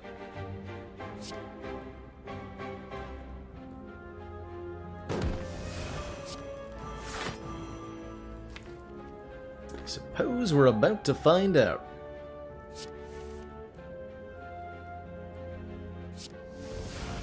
This should give us 2 decks.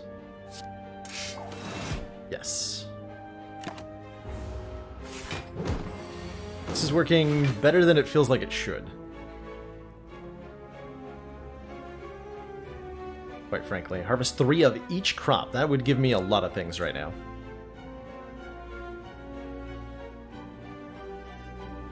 Give me 3 decks. Oh, probably because of the deck shuffle? Right?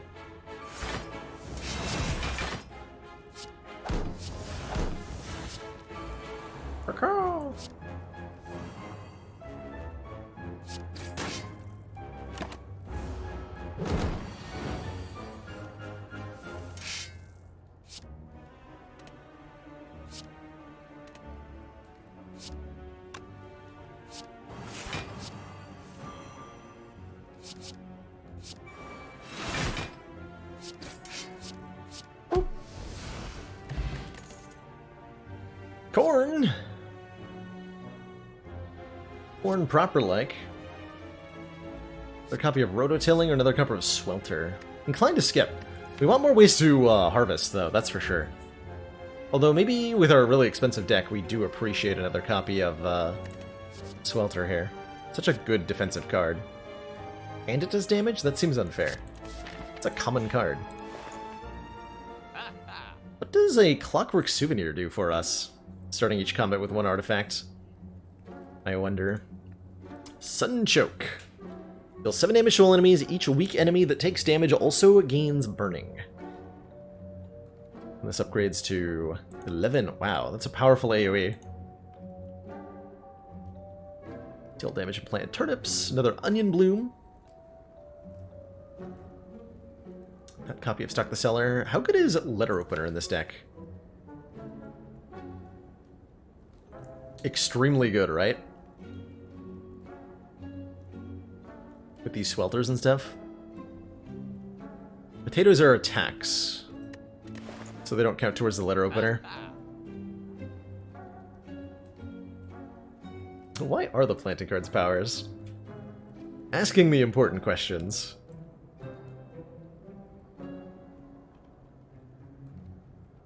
Letter opener feels like it gets insane, right? Let's try it.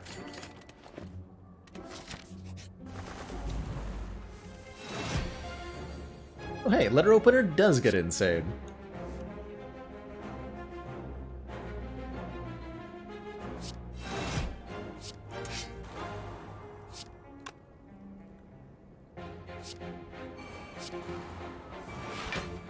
It's actually a good power with our, Oh man, whenever you apply a debuff to an enemy, gain block, and then we have 2 swelters, that is insane. It's ridiculous.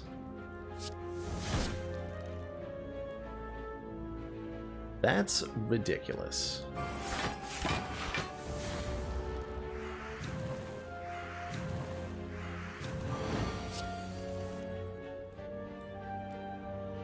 Look of Dawn is a power.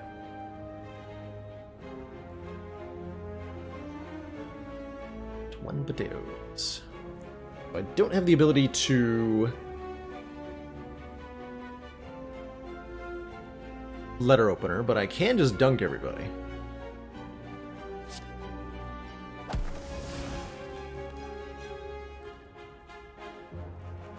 There we go, Reap and Sow. Oh, the boot though. Fine Ripen, and then if I plant Asparagus, we force out the potatoes, so I get 5 spuds. And our opponents are very much dead. Looks like these enemies were small potatoes compared to us. Their innovate's not bad. You have any squash? Plant a squash. Toughen up. We don't have squash, so I don't think I want to toughen up. Actually, we have squash from Vine Ripen, I guess, sometimes. This is letter opener value.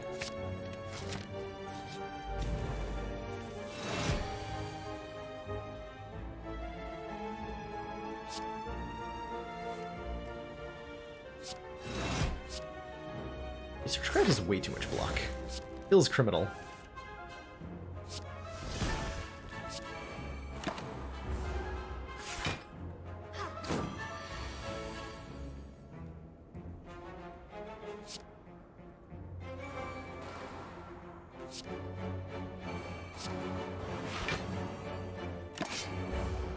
So I'm getting random crops every turn now with photosynthesis.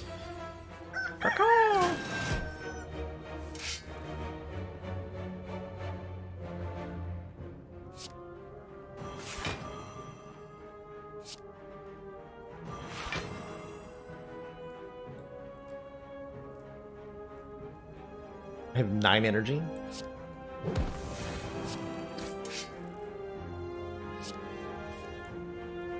Nine energy.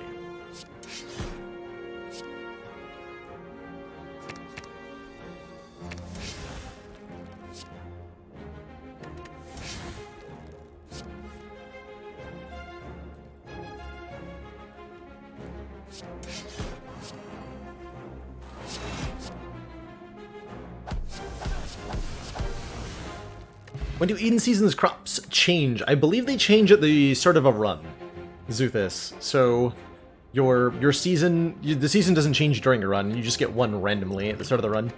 I think a flex potion is very powerful. Dig in. Gain 10 block, add a depletion to your discard pile, which is like a status card. So 0 cost, 10 block. Corn plus. Plant 2 corn. That's a lot of card draw. I think I'm going to take a Corn Plus. I am going to take a Corn Plus. It's a clear night, crisp and cool. The moon looms brightly in the autumn sky. An imposing presence, an omen. This could prove to be the harvest of a lifetime, but you'll need to hang up your weapon and work in the field. Do we go swords or plowshares? Upgrade all of our strikes or remove all strikes, receive 8 random crop powers, lose 14 max health. Which is to say, I don't have any strikes. So, do I get 8 crop powers at the cost of 14 health? And I think the answer is absolutely yes, I do that. Give me that. Give me all of those. Why are some of these upgraded? Hello? Oh man, some of them are upgraded? Strawberries? They heal you? Oh my gosh, that's amazing. Mushrooms. Give us colorless cards when harvested. This is so cool. Wait, didn't it say in season? Or just random crop powers? Shame we didn't have a toxic egg. Or, frozen egg, excuse me.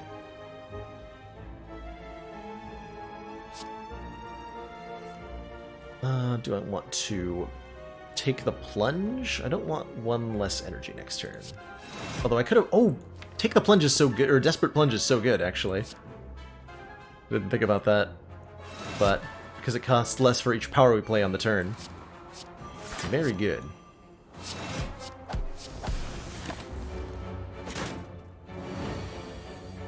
Of course, we only have 57 max health, which is a little bit terrifying.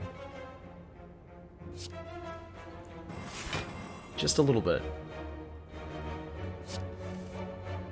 Okay, we don't care about Vine Ripen that much, do we? Uh-oh.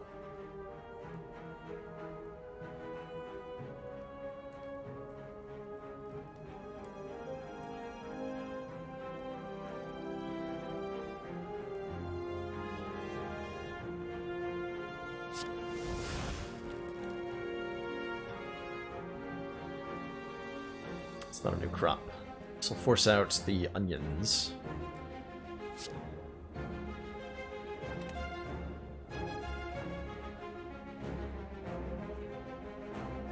Retain block if I do this, but we don't actually block.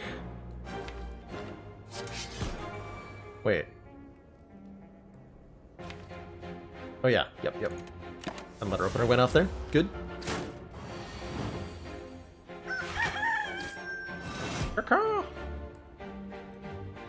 Alrighty, here we are. We have got lots of stuff. So Cornwall immediately draws me 2 more cards. Research Grant is excellent. Some turnips down. Gives me a ton of blocking now. Burning harvests and gives me dex. I can plant potatoes. Before I do that, harvest all of our crops. Too much block for that. Too much block.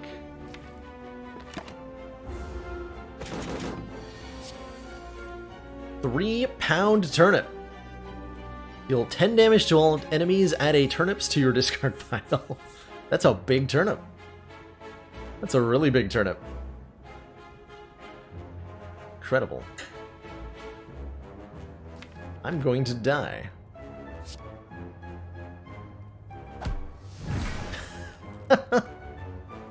Amazing. So we draw a card if I... Yeah, we're in trouble here. I can't block very well, or at least not very reliably. So that's terrifying.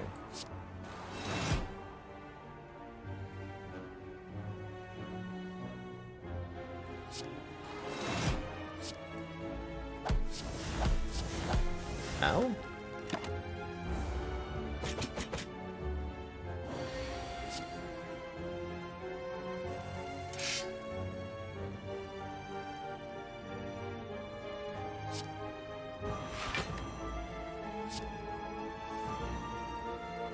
Okay, we got harvest. Yes, this is what I want. Harvest all crops, gain intangible. That's good. That's a very good right now. That's going to give me energy and 2 colorless cards and to draw 2 cards. So that should fill the hand here. Got me a... not exactly the best set of cards here. Put Swelter the nest back. It's like 3, actually. Desperate Plunge does not help me.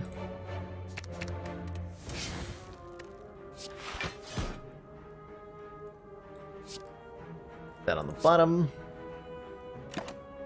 Hopefully don't die. But might die. Might definitely die. If I don't figure out a way to block on this turn, or kill on this turn. Killing might happen, though.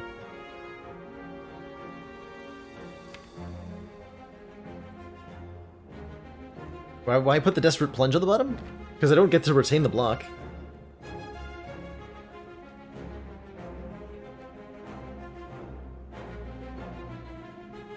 I'm confused. Force Plus is free.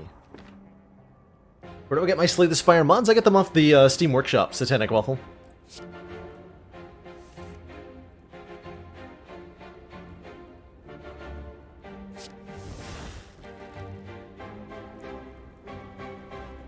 Yeah, it's Desperate Plunge is a block card. Gain 40 block.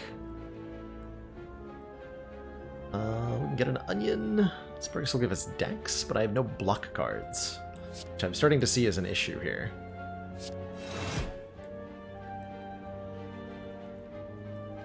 But I might be able to kill if I go Strawberries and Turnips. Because then we harvest the potatoes.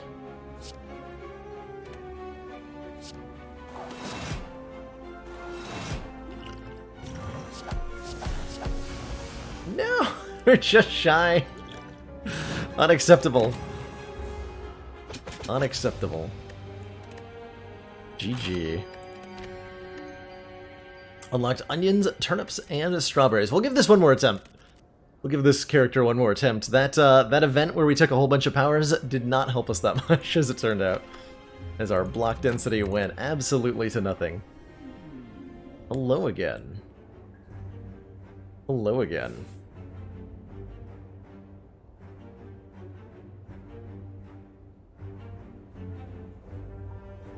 Almost assuredly a good idea to get our resistance strain in play earlier. Book was just a better farmer, it turns out. How's Hayseed in terms of difficulty? I find so far that Hayseed has got a very easy early game and then struggles to scale up. Transform 2 for a curse ain't bad. We could remove it pretty early on. It doesn't put us into a bad spot. Yeah, let's do that. Actually, I don't like Reap and Sow at all. Look at that. Culling Strike. You got Spoilage. The end of your turn, put this card on top of your draw pile if you played 3 or more cards at this turn. Interesting. Spinach gives us Strength when harvested. Ooh. Oh, that's cool. And then if we've harvested this turn, Culling Strike hits twice. We are in spring. Wait. Oh yeah, we're in spring this time, not summer. So we've got onions, turnips, and strawberries are in season. Or weaken 3-pound turnips and gnaw berries. Just took steroids to throw potatoes at a book. That did indeed happen. Well, we took Flex. It's a Flex potion, not a steroid potion. There is an important distinction, I think. If I figure out what that is, I'll let you know.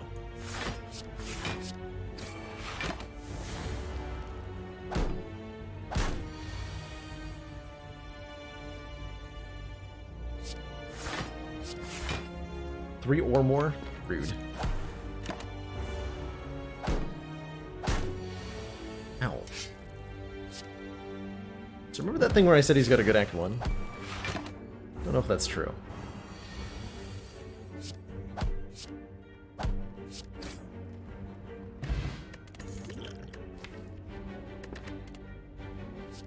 There's the Thresh for harvesting. Shuffle 2 cards from your draw pile.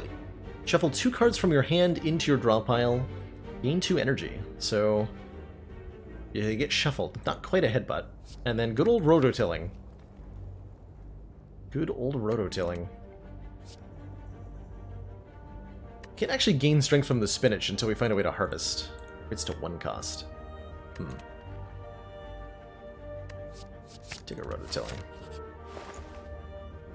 Harvest all of your oldest crop, then plant 1 stack. I think that'll go great. with what we got going on here. Fertile Laser. Deal 11 damage, plant one more of each of your crops. It's to 14. A little bit weak there for the upgrade.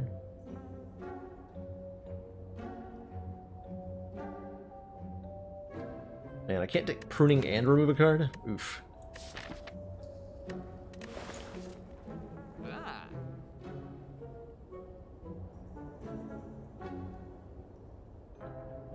I could do Fertile Laser, remove a card.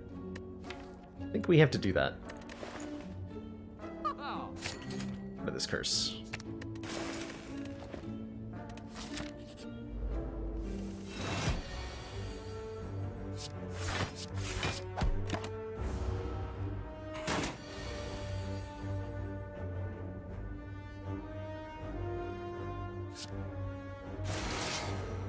That sure is a laser.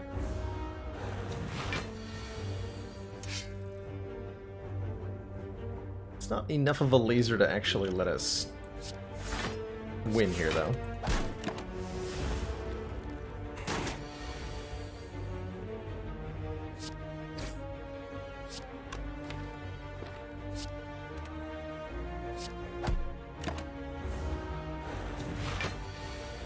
Hey, make her play.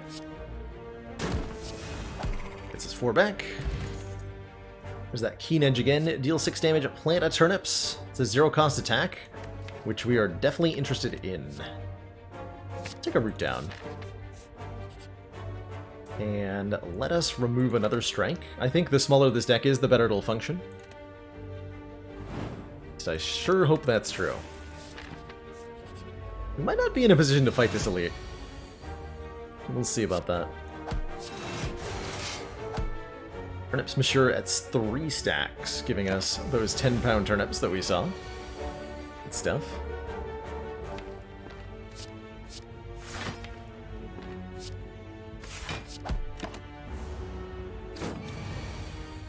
Tough to use the hayseed initially.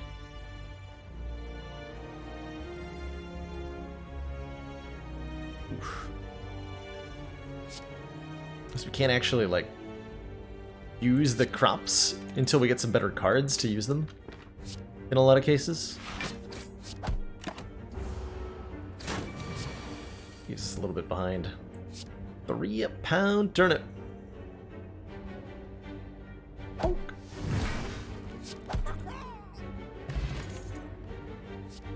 Deal 7 damage, apply 1 week. Seems decent. This is a worse version of Sucker Punch, basically. Interesting.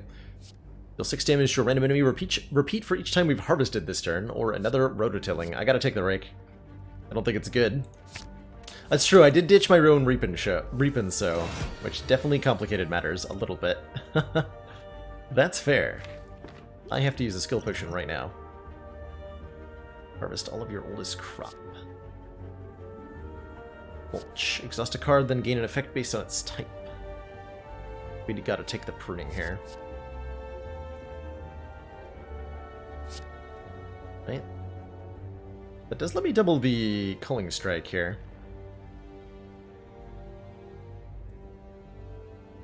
I'm not sure we get the strength off of the spinach.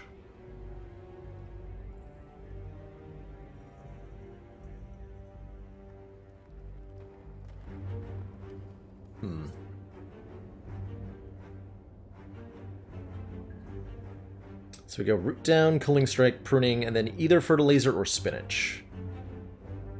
It's going to be a lot better if I Fertile Laser than it is if I spinach. Okay.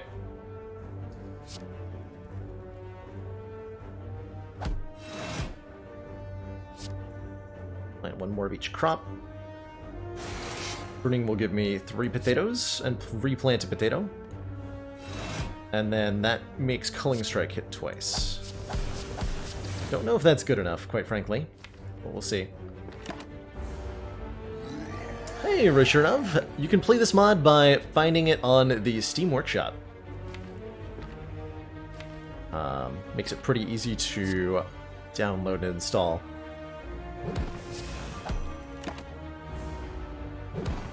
So if you go to look at it on Steam.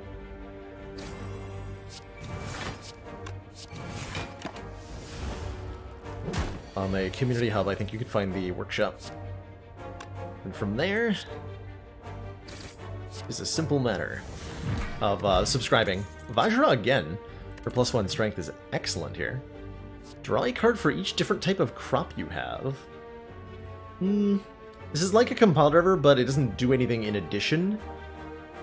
Unlike a compile driver, we do super want a pruning though. Oh my, we really do want a pruning. Pruning lets us actually get strength off of our, whatchamacallit? Asparagus? No. Spinach. That's right. What is this path I missed out on, by the way? Pretty ambitious and crazy path. Get 3 fires that way, 3 fires this way. So 3 fires, 1 elite. I'm gonna rest. And I think we're a lot better at the second elite than we were at the Gremlin Knob, so this should go better. Especially against Lagavulin, gives me time to set up here. Certainly gonna be good.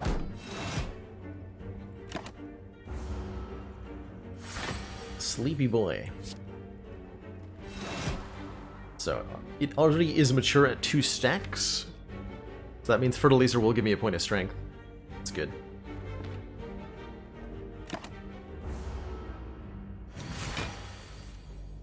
Oh, and because it's mature, it gives me a strength the turn after I play it. Automatically. The Fertilizer won't give me a point of strength until next turn. At which point it will.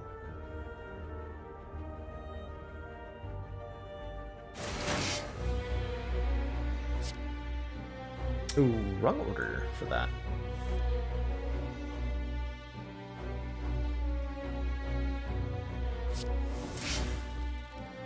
So when we shuffle the deck, we add 1 to the stack of each. That is a lot of potatoes with 3 strength. We're about to have a bad time, like a villain. We're about to have a very bad time. Behold the 3-pound turnip.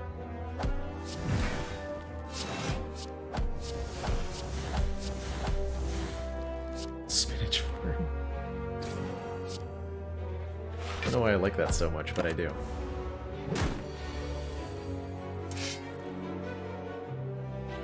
So if I Fertilizer, we immediately gain a point of strength.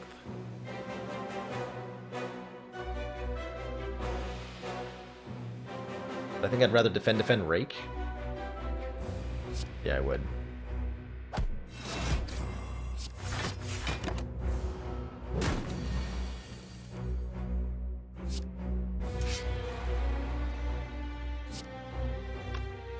More strong.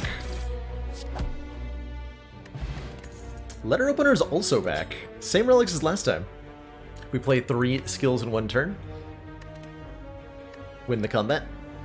Swig of Moonshine. Discard your hand, gain and draw 5 cards, gain 5 strength, and become intoxicated until the end of your turn, which randomizes the cost of cards you draw. So it's a Gambler's Brew and a Snecko Oil and a Flex Potion all in 1. Blue Scrape is an attack that plants. That could be good. Sounds good. We do need more block at this point. Ooh, Pendant. Every 10th potato we play deals double damage.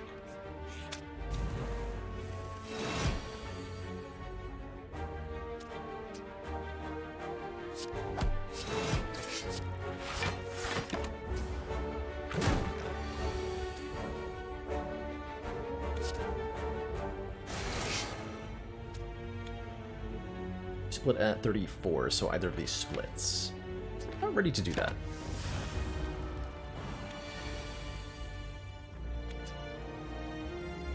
So something subtle about this class that I really like, when you have a card that says harvest all of your newest or oldest or whatever crop, there's a little targeting icon that appears over the crop that is going to be targeted by this card. So I know that pruning will target the potatoes, because if I mouse over it, you see there's like a reticule over the potatoes. Delicious, delicious potatoes.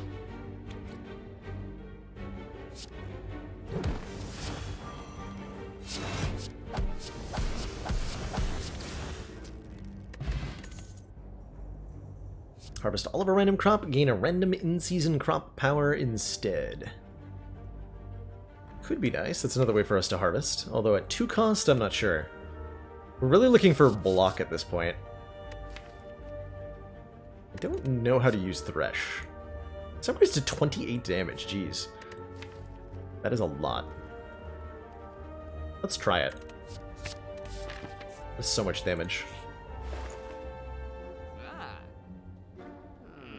Okay, erosion control is normally 3 costs for that intangible. In season are onions, turnips, and strawberries, I believe.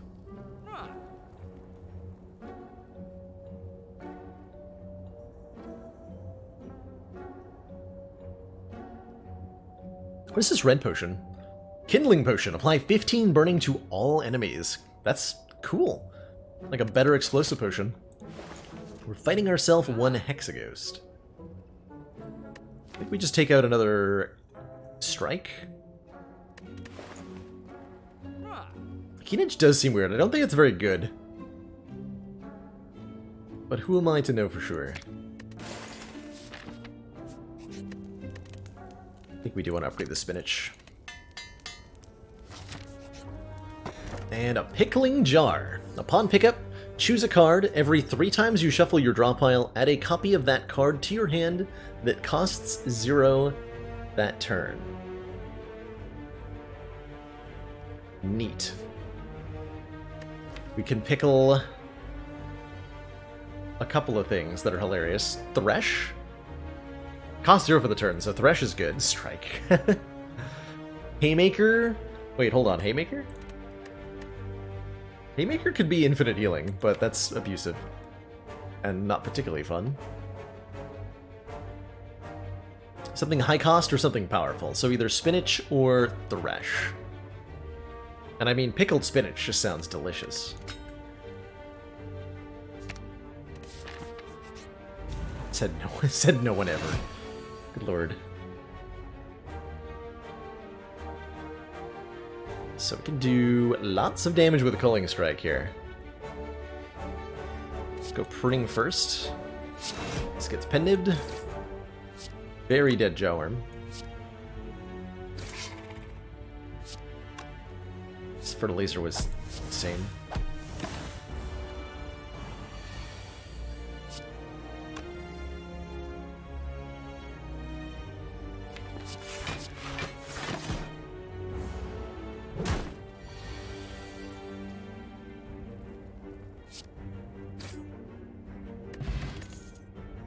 Crackodon! Your newest crop is mature, gain 14 block, otherwise plant 2 of that crop.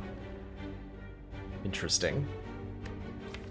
We could probably make that happen. 14 block is a lot. Make that happen. What does that upgrade to? 18 block.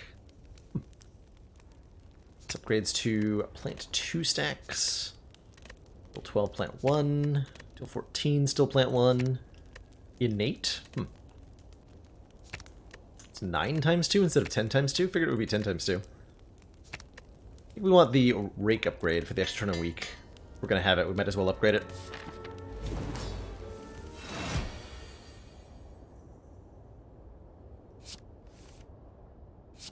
Earn 1 spinach.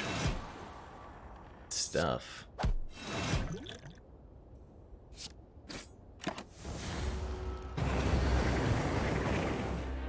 Oh, Thresh gets cheaper because of that. Certainly we want to play weak here, right?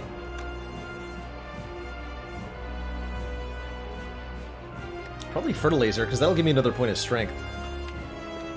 Rake is just a slightly weaker Sucker Punch. It is. That doesn't mean it's a bad card, mind you. Sucker Punch is okay.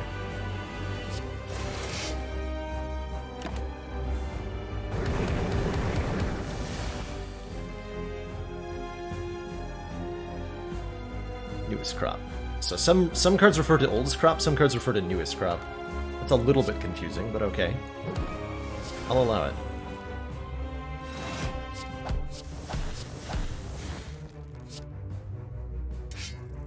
And then we shuffle the deck, so we'll gain a point of spinach and a point of strength.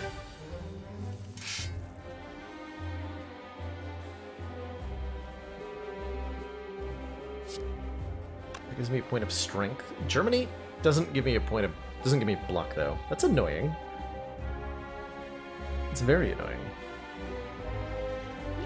Might be a skill potion turn. Certainly we close scrape. That'll give me another point of strength from the spinach. And it'll make Culling Strike activate, and it'll make Thresh cheaper. I think we do use this. Pull 2 cards from your hand into your drop pile, gain 2 energy. Swelter's nice. Or if I double Germinate, Thresh gets cheaper again, and we get the block. So I can actually Spud, Culling Strike for 2, and then fail to play Thresh. Because I miscounted my energy. Never mind! Supposed to play Thresh instead of Culling Strike. Not too much damage we lost, but mildly annoying. Give him the 10-pound turnip. Or 3-pound or whatever. How many pounds? Too many pounds. Feels like we just clobber it. Commence the clobbering.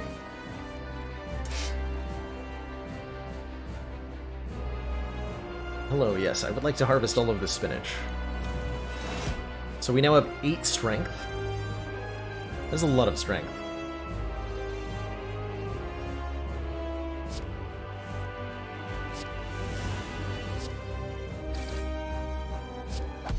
GG.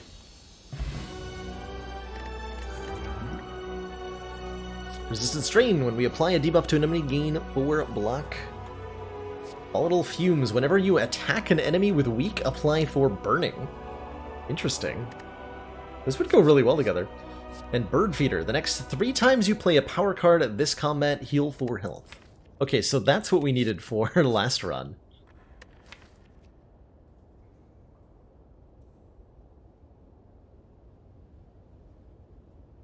That's what we needed for the last run. We don't have very many power cards in this one. Mostly just the spinach.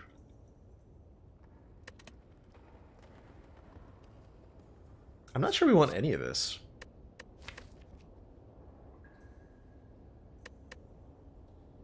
Although the burning damage will be significant from volatile fumes.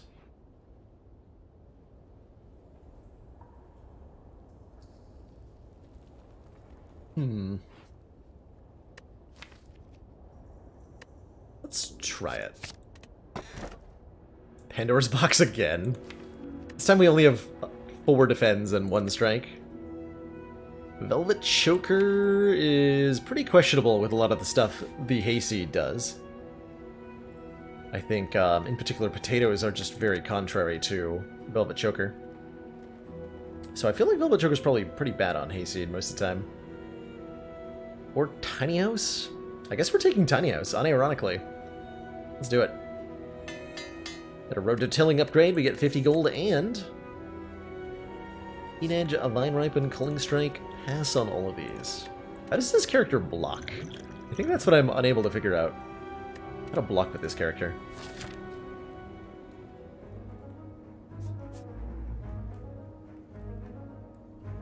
Perhaps we will yet find our answer. I think we should go to the store. Maybe they sell block in the store. Vine Ripen is good block, but it's only block on... It's not block on the turn I play it, and that's part of the problem with it. How do I get the block on the turn I want it? Do not know. 21, 23, this is marginally better. For the extra potato.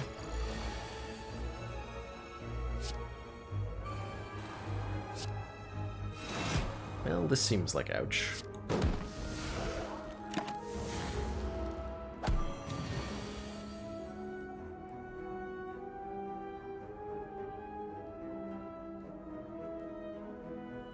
So we want to make that mature somehow. This newest... God, that's so bad. Close Great Plant's the oldest. Germinate checks your newest. Gross. That is thoroughly unhelpful. Wait, I might be able to make that work with pruning, though. Now, hold on just a second.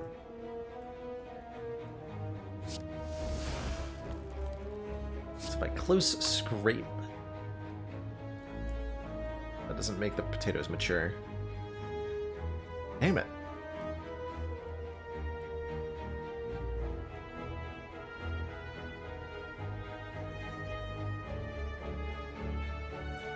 Otherwise, gain 2 of that crop. So I could gain 2 spinach. Give me some strength this turn. Might be time for the swig of moonshine. Discard your hand.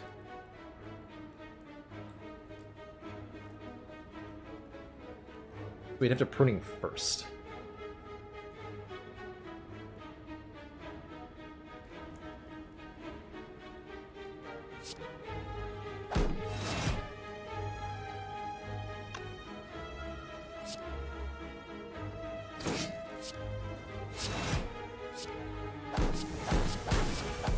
Yeah, I should just get there without the potion.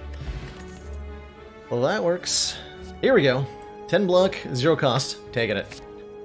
I'm taking it. Sure, this is depletion in the draw pile. Or discard pile or whatever. I don't care. It can go there for all I care. What's that even do? So 0 cost. Gain 1. A lot of words on this one. It's a status card. If we don't play it, we add a copy of it to the discard pile. And if we do play it, we gain 1 less energy, draw 1 less card next turn. So it's a pick your poison kind of status. A little bit interesting. Let's crop. Could be a good Vuln Potion turn. Get a kill. Find out.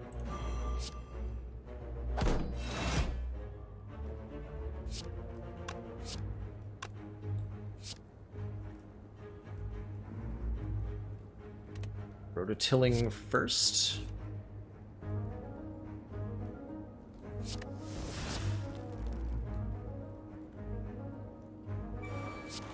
Apply weaken, so pruning now does vulnerable. Or does burning, excuse me. We almost got the kill too.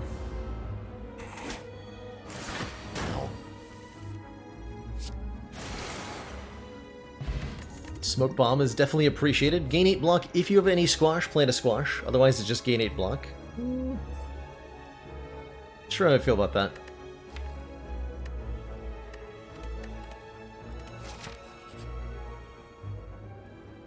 It's not good enough.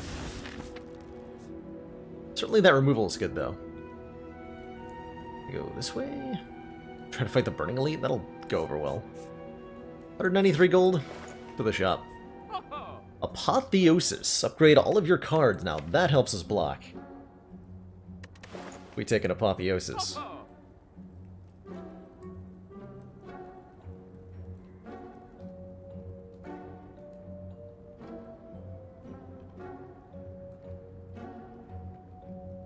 Yeah, if we can get like, if you get enough Vine Ripen, excuse me, if you get enough Vine Ripen going, that works really well for blocking. I think with the turnip value. Double barrel, deal 6 if the enemy's weak. Do it again and gain an energy. Seed Coat, gain 12 block. The first time this card is played at this combat, decrease the block by 8 and give it exhaust. So another way for us to block reasonably well. Think. Yeah, double barrel would be great, huh? We can afford it alongside the Apotheosis too. But I don't have enough weakened sources. I just have the 1 copy of Rake at the moment. So I don't know how I feel about like all-inning on that. Let's try it. We may not live long. And that's okay. That is okay.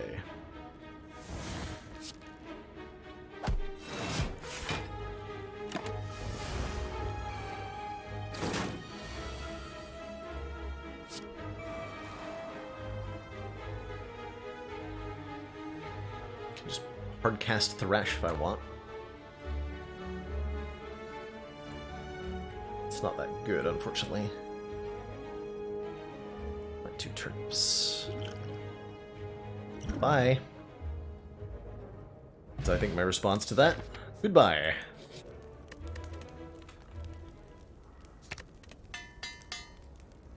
Could have avoided some damage on turn 1 there. But I had to try, you know?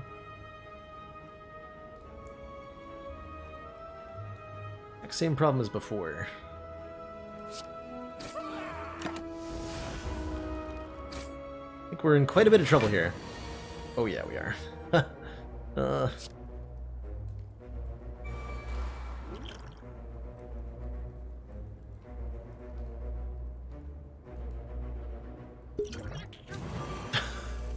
was that? What was that? Hello? That was great. Unfortunately, we are not great. Could do this to survive.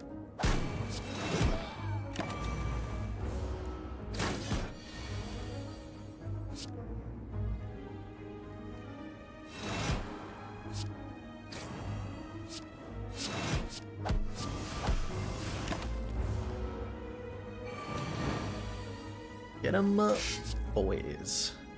Wait, what?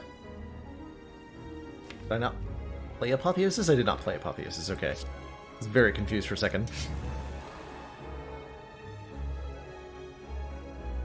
Convert all stacks into a attack card. Oh, I understand. I understand better now. So I can upgrade the turnip. I can also do the letter opener thing. Oh, it's a 2-pound turnip. I understand. It's a number of pounds equal to how many turnips were made. Brilliant. Oh, it hits all enemies, too. Beautiful.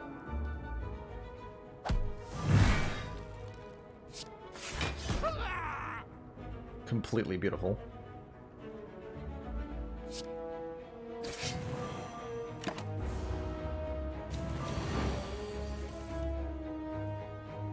Ooh. I declined to play weak last turn, so the double barrel doesn't go off. Brush is not hitting hard enough. No.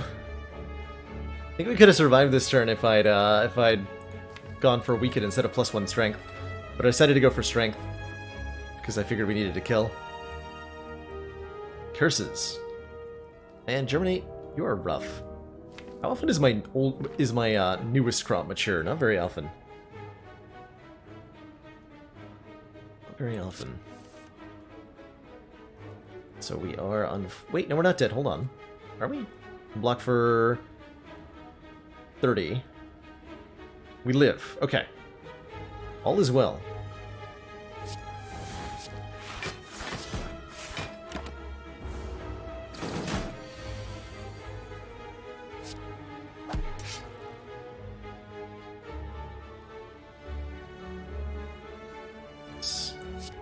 Culling Strike. Slight misplay on the order there.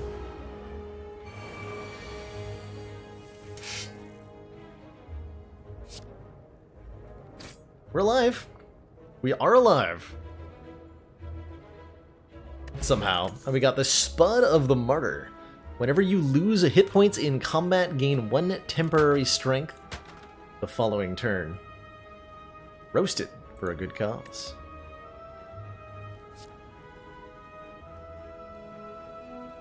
Light onions for weak. That's a way to get weaken. Let's get some weak. Will it be good enough? Maybe, but maybe not. Maybe, but maybe not.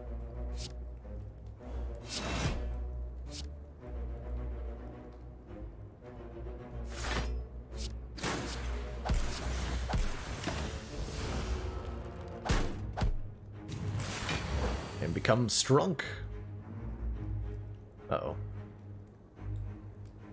Uh-oh. Also become dead. GG. Yeah, we're struggling in Act 2. Struggling in Act 2. Did not figure out the block game on this character either time. GG.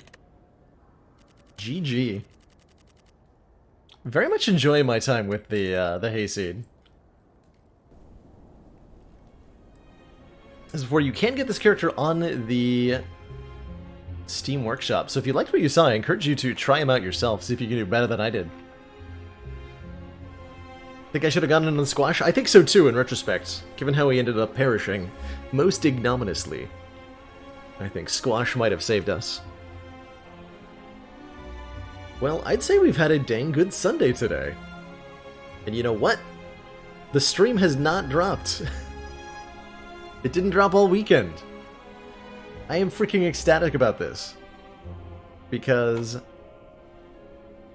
for the first time in who knows how long, we had an uninterrupted week of streaming. Kill the enemy hard? Yeah, I can definitely see that working out well for Hayseed. Hayseed can definitely do front-loaded damage from what I've tried. What little I've seen in my, 3 runs now? Can't exactly call myself experienced with them. That is where I'm going to wind things down for today. It's been a lovely week of streams. I plan on being back tomorrow, no later than 4 p.m. Eastern Standard Time. If you've got suggestions for runs you'd like to see next Sunday, I highly encourage you to throw them into the Fun Day Sunday section of the Discord. And yeah, we'll probably be doing ladder streaking on Monday. On Tuesday, we might be hoping to check out some Phoenix Point, a new XCOM-like game that's coming out by the lead designer of the original 1994 XCOM. That officially releases on Tuesday, so we'll be able to check that out a bit. There's some other games coming out this month that I'm interested in. Like MechWarrior 5 comes out on the 10th, and I'm interested in that. So if the reviews come in and they're even halfway decent, I'll probably play that as well. Thank you for watching, Phaley and The Origin. Good night, Rose Squid. See you later, Zivivification, and Tom. Hope you all have a most excellent evening. See y'all next time, and ta-ta for now.